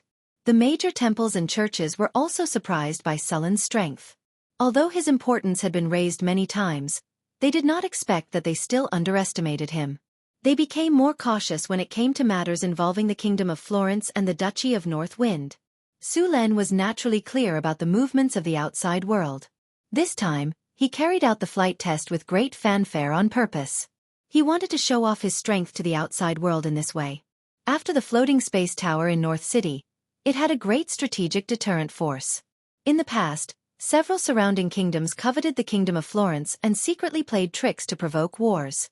But since then, they should consider how to resist the Kingdom of Florence. Due to the successful construction of the floating space tower, the North Wind Tower and the North Wind Academy had also become popular. Originally, those wizard organizations looked down on the North Wind Academy, which had only been established for 3 years. Although the legendary wizard Hathaway was there, its foundation was too weak.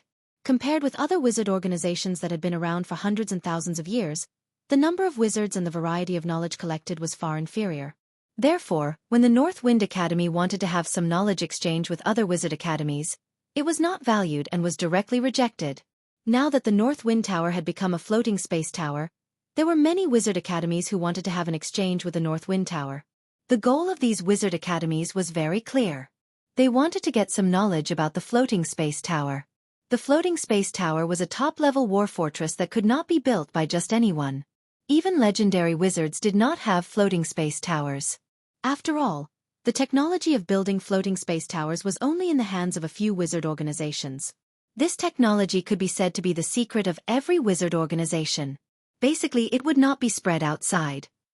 Even if some sorcerer organizations were willing to sell it, they would have to pay a very high price. After all, this kind of thing was equivalent to a nuclear weapon in his previous life, and it was no joke. Of course, those large sorcerer organizations would also use this knowledge to tempt some legendary sorcerers to join them. After the North Town had the floating space tower, those wizard organizations also wanted to pay some price to get information about the floating space tower from them. It was not that the information about the floating space tower could not be sold, but it was impossible to get it without paying a sufficient price. Moreover, Su Len did not intend to sell the elemental furnace. Although the energy provided by the elemental pool was not as good as that of the elemental fission furnace, it was barely enough to support a floating space tower. It was important to note that the wizard tower that had killed the abomination used the elemental pool as its energy source. The North Wind Tower in the North Town used the elemental furnace, which made the floating space tower qualified to travel in the astral world. To enter the astral world, it required a lot of energy, and ordinary elemental pools could not provide it at all. The floating space tower needed to maintain the ecosystem, gravity system, and other auxiliary facilities, which consumed a lot of energy. Ordinary wizard towers only needed to move in the material plane. They did not need the ecosystem, gravity system, and so on, so the energy consumed was greatly reduced. After the wizard tower that used the elemental pool was full of energy, it could also support the floating space tower to fight. Of course, this kind of wizard tower's endurance was limited. According to the current standard of the North Wind Tower, it could fight for a day after it was full of energy, and it could release the magic energy particle railgun 8 to 10 times. Because the floating space tower's puzzle used a single elemental pool, the opening of the puzzle did not affect the endurance of the elemental pool. If one wanted to prolong the combat time, one could also consider reducing the size of the floating space tower. The North Wind Tower in the North Town was built according to the top wizard tower. Lowering one standard and reducing the floating space tower to a height of 100 meters, the same elemental pool could increase the endurance of the floating space tower by about half.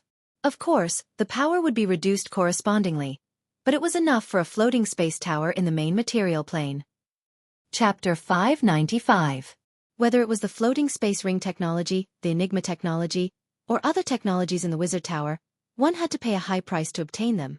There were only a few wizard organizations that were qualified to exchange for them. Even so, it was enough for Su Len to make a lot of profits and add some strength to the construction of the floating space city. The northern town had become more prosperous. The existence of the floating space tower made the place even more dazzling. Seizing the opportunity, the North Wind Academy also spread the news that they were recruiting wizard apprentices. For a time, the nobles of several surrounding countries brought their children to the northern town. The North Wind Tower had always been short of manpower. The manpower referred to wizards. Su Len had less than 10 wizards under his command. After all, wizards needed a lot of time to grow. However, there were 20 or 30 wizard apprentices. If the harpies under Alex had not been promoted to winged people and could act as some low-level wizards, the North Wind Tower would have been in a more difficult situation. These winged people were basically bloodline warlocks. However, after becoming winged people, their intelligence was the same as that of humans. They could try to learn spells, but there were not many winged people who could become wizards in the end.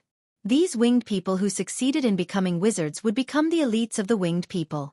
Since Alex merged with divinity and became a legend, the energy radiation around her body had become stronger. As the queen of the harpies, her bloodline radiation could make low-level harpies evolve from harpies to winged people. Now that this power had become stronger, the number of harpies who had successfully become winged people increased again. Now, the number of winged people in the northern town had reached more than 200. More than 200 bloodline warlocks. Although their levels were not high, they were still a very powerful force. The emergence of these winged people finally relieved some of the shortage of manpower. Now, the secret realm in the northern town was basically taken care of by these winged people. Su Len and Hathaway had studied the Harpies' bloodline. To be honest, the Harpies' bloodline that originated from the god of wind had almost completely disappeared. The Harpies' bloodline was mixed with a lot of other bloodlines. Without Alex, the Harpies' bloodline would continue to degenerate. In the end, their intelligence would degenerate to a level higher than that of beasts. Alex's bloodline power could prevent these harpies from degenerating and even slowly evolving. However, there was a limit to this kind of evolution. Most harpies were unable to become winged people. Unless Alex became even more powerful and his bloodline evolved to that of a demigod. In the secret territory of Northern Guard City, Su Len took a moment to enjoy his afternoon tea in his treehouse. When the breeze blew, the fragrance of flowers floated over. The sun shone on her body, making her feel warm and comfortable. Su Len, stop sleeping. Go and take a look at the wisdom tree. At this moment, Phyllis ran over and grabbed Sullen's arm and shook it. What's wrong? Su Len, who was a little sleepy, immediately woke up. Phyllis said excitedly, the wisdom tree has borne fruit. Su Len was taken aback for a moment before he replied, all right, I'll head over right now. With that, he got up and quickly followed Phyllis to the botanical garden.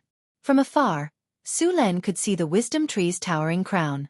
The aura of nature in the surroundings was even thicker. After arriving here, the surroundings were shrouded in a rich life force. The aura of nature around the wisdom tree had become even stronger. Soon, Su Len arrived at the wisdom tree's surroundings. The tall wisdom tree was lush with leaves and branches. On the branches, Su Len saw some round objects that looked like fruits. Su Len, look, those are the fruits. Sandy pulled Su Len excitedly and pointed at the fruits on the wisdom tree's branches with her other hand. The fruits looked like they were about the size of coconuts. They were perfectly round and green in color. There weren't many fruits. They were scattered around and grew sparsely. There were about 100 of them. They didn't look like anything special, but Su Len also discovered that these fruits seemed to contain an aura of life.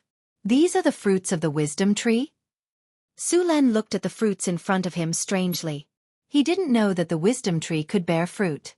Su Len, do you think the fruits of the wisdom tree should be called the wisdom fruit? Phyllis whispered. Will eating one make me smarter? Su Len rolled his eyes at her and said, "I've never eaten the fruits of the wisdom tree. How would I know what they're used for? Also, I've never heard of such a thing. But I guess eating the fruits of the wisdom tree won't increase one's intelligence. Should we pick one to try?" Chris waved her whip, looking eager to give it a try. Su Len quickly stopped her and said, "Don't. These fruits don't look ripe yet. If they don't have any effect, it would be a waste." "All right." Chris shrugged.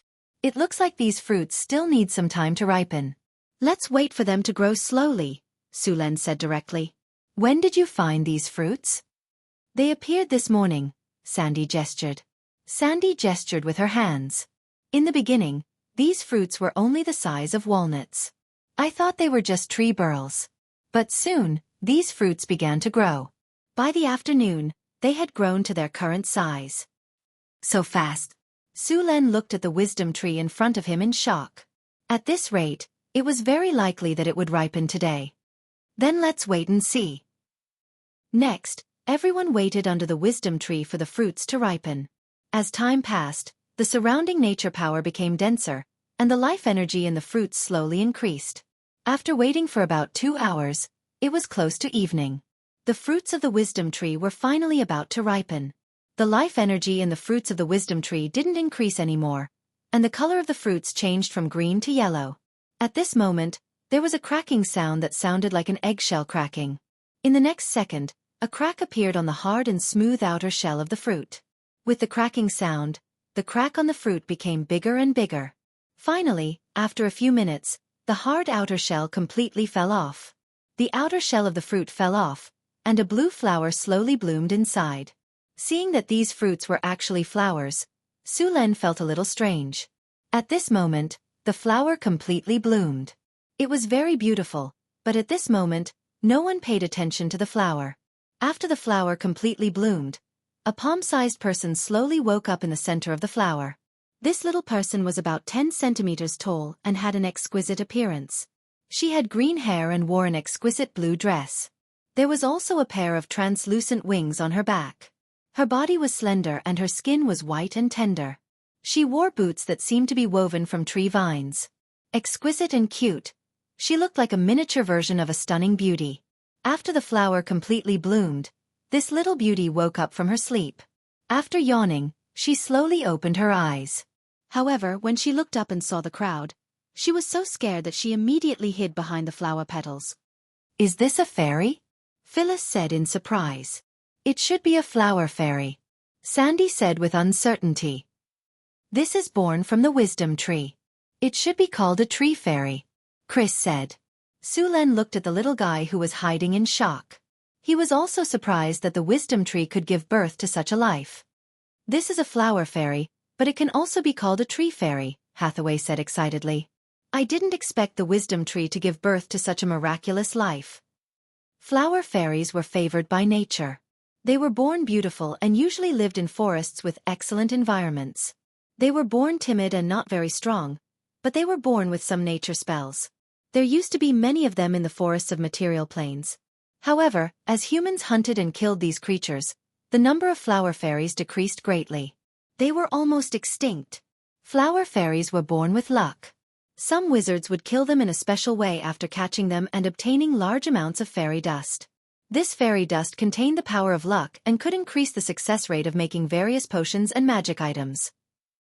There were also some humans who liked these flower fairies and spent a lot of money to hire people to capture them and keep them in cages as pets. For a period of time, many noble ladies were proud to own a flower fairy. "I didn't expect the wisdom tree to give birth to a flower fairy," Su Len said in surprise. Flower fairies often appeared as companion creatures. Sometimes, they would appear around some ancient trees. They could speed up their growth and reduce pests and diseases. They could also collect pollen and make honey. The trees would also provide them with protection. Su Len appraised the flower fairies in front of him. A spiritual light spread out. Although the flower fairies hid, the appraisal skill still showed the result. Target: flower fairy, tree fairy, fairy. Race: fairy danger level, low skills, vine entanglement, illusion, invisibility talents. Nature bloodline, high challenge level. 5. These flower fairies weren't very strong, but their survival ability in the forest was still very strong. Although they didn't have great strength, as long as they hid in the wild, it was very difficult to find them. Even wizards couldn't find them. Flower fairies usually lived with trees. They were also called tree fairies. They were a mystical companion race.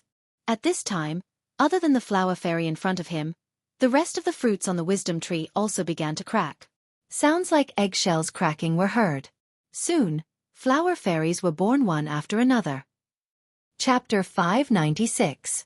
Roughly an hour later, over 100 flower fairies surrounded the wisdom tree. These flower fairies hid behind the foliage, clearly wary of Sullen's group. On the other hand, Xanthi got along quite well with them. Perhaps her natural fairy bloodline was taking effect. Seeing this situation, Sulen allowed Xanthi to interact with the flower fairies.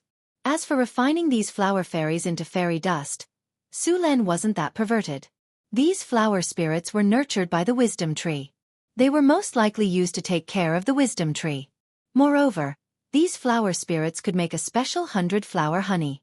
They were quite pretty, so it was fine to let them live here. They could also take care of the demonized plants in the secret land. It was killing 2 birds with 1 stone. These flower fairies were basically Tier 1 creatures. Although they looked small and cute, they were still very strong to ordinary people. Most flower fairies wouldn't change from the moment they were born. Only a small portion of them would grow stronger with the passage of time. If a flower fairy queen was born from these flower fairies, she would be Tier 3 at the very least. If she was lucky enough, she might even reach the mythic tier. However, the chances of that happening were very low. At the same time, it would take a long time for her to reach the mythic tier. After making arrangements for the flower fairy, Su Luan left the secret realm. There were still a lot of resources in his storage space that he hadn't finished dealing with. He had obtained a lot of white dragon meat from killing the white dragon last time. Su Luan wasn't about to let go of the dragon meat. White dragon meat wasn't something that just anyone could eat. According to the legends of his previous life, white dragon meat should be cold, or it should be cold poison. If one didn't have the corresponding ingredients, eating it would kill them. Of course, if one's physique exceeded 20 points, eating some white dragon meat wouldn't be a problem. According to Sullen's plan, the white dragon meat would be turned into dragon breast. The dragon breast was easy to preserve and tasted good. The meat of various demonic beasts in this world could more or less increase one's physique. Some special demonic beasts could even increase other abilities. Hence, demonic beast meat was very popular. However, although the demonic beast meat could increase attributes, it would lose its effect after repeated consumption. Moreover, the increase in attributes of the demonic beast meat was related to the original attributes of the demonic beast. The maximum attributes would not exceed the original attributes of the demonic beast. Therefore, it was impossible to rely on eating demonic beast meat to become invincible. There were also people in this world who had specially experimented and organized the eating of magical beast meat, and left behind a book called Magical Beast Mountain and Sea Scroll, which recorded the living habits of thousands of magical beasts in the entire Tyrant world, their living environment, their strength, preferences, and so on. In addition, there were also the customs of the world, famous mountains and rivers, geographical phenomena, local specialties, and so on. At the same time, he also recorded the cooking methods of these magical beasts, as well as what supplementary ingredients were added to remove the poison or improve the effects. It could be said that this book was all-encompassing and was called a geographical encyclopedia. Of course, some people called it a geographical cookbook. However, although this book was widely circulated, most of it was incomplete. Su Len did not have a complete book in his hands, and this had always been a regret in his heart. The preparation of dragon breast was very simple. Su Len had done this before. All kinds of seasonings were prepared, and then it was time to cook. In order to make the dragon breast taste better, Su Len specially called the halfling human chef Frodo to help. "Oh my god, is this a dragon?" Frodo was shocked when he saw the white dragon corpses piled up on the platform. "I never thought that there would be a day when I would use dragon meat to cook. I have decided that I must record today's events. When I retire, I will write an autobiography for myself," Frodo said while dancing with joy. "How is it? Can you handle the dragon meat well?" Su Len said with a smile.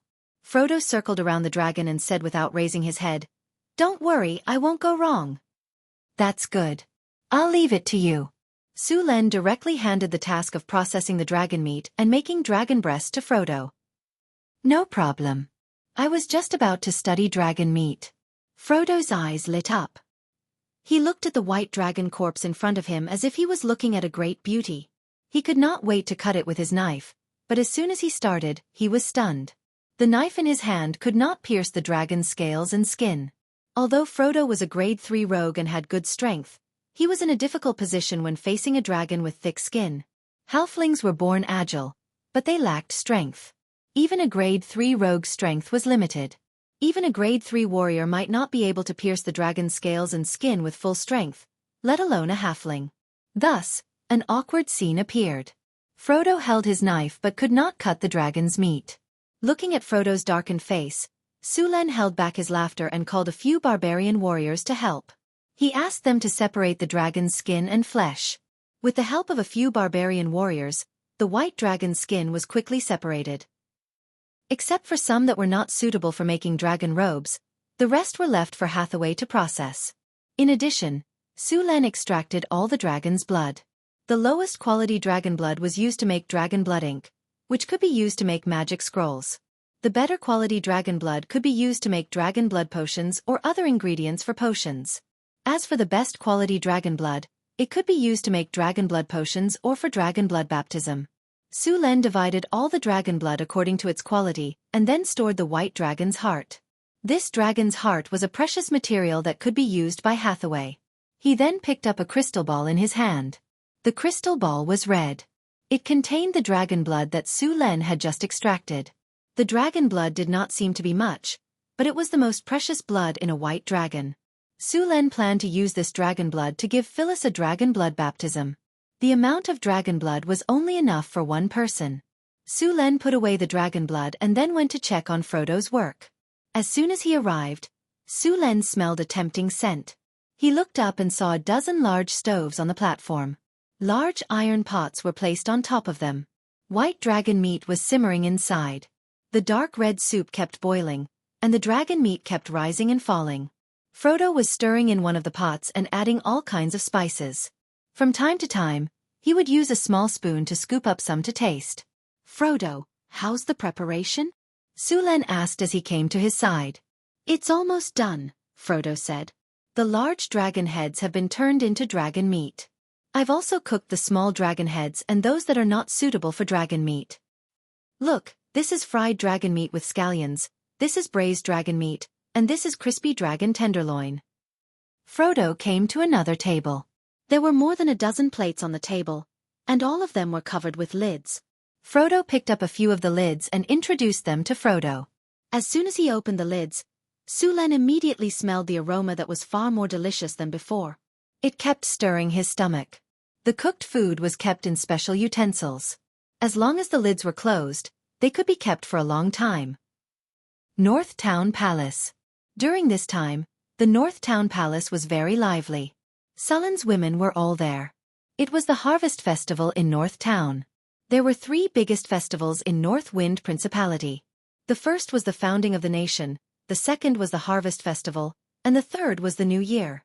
As for the other festivals, Su Len was not interested in them, so he did not pay much attention to them. Other countries had fewer festivals. Usually, it was the king's birthday or the national day.